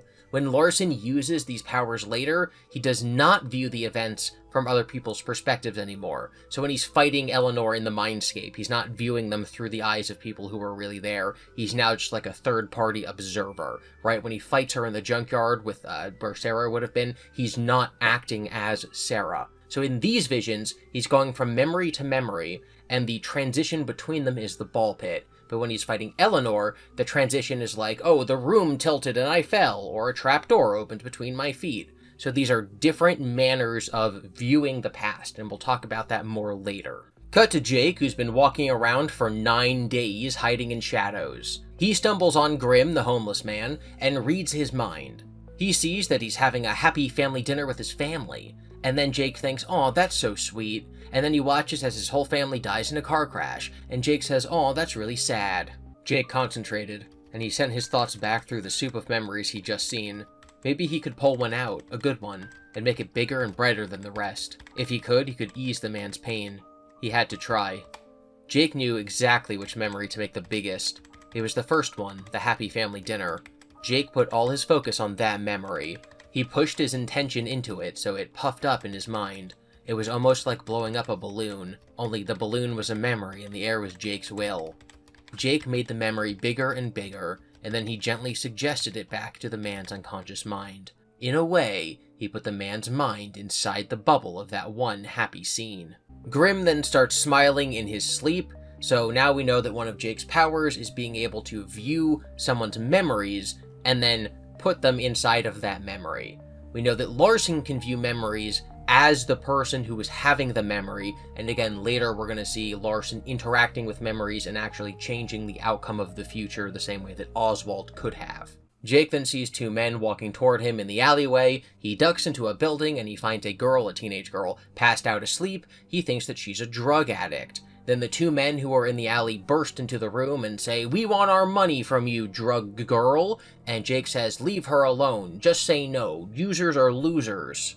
And the men are like, "Why, yada, I'm gonna get my money out of you." And then Jake beats him up because he's a robot, and then he picks up the girl and he runs away. So now Larson and Jake are both like superheroes. Larson's got like superpowers, and Jake is beating up criminals. In all the early stories, we kept reading about people who were inspired to do things because of ancient myth like Greek heroes, and now they're doing things because of like superheroes. So throughout the Stitch line, we have this idea that doing the right thing and being brave is what heroes should do. And I think that's an important aspect of the entire story as a whole. Jake is helping this girl who ends up being Eleanor, the way that Arthur the priest helped a man who ended up being Afton. It was the right thing to do, but it backfired. Meanwhile, Jake chose not to hurt Larson when he thought that Larson might be stopping them from accomplishing their goal. So doing the wrong thing for the right reason is bad, and doing the right thing for the right reason but it ends up with a bad consequence is still something you should do. That's what these stories are saying. It's not about the consequence, it's about the action. You can't do something bad to achieve a greater good. And if you do the right thing, even if it turns out wrong, you still did the right thing. Cut to Larson, who tracked down the ball pit inside of the closed down restaurant, so Jeff's Pizza is closed. Inside, Larson finds dust bunnies. Cordoned off by a dingy yellow rope, the ball pit warned away potential visitors with a sign that read, "Do not use." Who would try? Larson muttered as he walked toward the place that had commandeered his consciousness so many times in the past few days. It wasn't a figment of his imagination. It actually existed, and it clearly wanted him to find it, which was disturbing in the extreme. So the ball pit wants Larson to find it. The pit has its own will in the 0 point field. But who is sending that message? It's not Eleanor. It's not William. I do think that William's consciousness has now, been eradicated from the universe, William doesn't exist anymore. It could be the MCI kids. It could be, the victims calling out for help. Larson picks up a ball and he notices that it has a lot of blood on it, so maybe it's, all of the combined agony and willpower of everyone who's been harmed by Eleanor and Afton so far. But it could also just be some sort of, overall force for goodness. The way that agony is a force for evil, this could be an overall force for good. Anyway, Larson takes a blood sample from the ball. Cut to Jake. He takes the drug girl to that shed I told you guys to remember, the one that Grimm was leaning against right after Out of Stock, you remember. They go inside, they're by the railroad tracks, they break in, he hides her, he holds her, and he protects her, and they hear a spooky noise outside. Something was outside the shed, scrabbling around as if trying to find a way in. Jake cocked his head, listening. He put an arm protectively over the girl, just in case whatever was out there broke through the roof. But he also trembled. He wished someone was there to put an arm over him, too. The next morning, he goes out to get supplies, and when he returns, he finds that the girl's awake and talking now.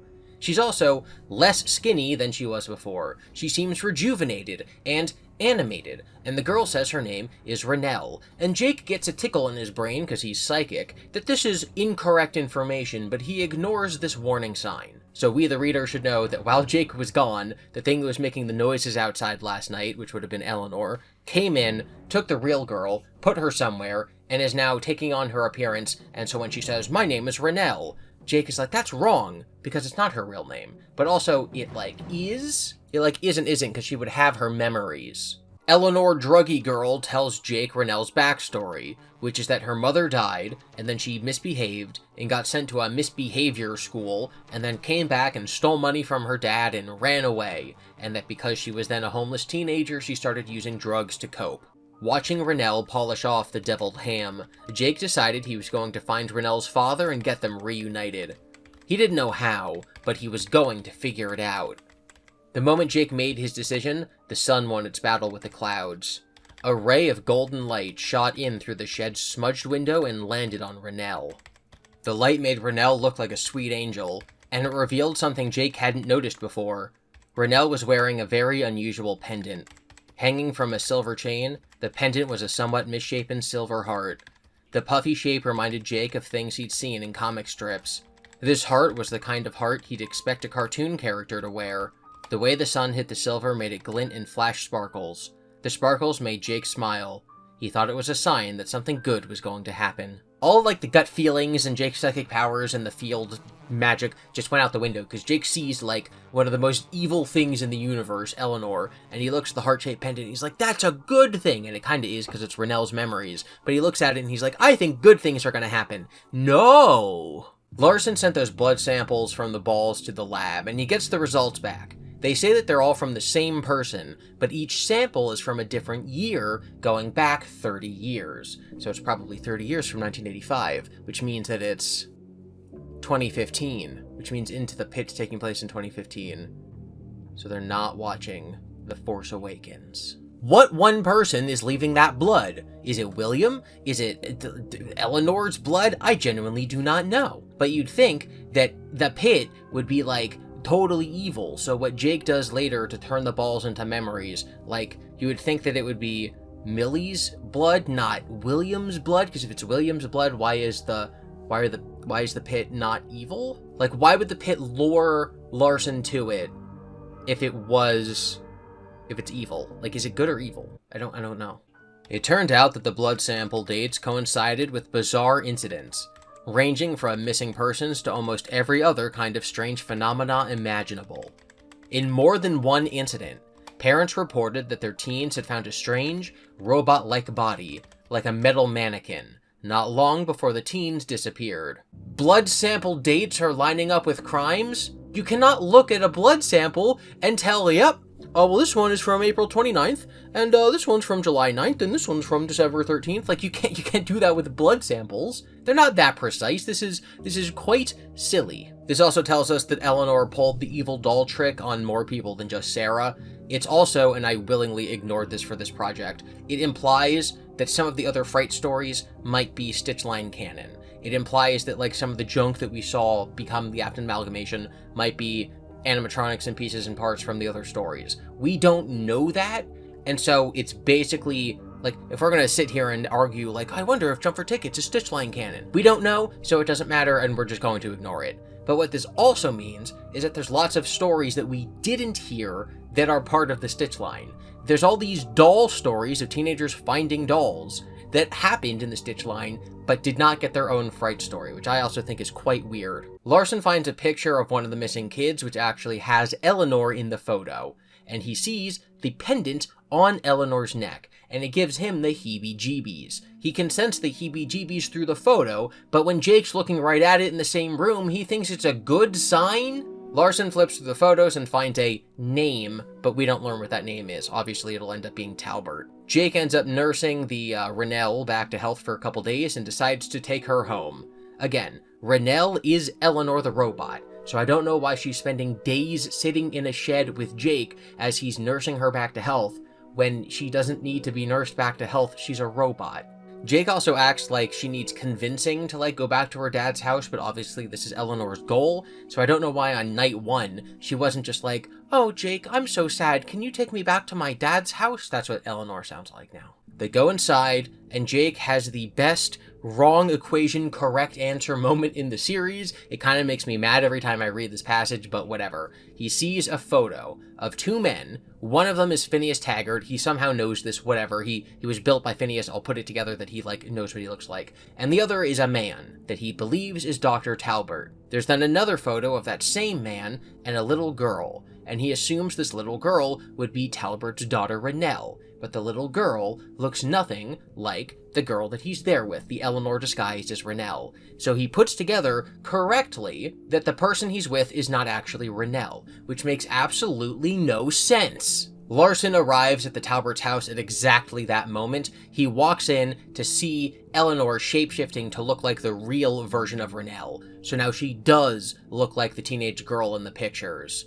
Larson sees the pendant on her neck, and it gives him a vision. The name Renelle comes to him psychically. He can also see the robot version of Eleanor underneath whatever illusion she uses to change her shape. He could see her, but he could see into her too. And what he saw was a black, chaotic force that fed on human suffering. The fear, the pain, the death. She, not the Stitch Wraith, was the cause of it. In both his head and his heart, Larson knew this to be true. He was surer of it than he had been of anything in his life. Eleanor then makes eye contact with Larson, and he falls into blackness and sort of wakes up, watching Eleanor putting together the plush trap chaser. So this is not the kind of same vision he was having in his room when he was, like, looking through the ball pit and all this stuff. He's getting this directly from Eleanor now. He's not seeing it nebulously through the ball pit, he's actually inside of Eleanor's head, which is why I think he can end up changing things, because Eleanor... time travel... Like, is the ball pit getting its power from Eleanor? Is Eleanor attached to the ball pit? I don't know, and my problem is, I don't know if Scott even bothered to think this stuff through. How am I supposed to figure it out if Scott doesn't care? He then appears in Delilah's room from 1:35 a.m., and then Pete's operating room from Step Closer, and then the table that Pete is on turns into William's bed from the man in room 1280, and then Eleanor jumps out of William's corpse and drags Larson inside, and now he's in the hide-and-seek game from Hide and Seek, and he sees Toby's body impaled on the wall, and then he falls through a trap door, and now he's outside on the train tracks from Blackbird. In the distance, Larson heard the whistle of a train. He ran to the tracks. Eleanor turned her head and locked eyes with Larson. She let go of her victim, jumped up, and took off across a nearby field. The kid in the strange bird costume was still on the tracks, tangled in his weird bird suit and disoriented. Larson pushed him off the tracks. He landed in a ditch, but at least he wasn't in the path of the train. Larson waited while the train roared past, then started running across the field where Eleanor had headed. But soon it was apparent that it was too late. She was gone. Larson stood in the dark field, unsure of where he was or when it was. This passage is so weird. Like, if Larson hadn't saved is it Sam? I think it's Sam. Or is it Noel? I don't remember. If he hadn't saved Blackbird Kid, I would never have been like, oh, yeah, well, okay, he can change the future. I would have, like, just assumed it was any other version of time travel. But now we have to have this whole, like, self-healing thing, which is obviously what he intended because it's what ends up happening in the Return to the Pit book. But this whole section is like, why do we get the altered by Larson via time travel ending of Blackbird, but not the altered by Jake time travel version of Count the Ways? It's just confusing, Scott. The entire game is confusing, Scott. Let me interview you, Scott. I want to ask questions about the book, Scott. I promise they won't be lore questions. I just want to learn about the writing, Scott. We cut back to Jake in the real world, and I actually really love this paragraph. Jake looked over at the creature he could only think of as not Renell. Then he looked down at the body of the police officer he had once saved. The guy had just wandered into the house and passed out, hitting his head on the floor and whispering the name Eleanor. Too many weird things were happening all at once. FNAF from Jake's perspective. He has a crush on a girl, takes her home to meet her father. She shapeshifts before his eyes into a different girl. His police friend bursts in the door, looks at the girl, and immediately passes unconscious on the floor for no reason. Talbot comes into the room, sees Renell, hugs her. Jake realizes that this girl is the robot who attacked him and Larson in the warehouse. He finally puts it together that it's like Eleanor. And then he gathers all the pieces into pieces. He gathers the pieces into place. He puts the pieces together. He puzzles the pieces. The last time he'd seen her, she'd been freeing herself from the trash rabbit. She was the thing that had disappeared into the vent opening. He could still hear her horrible cackle in his mind. Jake knew now that he'd been right. This thing, Eleanor, not the man named Afton, had been the thing powering the giant monster. Afton, while unimaginably evil, had been too weak at the time. Eleanor had given him his last burst of strength, but he failed and she escaped. And now she tricked Jake into bringing her here for some reason. So Will's will guided the monster, but Eleanor was the insatiable hunger for agony powering it until the puppet entered and defeated William, and then Eleanor ran away. Jake tackles Eleanor. She stabs herself so it looks like Jake hit her, and then Talbot takes out his gun. Talbot cried out in rage, reached into a desk drawer, and grabbed something Jake couldn't see. That something turned out to be a gun, as Jake discovered when Dr. Talbot fired 3 shots at him. I think this is very funny that Talbot keeps a gun in an unlocked desk drawer in his foyer, his living room. You need to have your gun at the ready at all times, which is fine, but he was so distracted when they first came in, he thought they were just a delivery guy. He's like, delivery guy, just leave it in the front room. Meanwhile, that front room has an unlocked drawer with a gun in it, and he's gonna shoot it point blank range at a robot holding his daughter? Talbot then rushes, he gets a metal table, I'm imagining a gurney, and he wheels it in, and he puts Eleanor on it, who is bleeding because she stabbed herself, and he puts an IV drip in her, and he's like, I can save you, Remnant will save you. Which is such an on-the-nose line, because the only reason Scott wrote it that way is to tell the audience what's happening. I do not believe this is something that Talbot would actually say. This is a very poorly written phrase that he only wrote this way so the audience would understand what's happening. The clicker can save you.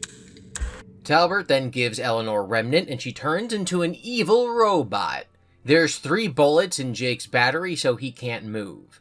But now Eleanor is in full evil robot form, and Jake can't move, and Larson's on the floor, and Talbot has no idea what's going on. In Larson's head, he finds his way out of the field by the train tracks from Blackbird, and he walks to Jeff's Pizza. So in this memory, which is concurrent with Blackbird, right, he's back in time during Blackbird, Larson goes into the pizzeria, which is an active, functioning arcade, which it should not be. It should only be this, long before Jeff's. So either Scott's not paying attention to continuity, Blackbird happens significantly in the past before Jeff's Pizza ever existed, or the time travel stuff is wonky. Either way, Larson goes inside, there's kids playing, he holds up his badge and he says, "Kids, get out of the ball pit." And he goes into the ball pit, and he comes across the junkyard that Sarah was in To Be Beautiful, and Eleanor's in there, and this is cool. We see 3 characters physically entering the ball pit in the story.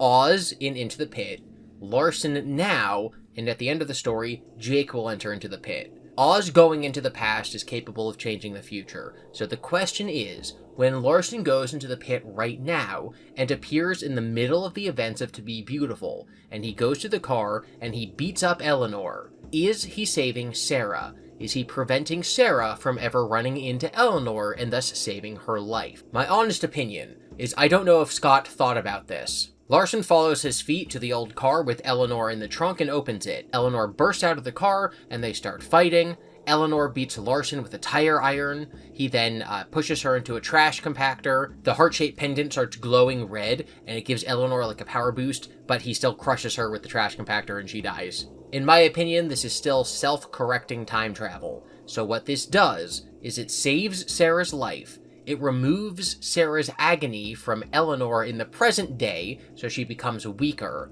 But this doesn't affect the fact that the characters are in this room right now. So Sarah not dying doesn't change the fact that Larson still begins investigating the Stitch Wraith, because it's a self-healing timeline. Larson wakes up on Talbert's floor to see Talbert recoiling away from Eleanor. Eleanor shoots tendrils out of herself that wrap up Larson, and he realizes that these tendrils are made of blood. Does this mean that the single person's blood that's on all the balls is Eleanor's? And if it does, what is Eleanor's blood? Like, what blood type does she have? Where does it come from? Is it metaphysical blood? Does it match the real world Renell? Does it match the real world GOOiam Afton? I don't know. I have many questions. We do not get these answers. But what we do know is that when Larson is touched by the blood tendril, he appears in Oz's town again, and he has to run to the ball pit. He appears in a room with a lot of clutter and a big chest. He opens it and Eleanor pops out of it. This big chest in this room with a girl inside is the place where they will eventually go and find the druggy girl that Jake found's actual, sleeping body. So when Jake was out getting food that morning and Eleanor took the girl's spot, what she did was hide her in this chest in this warehouse thing. Larson beats Eleanor's skull in with a candelabra. Insert clue joke here. Get on making a FNAF clue game, Scott, because if you don't do it, someone else will. Larson appears back outside of Jeff's. It's now a pancake restaurant. No, this is not the pancake restaurant from Fine Player 2. He goes into the pit. He appears in a boy's bedroom. It is not Jake's bedroom. Maybe it's the boy from Step Closer. I don't know. Eleanor is in the closet. Larson grabs a baseball bat, and remember that Jake loves baseball. He loves his baseball plushie. He loves his baseball game with his dad, so baseball equals Jake. And he uses it. Larson uses the baseball bat to decapitate Eleanor. Jake, who's been on the floor back in Talbert's house with his battery broken because Talbert shot him, is having a strange vision of his 9th birthday party. Of course, he did not have a real 9th birthday party, but I'm guessing that he told Simon that he did. I'm guessing that these fake memories he created for Simon are sort of echoing back to him now, and he's remembering them as if they were real. It wasn't even a memory. Jake decides to push this fake memory off. He wakes up and he gains the ability to move despite the fact that his battery's broken. He stands up and he goes over to Eleanor on the operating table, just as in the metaphysical world, Larson decapitates her in their mental battle. Jake gets really, really close. Larson and Eleanor are now fighting in a warehouse. Eleanor gets the upper hand. She's about to kill Larson. Jake climbs on top of her, and he uses his eyes to burn into her, the same way that she did in the warehouse when she took all the bits of Afton out of him. So he does this to her, and takes all of her agony out of her into him. She wasn't animated anymore. She was part of Jake, the same way Andrew had been. Eleanor was bad at the core, but she had no power here. Jake reaches into Eleanor's memories, finds a very painful memory, and stuffs her and subdues her inside of that memory. She's left on the table, more than dead. And that's the climax. We cut to 2 weeks later. Larson is no longer having visions because Eleanor's gone. His injuries from the Eleanor fights in his mind were real, and he's still recovering from them, because it's real time travel. He goes to Ryan's baseball game, Ryan's in the outfield, he catches a fly ball. Since Jake is baseball, and Jake had bats, Jake hit the ball, and then Ryan caught it. It's kind of like literally passing the ball from Jake to Ryan as far as Larson's life is concerned. Oh my god, Ryan is gonna be like what Larson cares about more now. Jake has just enough battery to walk to the ball pit. I'm guessing that once the battery dies, his entire, like, endoskeleton suit will vanish. Like, him and Eleanor will vanish once the battery runs out on the suit. As he gets closer to the ball pit, he ponders if Eleanor is the cause of all of this chaos, or if the chaos caused her. And that's basically the underlying question of how evil works in any story, right? Is the devil pulling the strings?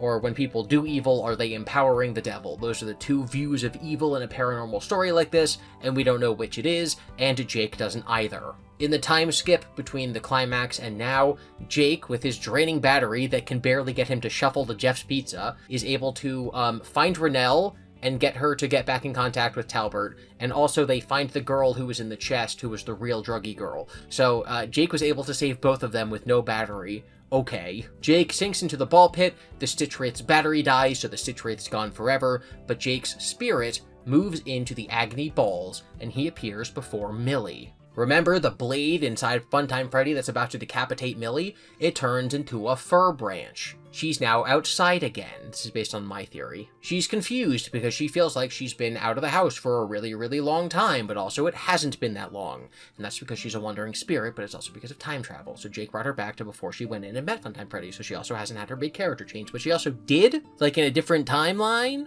She sees Jake, he's looking healthy, he has a full head of hair. He leads her back to her grandpa's porch, she goes inside, she hugs the grandpa. Jake is appearing in his real, ideal form, not his bald, sick, dying form, which is a trope of afterlife stories, right? Like, you die when you're old, but then your ghost appears, like, the way people remember you, so you're young and handsome again. Jake appearing as a character in Millie's story is more similar to Oz appearing in the past and into the pit, and not the same as Larson appearing to view things through people's memories in the memories he had in his apartment, or as a someone who no one else could see, which is how it was when he was going through all the memories when he was on Talbert's floor. The balls in the ball pit all start to glow using imagery of the Philosopher's Stone. They turn into little, like, glass orb things that show scenes of happy endings that Jake is giving all these people whose agony has been gathered. They dazzle like stars on a clear night. There's a theory called Stinger Moot, which is basically that Jake is undoing, via time travel, all of the bad things that happened through the series. And if he's doing that, then none of it ended up ever mattering. If the end of the story is using time travel to go back and make it not happen, then it's all moot, which means none of it mattered. And yes, I do think that if we were to continue to get these scenes of Jake going from ball to ball, agony to agony, fixing these problems, that would be what happens. He would stop Delilah from crawling in the vent, he would stop Toby from impaling himself, and because it's a self-healing timeline, there would not be a paradox, nothing else would change, it would just end with these characters coming back to life. And the only person in the entire story who would be dead for real would be Jake. Which is cruel, Scott. That's the Stinger Moot theory. I didn't believe it going into the project, but after reading it, I'm like, yes, that is just so very obviously what's happening here. We cut to Larson for the double climax with Talbert, who tells him what Remnant is. Remnant is haunted metal that conducts intangible memory the way that it conducts electricity. It makes the tangible intangible. It makes memory the present. Larson asks what the pendant is haunted by, given that Renelle is still alive, and Talbert doesn't tell us. I think Scott just kind of got written in a corner, and that's it. Maybe Renelle was dead in the original version, I don't know, it doesn't make any sense. Talbert gives Larson the pendant, and then Larson leaves the house outside. This is how the entire saga ends. Once Larson was on the sidewalk, he heard a soft, high-pitched sound. He looked around for the source of the noise and discovered it was coming from the pendant in his palm. It was like it was singing a song, but too softly for Larson to make out the words. He held up the pendant to inspect it, and the sun shone through it. It was dazzling. The pendant is dazzling like the balls that Jake is making in the pit, right? So dazzling is good, but singing is Eleanor, because Eleanor sings to Sarah, and all the animatronic parts that make up Afton's amalgamation are singing. It seems very ominous to me, but it's also possible that the singingness is part of Renelle, because when Jake looks at the pendant, he gets a good feeling. That might be from Renelle, whereas Eleanor is the evil part. So, like, Eleanor sings because she's using the good magic left from Renelle's memories. If that's the case, it was conveyed very poorly by Scott, because I genuinely do not understand what we're supposed to take from the singing being used in these 3 places in the series that it's been used.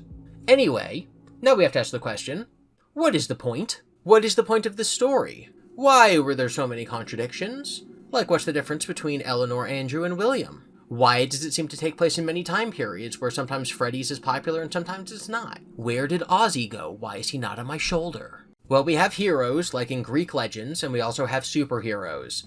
We have haunted memories and time travels, we have people who want to do the right thing, we have people with negative pasts, either through their own fault or through no fault of their own, we have an embodiment of evil, we have the 0 point field, we have consciousnesses that try to connect to people through it, we have all these different magic systems and these moralities that can lead to good or bad things, we have ideas of questions of fate and destiny and good and evil and life and death and hope and love and loss. What does it all mean? So Talbert was going to lose someone he loved, so he used Remnant to selfishly keep them his, but doing this only ended up alienating him from the real person, thus defeating the entire purpose. Taggart can't experience love, and he uses his research for himself only. Jake is dying of cancer, and dies. Larson works too hard and disappoints his son. Millie is depressed because her parents failed her, but she ends up having a change of heart. Oz is bored and goes on an adventure, but there's negative consequences, but he's able to fix them. Arthur wants to do the right thing and help this poor suffering man, but this has unforeseen consequences. William Afton is William Afton. Andrew is a child William killed who doesn't really remember his life, but he knows that he hates William, and thus produces a lot of this force called agony because he's constantly in pain, and the agony he creates causes problems for other people. Greg wants things, and he wants to harness this power that he doesn't understand, and instead, it manipulates him, and his loved ones have to pay the price. Delilah runs away from her responsibilities, and isolates herself, and this allows Eleanor to enter and isolate her life further. She literally isolates herself so much that she dies. The Blackbird kid was a jerk, and then he learned to not be a jerk, because Eleanor decided to teach him a lesson that week, or maybe it wasn't Eleanor this time. Toby has a tragic past and a bad home life which makes him competitive, but when his brother apologizes to him and changes his ways, Toby is urged forward to make another bad choice, this time fatal because of Eleanor's influence. Pete gets cursed and then dies despite trying to make it up to his brother and apologizing. Sarah learns to be careful what you wish for, which is kind of like Oz, I guess. Sarah only values what's on the outside, not the inside. So her outside becomes like her inside. It becomes trash. But then at the last second, she realizes that she was wrong. Those are the circumstances that we find all of our characters in. Larson is inspired to be a superhero because Ryan believes in him. Jake wants to always do the right thing and help people, and he teams up with Larson to stop Afton and Eleanor. After they're defeated, Jake, as he's fading away, helps everybody who's been hurt by all the agony, and the only thing that ends up remaining is Renelle's remnant inside of the pendant that sings and dazzles. The story comments on the nature of evil, but does not come to a conclusion. Is evil made from humans, or is evil its own force that feeds on humans? How should you feel if you did the right thing for the right reason, but it comes to a bad consequence? Should you be expected to personally sacrifice things for other people? What is your responsibility to other people? Margie and Evan, Jake's dad, both sacrificed themselves for others. Evan by literally dying in a war, and Margie by taking a job that doesn't pay very well to take care of Jake because she loves him. So love is obviously powerful. We talked a lot about Greek myths, we talked about the Bible, but the third source you always have to look for important literary allusions and references would be the work of Shakespeare. Blackbird overtly calls out Othello, and we talked about that when we talked about Blackbird. But I also think that the image of the blood on Lady Macbeth's hands is sort of analogous or a precursor to the concept of agony in the Frights series. It's this idea that you've done something wrong, and then it sticks with you. Physically, but also like mentally physically. The heart-shaped pendant is a heart, which I think helps with the idea that love is the opposite of agony. It's a stronger emotion, right? The heart-shaped pendant is stronger than agony. Agony tendrils smell like blood, and if we're assuming that it's actually agony on the balls in the ball pit, not actually blood, then agony is like blood, and a heart's pump blood.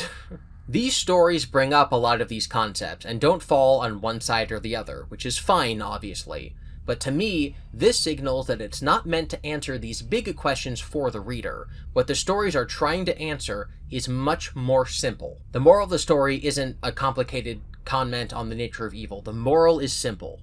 The moral is, holding on to anger/revenge is bad. There's a famous quote that goes, holding on to spite is like poisoning yourself and expecting the person you hate to die.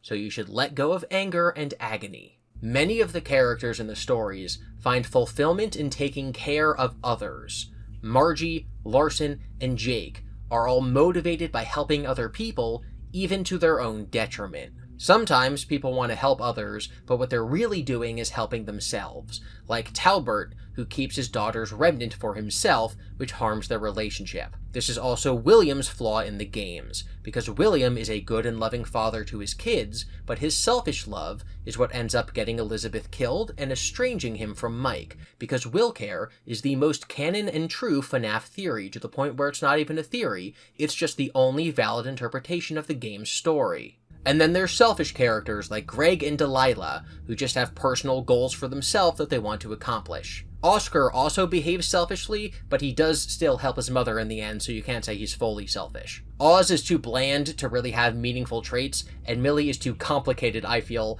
for her traits to be easily defined in one category or the other. Gathering all of the evil up is very interesting, because it's what allows Eleanor/Afton to gain so much power. So the question is gathering the agony to destroy it a good thing or a bad thing? Is the ball pit a good thing or a bad thing? I don't know. I feel like that's one of the things that Scott intended to be obvious but wasn't. Another thing that I think should be obvious but takes a little thinking to get through is if Jake's purity and kindness is what makes him so powerful, if the fact that he was loved so much is what makes him so powerful, is that only the case because he was dying? Is he only kind because he was dying? Is he only loved so much by Margie and his father because he was dying? Is he only so innocent because he died so young? I don't know. If the answer is yes, I don't think Scott thought through those implications. I don't know. Is it the power of love or the power of innocence? I would hope it's the power of love. Larson eats a lot of sandwiches. Jake sees double because of his tumor. Larson sees double because he can see remnant agony memories. We are not the same. Memories can hurt you in the present, so you need to let go of your trauma. I said that kind of as a joke, but I think that might actually be what this story is. Fredbear at Five Nights. My other screen is showing the New York Comic Con panel for Five Nights at Freddy's. Frankie Fredbear. Memory can negatively impact your present, and your past shapes who you are. And your choice is to use that to better yourself, or to let yourself fall into darkness. Delilah lets herself fall into darkness. Talbot lets himself fall. Andrew lets himself fall. But Larson rises above it. Oscar rises above it. Jake rises above it. If I closed my big hypothetical big book of Frights that's just the stitch line, if I made it one physical book that's just the start of Count the Ways to the end of the stitch line, and I said, this is one book and it says one thing, what would be the point of the book? What is the point of what I just read? I guess it's don't judge a book by its cover, and be careful what you wish for, and despair compounds upon itself, but so does love, and ultimately, the right thing for you to do is to be like Jake, and by Jake, of course, I mean the Simon doll, Simon who changed his name and then led people into heaven. You should be like that, you should be like that guy. Love is more powerful than agony. Agony is also powerful. You should let go of your spite. You should do things for other people. You should watch baseball games. And that is Five Nights at Freddy's, the stitch line. There's a couple other things I wanted to look into that's part of my investigation for doing analysis into stories that I'm actually going to show you guys a little insight into. And that is that I went into the digital version of all the books and I Control F'd, so I searched for the word agony across all of the stories, because I wanted to see how the word agony is used when it's not being used to describe the literal force of agony. When just the prose uses the word agony, what is it saying, and how does that relate to the overall bigger concept of capital A agony? So we're gonna do that now. Okay, so Control F'ing all of the uses of the word agony throughout all the stories. Out of stock. The thought of Raj and Isaac lining them up for epic chomping battles in the yard was pure agony. Room for one more.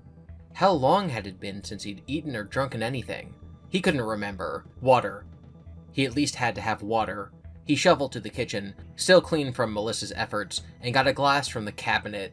He filled it with water from the tap and tried to drink. Agony. Swallowing even a sip of cool water felt like swallowing ground-up glass.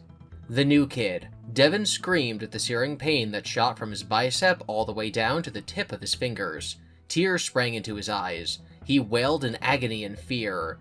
He also tried to pull his arm out of the bear suit. Bad idea. Step closer. Foxy slammed his hook into Pete's eye, and there was an audible pop. Blood poured from his eye socket as Pete screamed. Foxy's mechanical foot slammed onto his right arm, crushing muscle and grinding against bone. Pete convulsed in agony. He tried to push Foxy off of him. Too heavy, too strong. In the flesh. Matt stifled a scream as he realized the truth. Something was inside him, and it was trying to get out. The painful pounding became more insistent, a drumbeat of agony. If it was out of him, whatever it was, the pain would stop. Man in room 1280. But her mind, her memories, wouldn't let her find calm. Instead, she was transported, wholly against her will, into her past. She was deposited next to the bed of her dying son, the one who had left this world and had taken with him every smile Nurse Ackerman might ever have smiled. Feeling the agony as if she was living it, Nurse Ackerman experienced for the millionth time that moment when her son's death had reached into her heart and had torn it apart. The breaking wheel. So if Julius was now in unspeakable pain because of what Reed did, it made sense that he'd be even more homicidal now.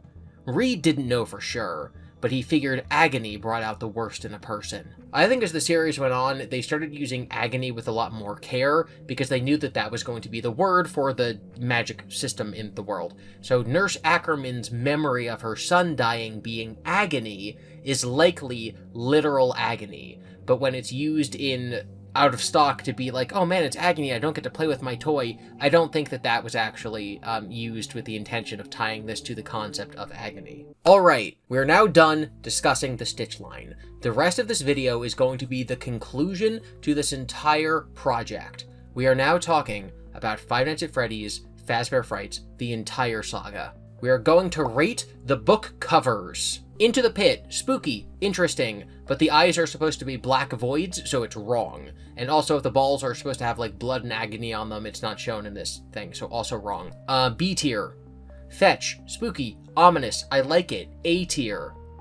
1:35 a.m. I'm torn of having words in her eye. It's spooky in a goosebump way, so I do like it. B tier. Step closer. The coolest thing in the series, and the only one that's an actual FNAF character, the 3D elements on it are also amazing. S tier. Bunny Call. Completely inaccurate, not scary. D tier. Blackbird. Looks way too dorky to be the scariest thing imaginable, which is what the story is supposed to be about. Disappointing. C tier. The Cliffs. Totally serviceable, but also very inaccurate. There should not be a speaker on the bear, and it also should not be at the bottom of a cliff. That's literally the exact opposite of what happens in the story, so I think I have to go D tier. Gumdrop Angel. F. The Puppet Carver. Why is there more than one puppet? It's wrong, it's not scary. D tier. Friendly Face. Incredibly spooky, probably the best cover. S tier. Prankster. It's not scary, and it's not accurate to the story. I don't even know what this is supposed to be depicting. C tier. Felix the Shark. It's a little too goofier for me. I've seen scarier robot sharks in, like, Banjo-Kazooie. C tier. And that's all the covers. Now we're going to list the stories as a tier list. When I went through the series, I made a tier list after I read each book for where I would place the story into a list of all the best stories from like best to worst. Those were based on my initial feelings after finishing the stories for the first time. These thoughts were raw and unfiltered by other people's opinions or the reception of me speaking about that story on YouTube, which is good. But it biases in terms of the order that I read them. Basically, if there was a trope that appeared in a lot of stories, the first time I read it, I probably dismissed it. The 5th time I read it, it probably annoyed me more than it would have if that story had been the first one to introduce it. So I think that that could have hurt some of the later stories and benefited some of the earlier stories. So now that I've read them all 3 to 4 times, and I've had a lot of time between me starting the series and now, I'm going to make a new tier list based on my impression of the stories all this time later, with the project completely done.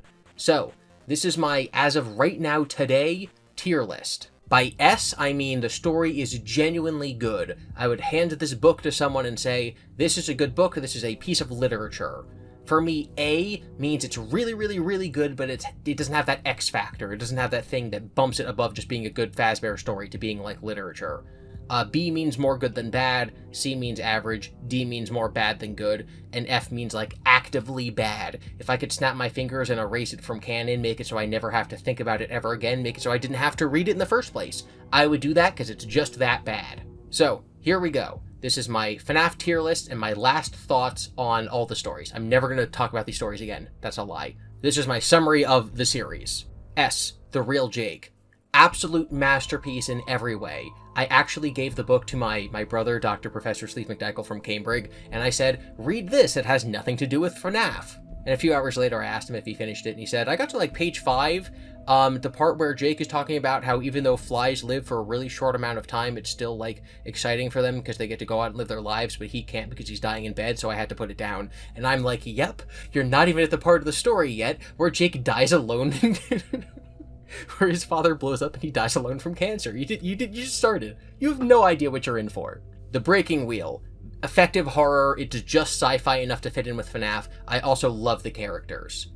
Count the Ways. On my 4th read, I fell in love with the book all over again. Some of the stories that have Millie-esque characters really annoy me when I read them, and I think that what saves this story and what saves Millie as a character from being annoying is the flash forwards to after she's had her epiphany and after she's changed her mind. So when we're reading her in the past, she might be annoying and wrong and ignorant and uninformed on certain things or have a bad attitude, but we know that the change is coming. So we're sort of pitying her for being young as opposed to being annoyed because we have to follow around this character. She's probably my 2nd favorite character after Jake, but that's kind of unfair obviously because Jake gets a lot of development in the epilogues. Sea Bonnies, also very good. I might drop it down to an A because I don't know if it deserves to be on the same tier as the others, but I think it should be an S just because it sort of rounds off this like 4-book perfected tier. It's the sort of more silly campy one, but it's just as good. A tier, Coming Home. It is a masterpiece. The only reason I don't have it as an S is because I don't like the 3rd act where Chica chases her all around the house, and I don't like how the doll is found in the father's secret workroom. Like, what even is that? I don't understand, like, where that came from. The math is also wrong on how old the girl should be, and I think there was a miscommunication between Scott and the author. I don't think it was meant to be set in the present day, and the author just added details like a big flat screen TV and the internet. That is enough reasons for me to knock it down from S to A. The Scoop. The Scoop and Coming Home went back and forth with me for a few minutes about which one I think is the best in A tier and which I think is the 2nd best, and I think that the reason that The Scoop is a knock below Coming Home is because it has a lot of scenes that are just, she sees the scary boy and is scared by him, but we, the audience, know that it's a dream and nothing bad is going to happen to her, and so I find that those parts lack tension. The New Kid is amazing, but I don't understand the ending, and I don't understand some of the rules, like the guy who owns a pickup truck who is Kelsey's neighbor.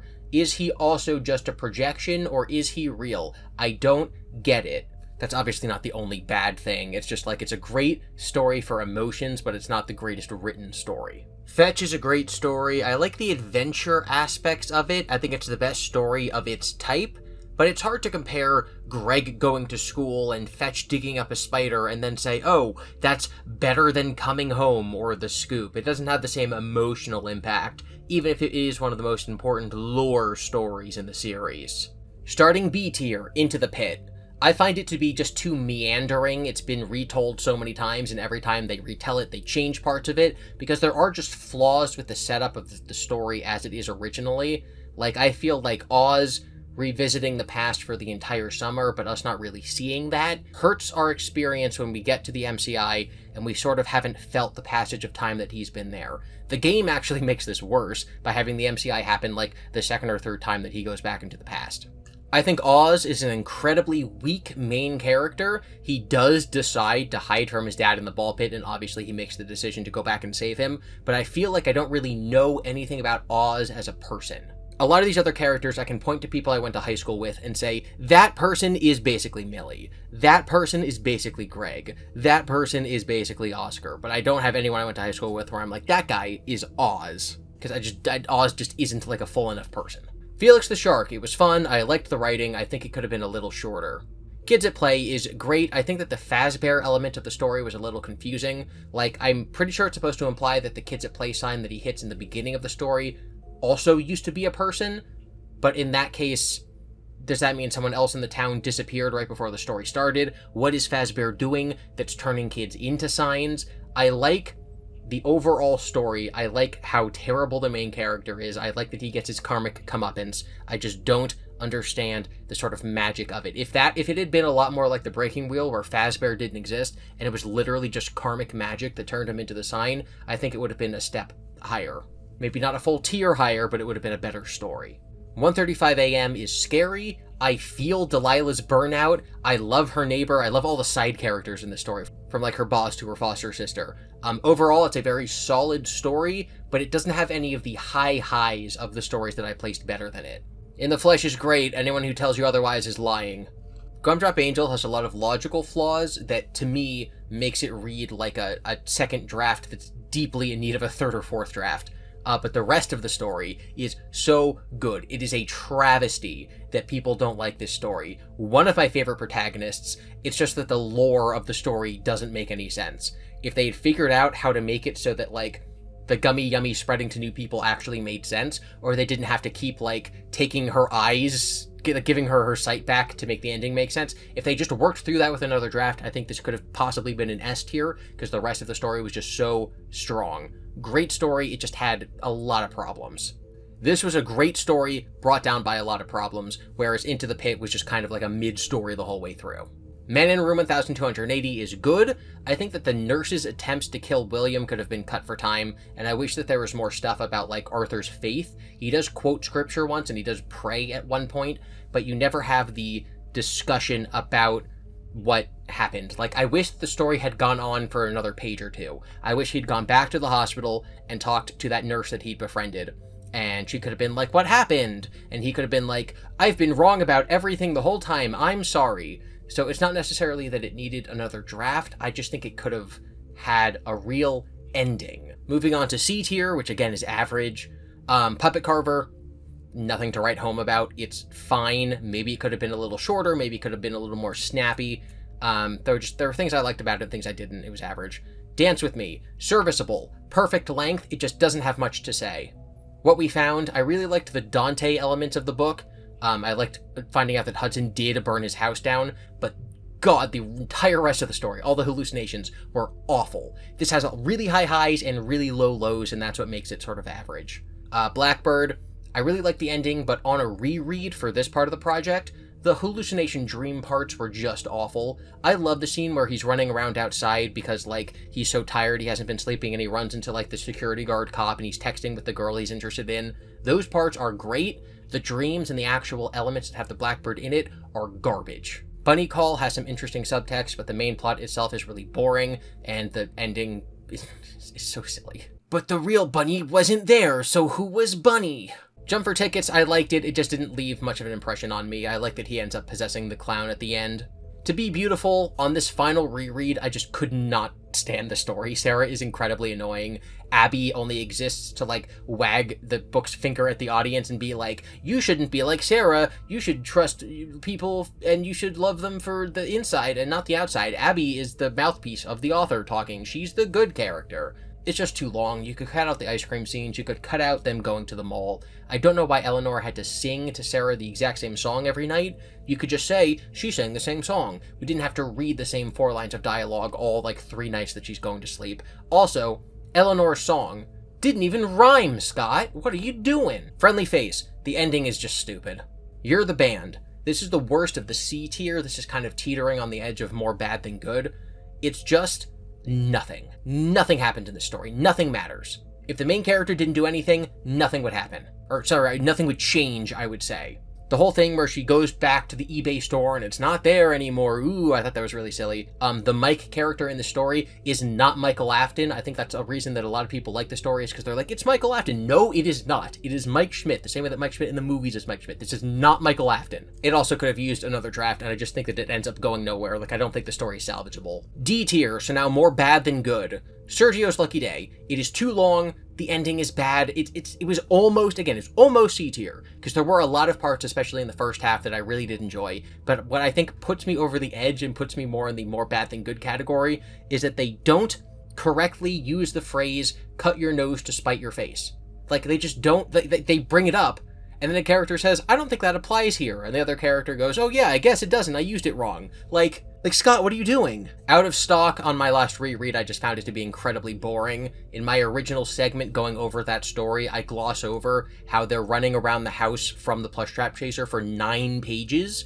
And I glossed that over because it's boring and nothing happens. And having to reread it again, I'm like, wow, this is boring and nothing happens. I was also kind of annoyed by the immaturity of the characters. I talked about this, but it seems like it needed another draft to hammer this out, because at one point in the story it says that the characters are about 12 years old, and another point of the story it says they're about 16.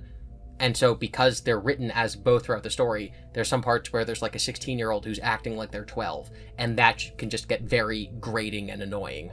Step closer. It's too long. I don't like the eyes getting poked out. Like, I get that that's part of the horror of the story. Is like, ooh, they're coming for your eyeball, and I'm like, wow, I just don't want to read that. I just don't want to read that. It's not scary, it's just, like, annoying. Together Forever, I liked the ending, but I don't think any of the rest of the story made sense.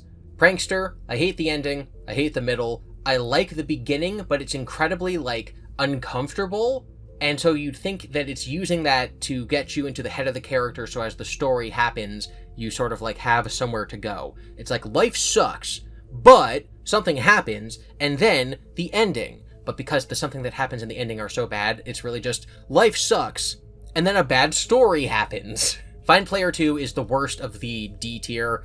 The premise makes absolutely no sense. It's an okay story, like the book itself, but it's one of Scott's worst concepts. It makes no sense. I often say that these stories need another draft to make good. This needs like 3 or 4 drafts, and I don't know if it can even be fixed because the concept itself doesn't make any sense. How did the police not check where the girl got trapped? I don't get it.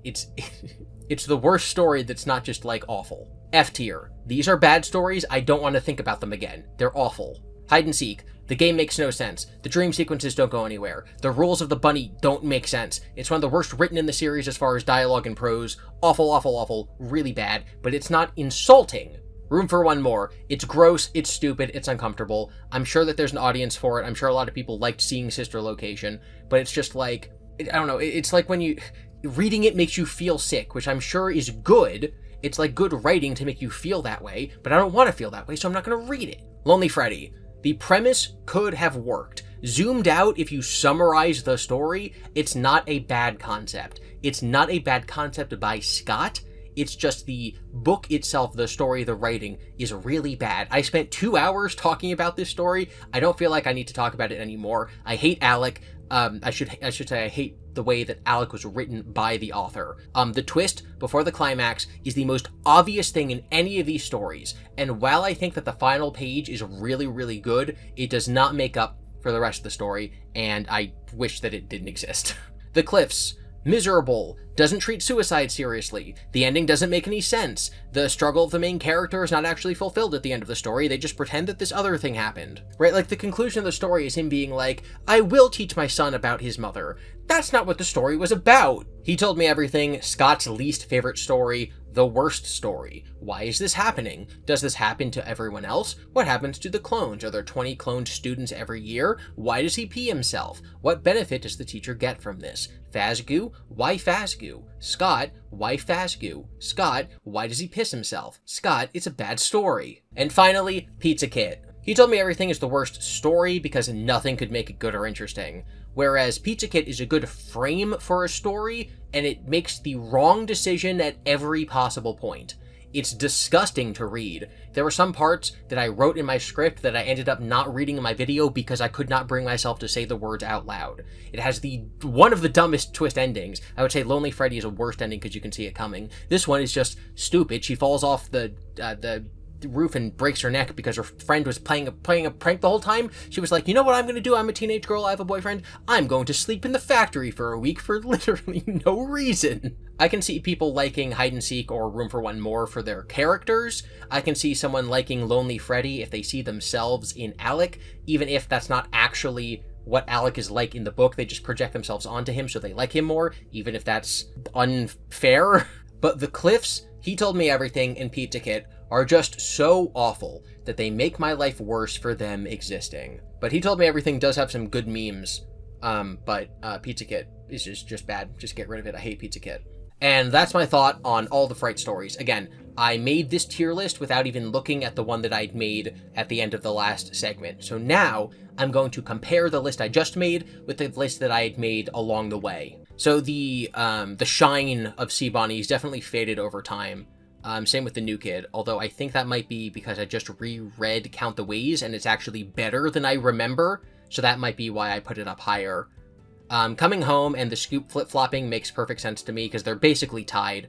I think I just did it like a recency bias thing with those. Same with Fetch and the new kid. I guess I just sort of naturally grouped the stories more evenly when I remade the list because the first one is very lopsided.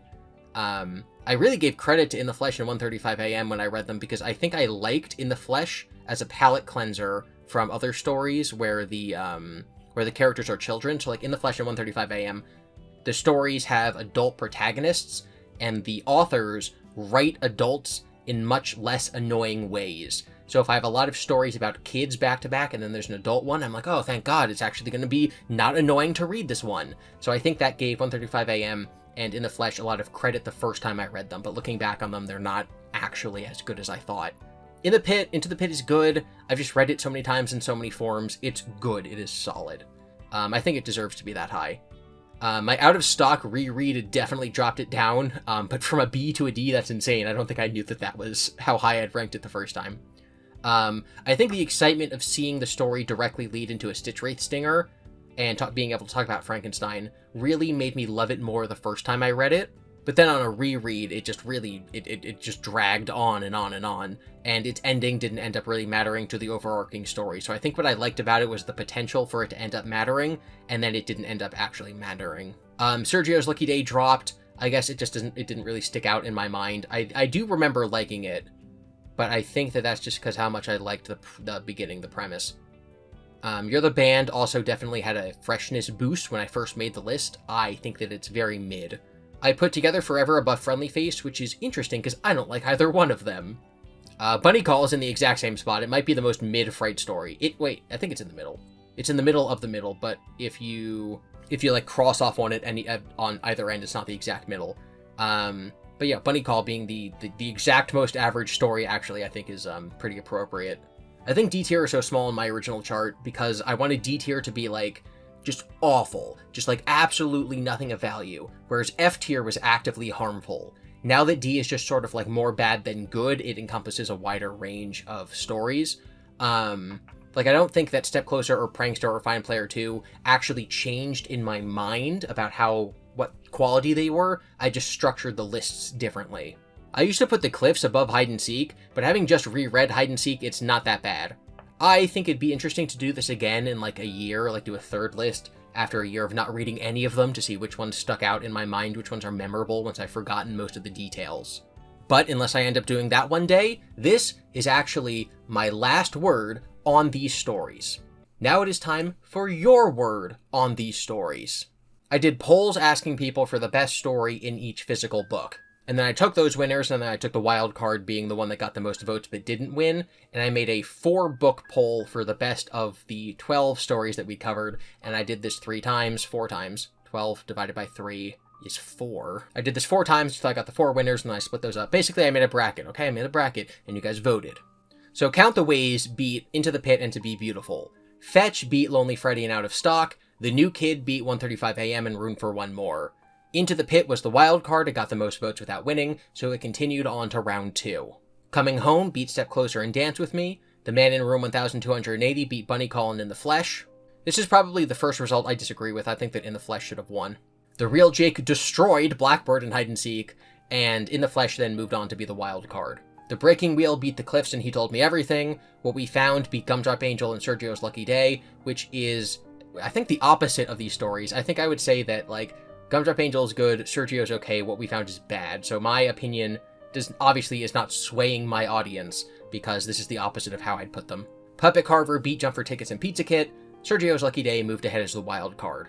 Sea Bonnies beat Friendly Face and Together Forever. Find Player 2 beat Kids at Play and Prankster, which is a travesty. And Felix the Shark beat The Scoop and You're the Band. I prefer The Scoop, but it's fine. The Scoop didn't even move on as the wild card. Kids at Play did. Okay, so then we did the second round. So, Count the Ways beat Fetch, The New Kid, and Into the Pit. The Real Jake beat Coming Home, The Men in Room 1280, and In the Flesh. The Breaking Wheel beat What We Found and The Puppet Carver and Sergio's Lucky Day. And Sea Bonnies beat Find Player 2, Felix the Shark, and Kids at Play. These 4 are also my favorite stories. I may go back on, between The New Kid and Count the Ways, but I agree that these are the top 4, and so I'm very excited that this is the way that the community also voted. I decided instead of just having an overall poll for these 4, I would do a 1-to-1 semifinals before moving on to the finals. So we have Count the Ways versus The Real Jake, and The Breaking Wheel versus Sea Bonnies. I did them in chronological order. So Count the Ways came first, and then The Real Jake, and then The Breaking Wheel, and then The Sea Bonnies. To no one's surprise, The Real Jake and The Breaking Wheel won each of their matches. And they ended up facing off as the final 2. I have not looked at the results yet. You're watching me live. I have not seen them.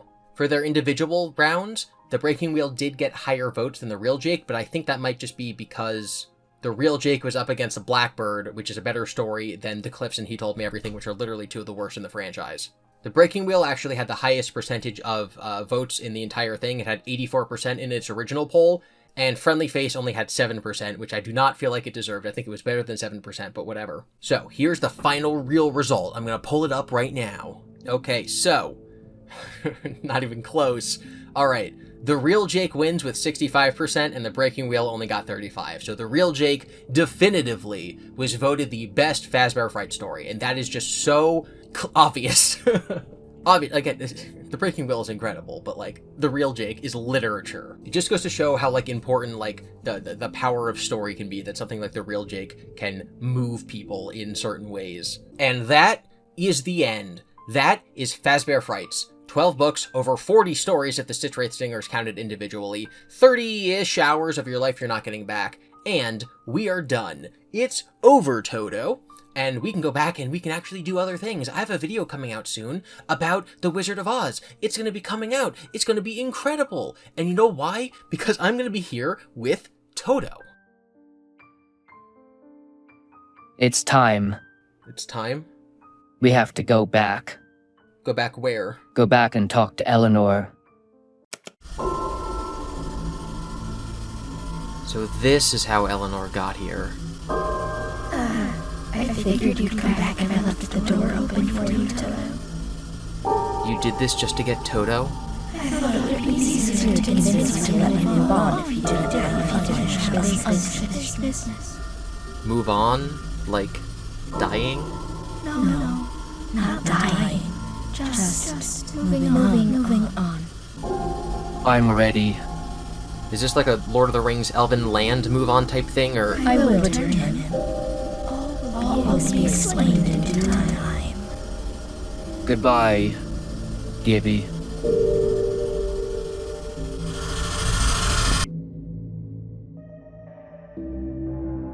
Goodbye, Toto.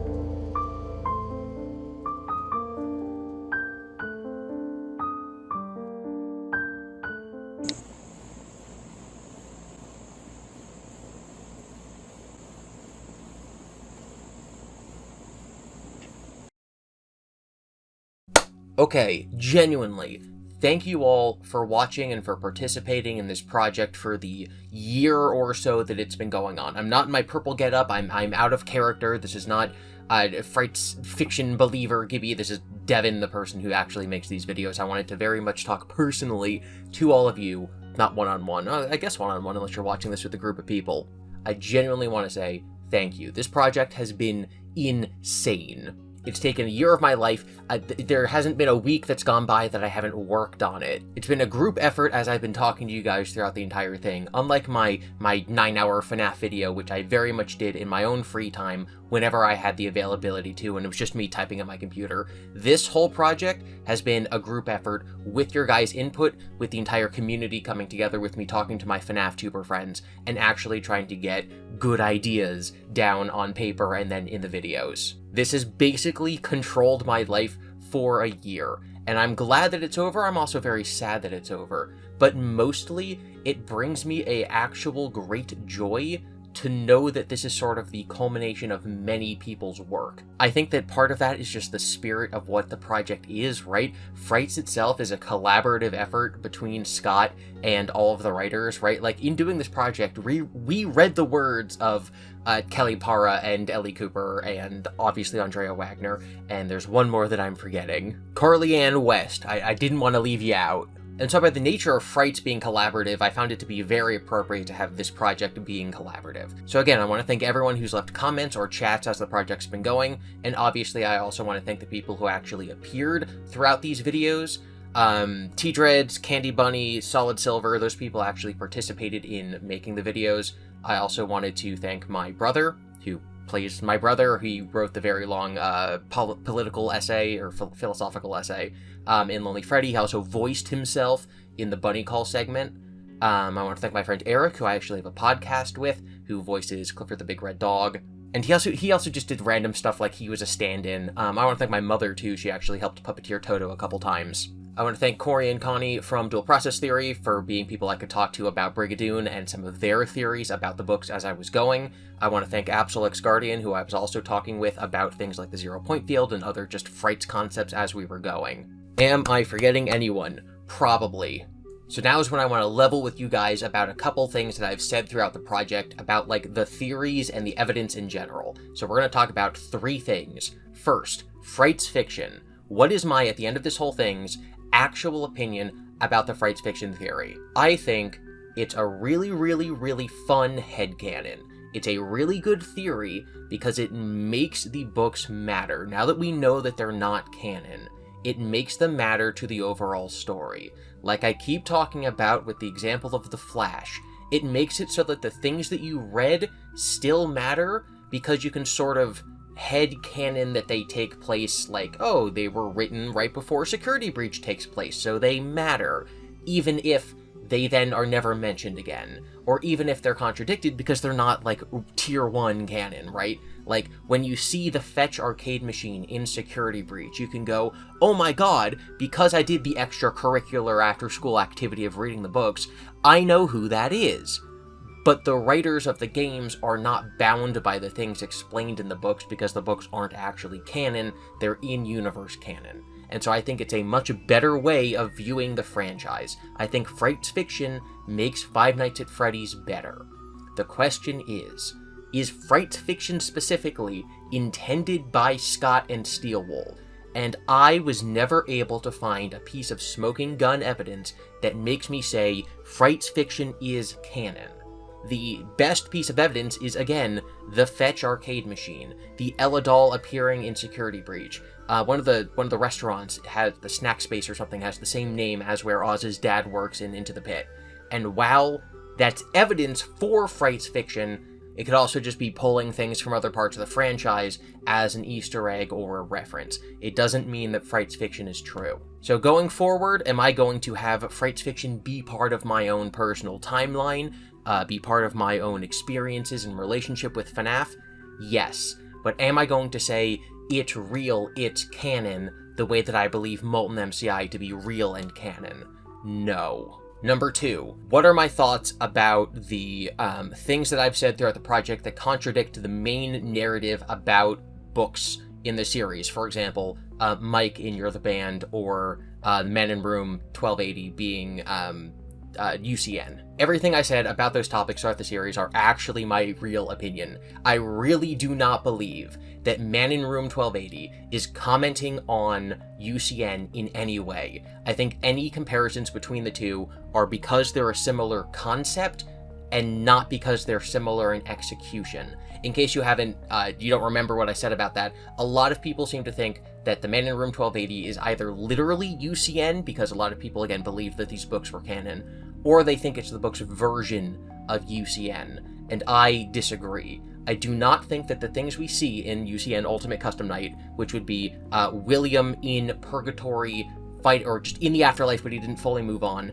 fighting off the threats of the animatronics that he sort of imposed on other people with this big puppet mastermind, not literally puppet, the puppet's Charlie, this big mastermind being the vengeful spirit or the one you should not have killed. I do not think that's analogous to what happens in the Man in Room 1280, where Andrew and William are torturing each other. I just think the Man in Room 1280 is supposed to be the trope of like, you have a spirit inside of you who's tormenting you in your dreams, and because William's in a coma, he's being tormented. The way that we see dreams and the ability for spirits to influence them throughout Frights show that what they do is they trap you, or they put you inside of a real memory. It's not Freddy Krueger, where you can create a nightmare and then go around and manipulate things to scare or hurt people. You're trapped within a dream because that's just an ability that spirits actually have. And this is not like UCN. I see why people made the connection, but I don't think it's actually there, and I think now that we know that the books aren't canon, we should reevaluate the way that we see the relationships between the books and the games. The same way that a lot of people, I think MatPat also actually said this, the same way that a lot of people think that Into the Pit is a good depiction or a parallel to the DCI or the dead bodies in FNAF 2, I don't think that was ever intended. I just think that's supposed to be the inciting incident in this continuity. I don't think it's telling us anything about, the second set of murders, because in the games, there's a second set of murders that we know absolutely nothing about, to the point where lots of people don't even think it actually happened. And so we have murders that we don't know anything about, and now we have a book depicting something that's definitely not the MCI, so maybe they're the same event. And I disagree. I think now, again, that we know the books aren't canon, we should reevaluate that assumption. In my mind, I do not think that that assumption is now something that's logical to conclude from the relationship between these two things.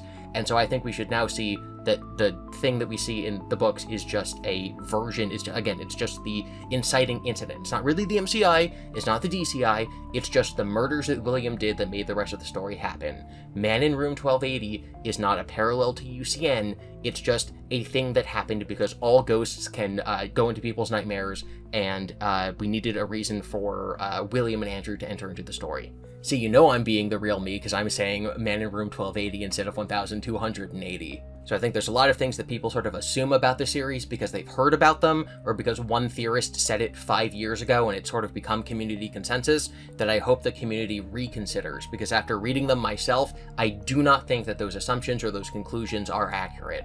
I do not think Man in Room 1280 is UCN. I do not think that Mike from You're the Band is Mike. There's a couple other ones. I don't think this is more just about the books. I don't think that the thing in the Puppet Carver is Fazgoo. I don't think the Afton amalgamation is the Blob, etc. And number 3, the field. Do I think the field exists and is also in the game? Kind of. The field is something that was only mentioned by name in Fetch, and I see why it's completely ridiculous to read one story out of like the 40 stories in the series and go, this mentions something, let's just wildly extrapolate that also exists in the game's timeline and actually explains everything. I think I understand why that looks crazy from the outside, so I want to sort of explain the two aspects of the field that I think are important. Number 1 is it's a joke. Whenever I see something in the stories that's obviously a coincidence because the writer just needed to get from point A to point B, I just point and go, I get it, it's the field. You have the character Reed in the Breaking Wheel, who the story needs to just stand there and watch the events unfold without interfering. So in the book it's like, Reed didn't know why, but he just stood there and he couldn't move. That's a cheap writing trick. You're like, the character didn't know why they did this. Well, it's because you need them to do it, but it's also illogical or out of their character. So pointing and going, oh, it's the field, I think is very funny, because it gives the writers an out to just say that, yes, that's why that happened. Right? This is also like how I view the Force in Star Wars, which is what I continually compare the field to. We need a character to do something, and so the writer can just be like, the Force told them to go and do this. They just got a strange feeling from the Force that that's what they needed to do, because that way they can get the character to be involved in the plot without actually having to set it up. So, using the field as a joke to explain lazy writing, I think is a funny joke, and I don't mean it. The second important thing about the field is what I do actually believe, which is that Five Nights at Freddy's has a magic system. There is something in the universe. There's psychic powers, there's ghosts. There is something in the universe that is supernatural and paranormal. There's a level of psychic ability. In the games, the words, "It's me," appear flashing before Mike's eyes. And then in the book, Larson has words flashing in front of his eyes when he's in the warehouse. He has the word Eleanor also appear before his eyes when he walks into Talbert's house at the end of the story. So, like, there's psychic abilities. Ghosts can manipulate things. Memories have power. There is a magic system in FNAF, and whether or not it really uses the real-world belief of the 0-point field doesn't matter. We're just calling the magic system in FNAF the field. We could call it literally anything. We could just call it magic. But the point is that there is a magic system in FNAF, and by playing the games and reading the books, we can learn what its rules are, we can learn how it works, so maybe we can make some predictions for the future. And we're calling it the field. How does eye contact lead to consciousness transference? The field. Why are video game cabinets haunted? The field. Why can the robots seemingly talk to each other and, like, do things to attack the night security guard? The field. The field is just the name we're giving the magic. It doesn't just come from Fetch, we're just getting the name from Fetch. Fetch, and again, Taggart's epilogue where he's like, there's psychic abilities, if you just, like, throw up a psychic shield, you can protect yourself, right? Like, those tell us what characters in-universe believe.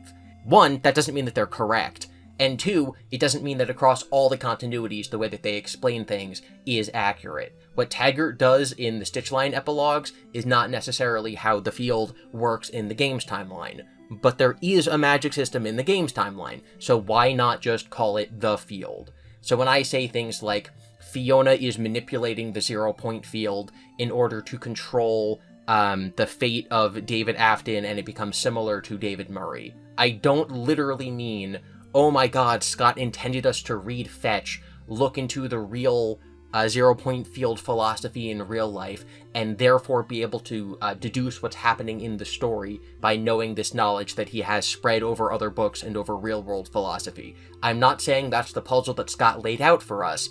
I'm saying Scott intends us to sort of understand how the magic system in FNAF works by looking at all the past games and all the past books, and we're given the name, the word, the field in Fetch. And so I don't see a reason to not use that when talking about FNAF's magic system. So when I say things like, the magic system in FNAF is allowing there to be manipulation of characters like Gregory or Vanessa, because that's how it works, that's not ridiculous. But if I say, it's the field from Fetch, it sounds ridiculous, but I'm just using the word field to mean FNAF's magic. Because in the real world, the field is sort of semi-related to the relationship between technology, random events, and human minds, right? The idea is that your human mind can manipulate the 0-point field and then talk to computers, right? That's like the very basic idea, and obviously FNAF is about humans and computers being psychically linked. But, like, the real-world field isn't about souls and ghosts, so, like, is it the same thing? Absolutely not, but we're going to use the term, and the rest of the community has already adopted it, so there's really no turning back now. Okay, so that was Frights Fiction, that was my opinions on the franchise that are different than other people's, and that was The Field. So those are sort of the three things I want to hammer home to people watching. Those are not a bit, those are things that I, the real person behind the computer who's writing all my videos, actually believes. Okay, now I want to talk about two things that are sort of part of this video that went into the making of this video that I feel like I owe an explanation to the people watching it. Number one, there's an Easter egg. In my Too Long FNAF video, I put an Easter egg that I expected some people to pick up on, and then no one did until I announced there was one and gave a couple hints. The solution to the Easter egg is that the length of the video is the zip code for Hurricane, Utah. That was 100% intentional. There's also an Easter egg in this video, but it's significantly harder. throughout this entire thing from my coverage of Into the Pit until now when I'm summarizing the Stitch line, there's been little puzzle pieces that fit together to form something. That's all I'm gonna say. I'm not gonna really be more specific than that. They're mostly hidden in the Toto lore segments, but not all of them are in the Toto lore segments. So if you want to find all the pieces, you do need to watch the entire project. I think the pieces are very easy to spot when you see them. I think that they are very out of place, but that's also my perspective because I know what they are and I know where they are. I will say, at least one person has noticed them and has messaged me about them, but they have not found all of them, and they don't necessarily know what it's building up toward. They don't know what the whole puzzle looks like while it's together. So I will say that to solve the Easter egg, you need to find all of the pieces and you need to put the puzzle together, and then message me on Twitter or in the comments and say like, oh, this is what it is, this is how I solved it. And that's how you win the non-existent prize. I do have another channel actually called Toto's Comedy Clubhouse where I'm putting together all the Toto lore segments to be easier to watch, but again, you're not going to be able to solve it by just watching those. Speaking of Toto, once again, I'm not in my purple shirt, so I'm not in character. Toto is just a puppet that comes from GameStop. I want to talk about the Toto segments. So my idea going into this project was that I would have sort of ongoing week-to-week bits of canon that I insert into the video because I wanted to sort of test myself to see what I would do if given the same story structure that Scott had when he was making the original games. He wrote the story bit by bit with each game, but also sort of knew part of the lore and he knew where it was going, and so I wanted to test myself and see what I would do if I was in that same situation. When I started the series, I knew I'd be going away for a month to go to Japan, and so my original idea was that I was going to take that month off, so there would be no uploads, there would be no updates about this series. And because I was going to take a whole month off, I wanted to include an in-universe explanation for where I was. And so the idea was that Toto was going to run off to Japan and I'd have to follow him, and that's why there'd be no uploads. I instead decided to front-load my content to have there be videos that came out while I was gone, and so now I sort of didn't need this big excuse to be missing. So this whole Toto lore segment that I had planned out for months and that I was slowly writing into the story, I didn't end up needing, and so it kind of comes out of nowhere.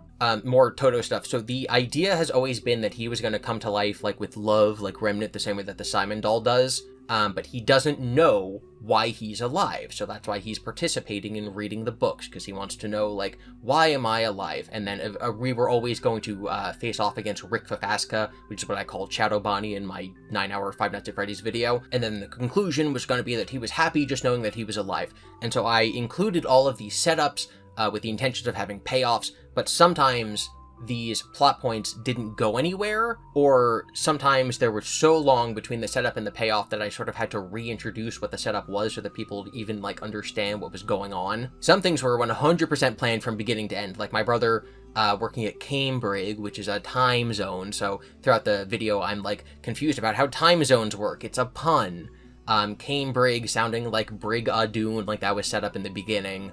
One of the main characters in the movie BrigaTWOon is named Bonnie Jean, and so the fact that there's another puppet like Toy Freddy that they sell that's Bonnie, I'm like, oh, that can be Toto's sister, and it's a Bonnie, so her name is Jean, so her name is Bonnie Jean. It's a big BrigaTWOon reference. I actually had this in my Bunny Call segment. Go home with Bonnie Jean, whatever, I don't care. And nobody caught it, and so I kind of feel like I was just making little references for myself, but that's fine, because now looking back, people might be able to appreciate it. One of the other things I set up pretty early was using the long rant about Kant's ethics, about Toto being unable to lie. That was building up to my dramatic confession over Toto's dead body that I had lied to him about not caring about him, right? I didn't always know that Toto was going to be eaten by a shark, but I did know he was going to die at some point, and I'd have to be like, I lied when I said I didn't love you, because Toto's unable to lie, and he's also, like, he's brought to life with love. Okay, that was set up in the very beginning, so what's he do? He comes back to life with love because I had lied, right? That was set up from a year ago, and it paid off a year later. So that's the kind of thing that I'm like, yes, that's what I wanted to happen, and it came together perfectly. And then there's other things that just didn't go anywhere at all. Or there's things that had to be introduced at, like, points that didn't make any sense. I originally brought the clicker into the story because I needed an in-universe explanation for why suddenly things are animated by Solid Silver. So I'm like, oh, what if there's a clicker that changes something? I don't know. So that just kind of got thrown into the story at some point. I gave Clifford and the Yavelbach, the straw goat, do I still have that? Yeah. I gave them lines because this video that you're watching is part of my bigger Absurds series, and Clifford and the Yavelbach have characterization and plot points from earlier videos. So if you've watched those videos, that plot point in this video is a continuation of those. But if you haven't seen those, they make no sense and they shouldn't be here. The key thing that I learned from this project was that I had plans for the ending and plans for the middle from the beginning. But the steps to get there sort of like,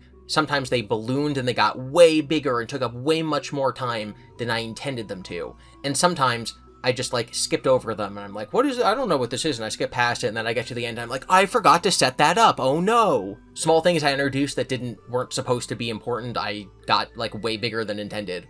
And then things that were supposed to go longer, I just stopped halfway through because they weren't going anywhere. I think the most interesting part, the most useful part, was when I was dyeing one of my Toy Bonnie plushes black to be Rick Fafaska. I had an extra Toy Freddy, and so I dyed, I dyed this black too, and I had absolutely no plans for it. I'm like, I have an extra one, maybe I'll come up with a reason. And as I was sharing the details of the plot to my FNAF friends, I was talking to Candy Bunny about this, and I'm like, yeah, like, I don't know what I'm gonna do with the other shadow animatronic, but like, I have it now. And she goes, that's exactly what Scott did. He made the shadow animatronics and had no plan for them. And I'm like, that is actually probably very true, and does give me sort of an insight into like what I would do if I'm like, oh, I made this, so I'm just gonna kind of throw it out there, and maybe I'll pick it up later, and maybe I'll have a reason for it existing later. And to me, that sort of explains what Scott did with the box in FNAF 4, where he was like, here's just like a tease, a thing, I'll kind of figure out what it's for later. And then as the story develops and the plot changes, and now, like, you know, the Aftons exist, right? Like, Mike is Foxy Bros, the purple guy's son, etc. Now that that's a thing that's going on, what was originally planned to be in the box doesn't really make sense anymore. So I have this thing that I teased to be the start of a mystery or the start of a plot point, and now it has nowhere to go. So I just kind of dropped it. That's not happening anymore. It doesn't really matter. There was one episode where Toto gets like his mind taken over, and so I kind of put him in like a little box, and I'm like, he's in jail now. And then the next episode I'm writing it, and I'm like, I have nowhere for this plot to go. What if his mind wasn't taken over? What if I'm just wrong, right? So that's just sort of immediately retconned like 5 seconds later, because the plan I had I didn't like. Is that a retcon? No. In my brain it is, because I'm changing the trajectory of the plot line, but for anyone watching it, it's just 2 things that happen. So overall, what I learned is that week-to-week writing is really hard. I have the blue chicken puppet. I've actually had that for like a decade, and so when I was making the Blackbird episode, I'm like, wouldn't it be really interesting if I sort of plucked all the feathers off of that, and like Toto was like cutting it up for some reason because he's evil and possessed. And I can reference The Wizard of Oz and, you know, happy little bluebirds fly beyond the rainbow.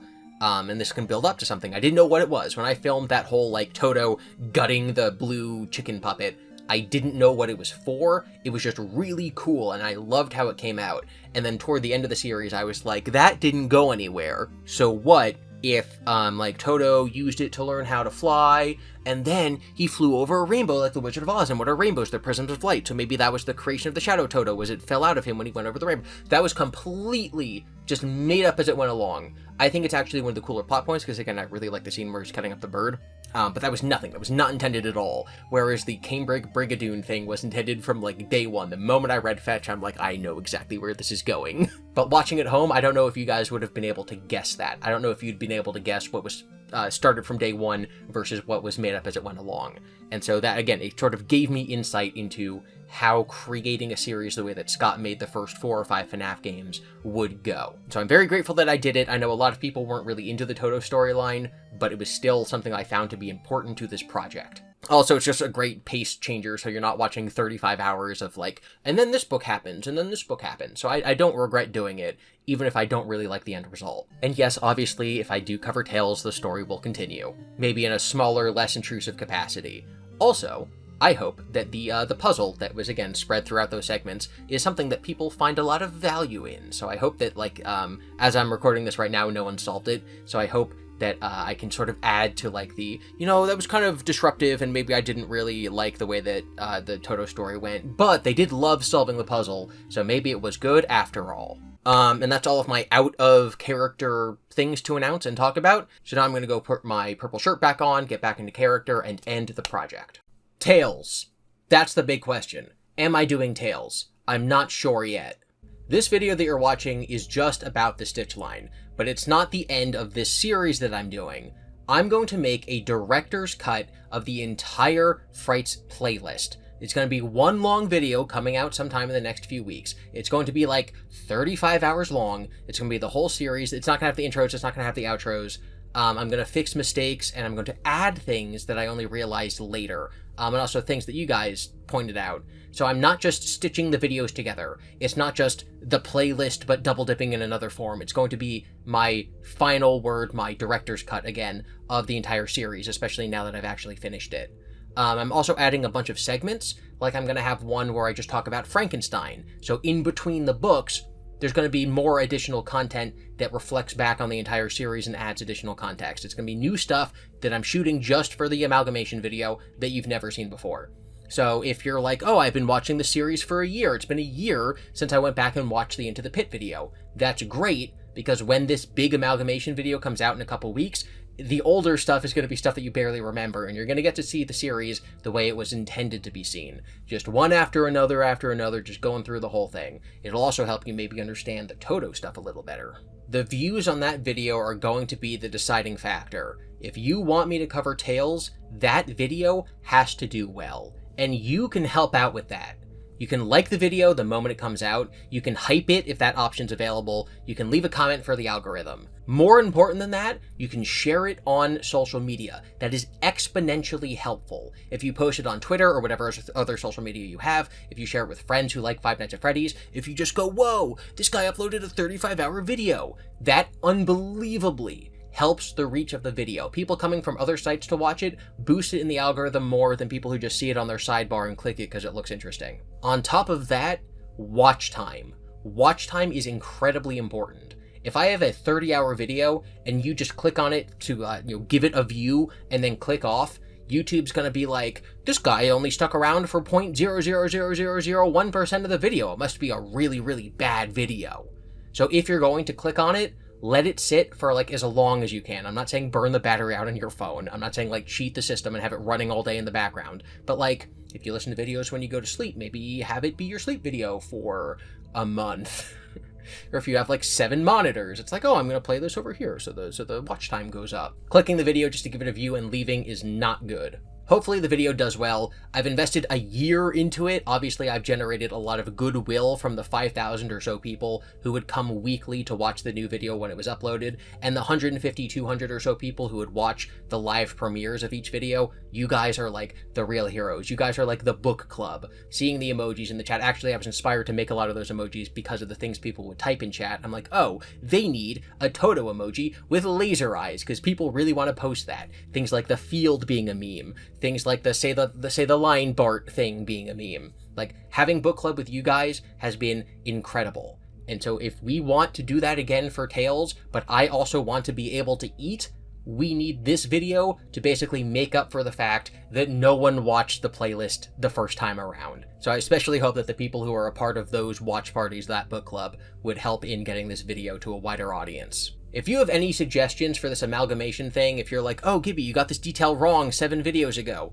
leave that in the comments of this video to help me make changes. Also, I still don't know what I should title that video, so drop suggestions for titles or thumbnails also in the comments of this video. Now, with that said, I am going to announce a project right now. It is not a video, do not get excited. I'm not going to tell you anything about it until it is done, which should hopefully be next year. Hopefully next year I will be able to look at you in the camera and tell you what this thing that I'm beginning to work on today is, and hopefully it is successful.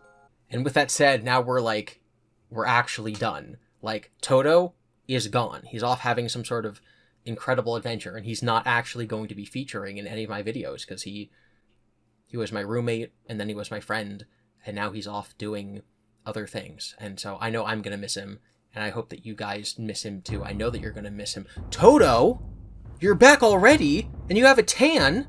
Oh my gosh, I missed you so much. He's back. He's gonna be in all my videos going forward. I thought we were gonna have to do these without you. I missed you too. Thank you all for watching. Remember to be Freddies. Freddy stands for Friendly, Respectful Engagement, Discussion, and Discourse Yield Success. And especially here's to my patrons and YouTube members. You can join them by clicking the link in the description below. I would like to thank my $25 patron, Ava. I would also like to thank Lauren V, Nan, Morgan, Scott, Brandon, Sophie, and Wooly, as well as Lauren R, Klaus, Rose, Thamagata, Halmar, Eliza, Zanyface, Johnny the Night Guard, Billy, Sebhar, Yaboy Peachy, Kira, World's Greatest Bard, Chamicon, Kopacker Fan, Zim, and Fields, as well as Jose, Jinx, HHD, Rolo, Riley, Emily, Mustard Shirt Guy, Gremlin, and Courtney, as well as Ray, Ellie, Mariuna, and Cries Meow. I would also like to thank my YouTube members, my Night Guards. Those who made it through Night 1. Lainey, Bob, Amy Oh My, Mad Dog, Q Aaron 404, Lydia, Pickle Pepper 900, Hyperdroid, Spark Saturn, Sleepy, Nolan, Arcadeus, Toolshed Inc., Liz, Violet Poppy, Haley, Sophie, Poppy, Riley, JT Kelly 18, Louie, and Jackie. Those who made it to Night 2, Mrs. Trap and Ya Boy Peachy. Those who made it through Night 3, Crimson Dragonfly 07, The Moving Marker, iBlue Renditional W. Those who made it through Night 4, Dan, Jolly Goku, Akai, Macaroni Baby, RDS, Isaac, Squish Squash, DJ Rabbit, Osanosa, Sophia is Memes, Pool Turtle, Hex Alexis, Dawn, Electro, Chrome, KK, The Unwithered Sigma, Cassia, Rainbow, Mio, Mr. Simps, Big Brain, Omni Soap, Orlando, Mike, The HM Kane, Nobis, Old, Hey Boy, and Iceman, and those who made it through Night 5, Just Because, Katie, and Momo Peaches.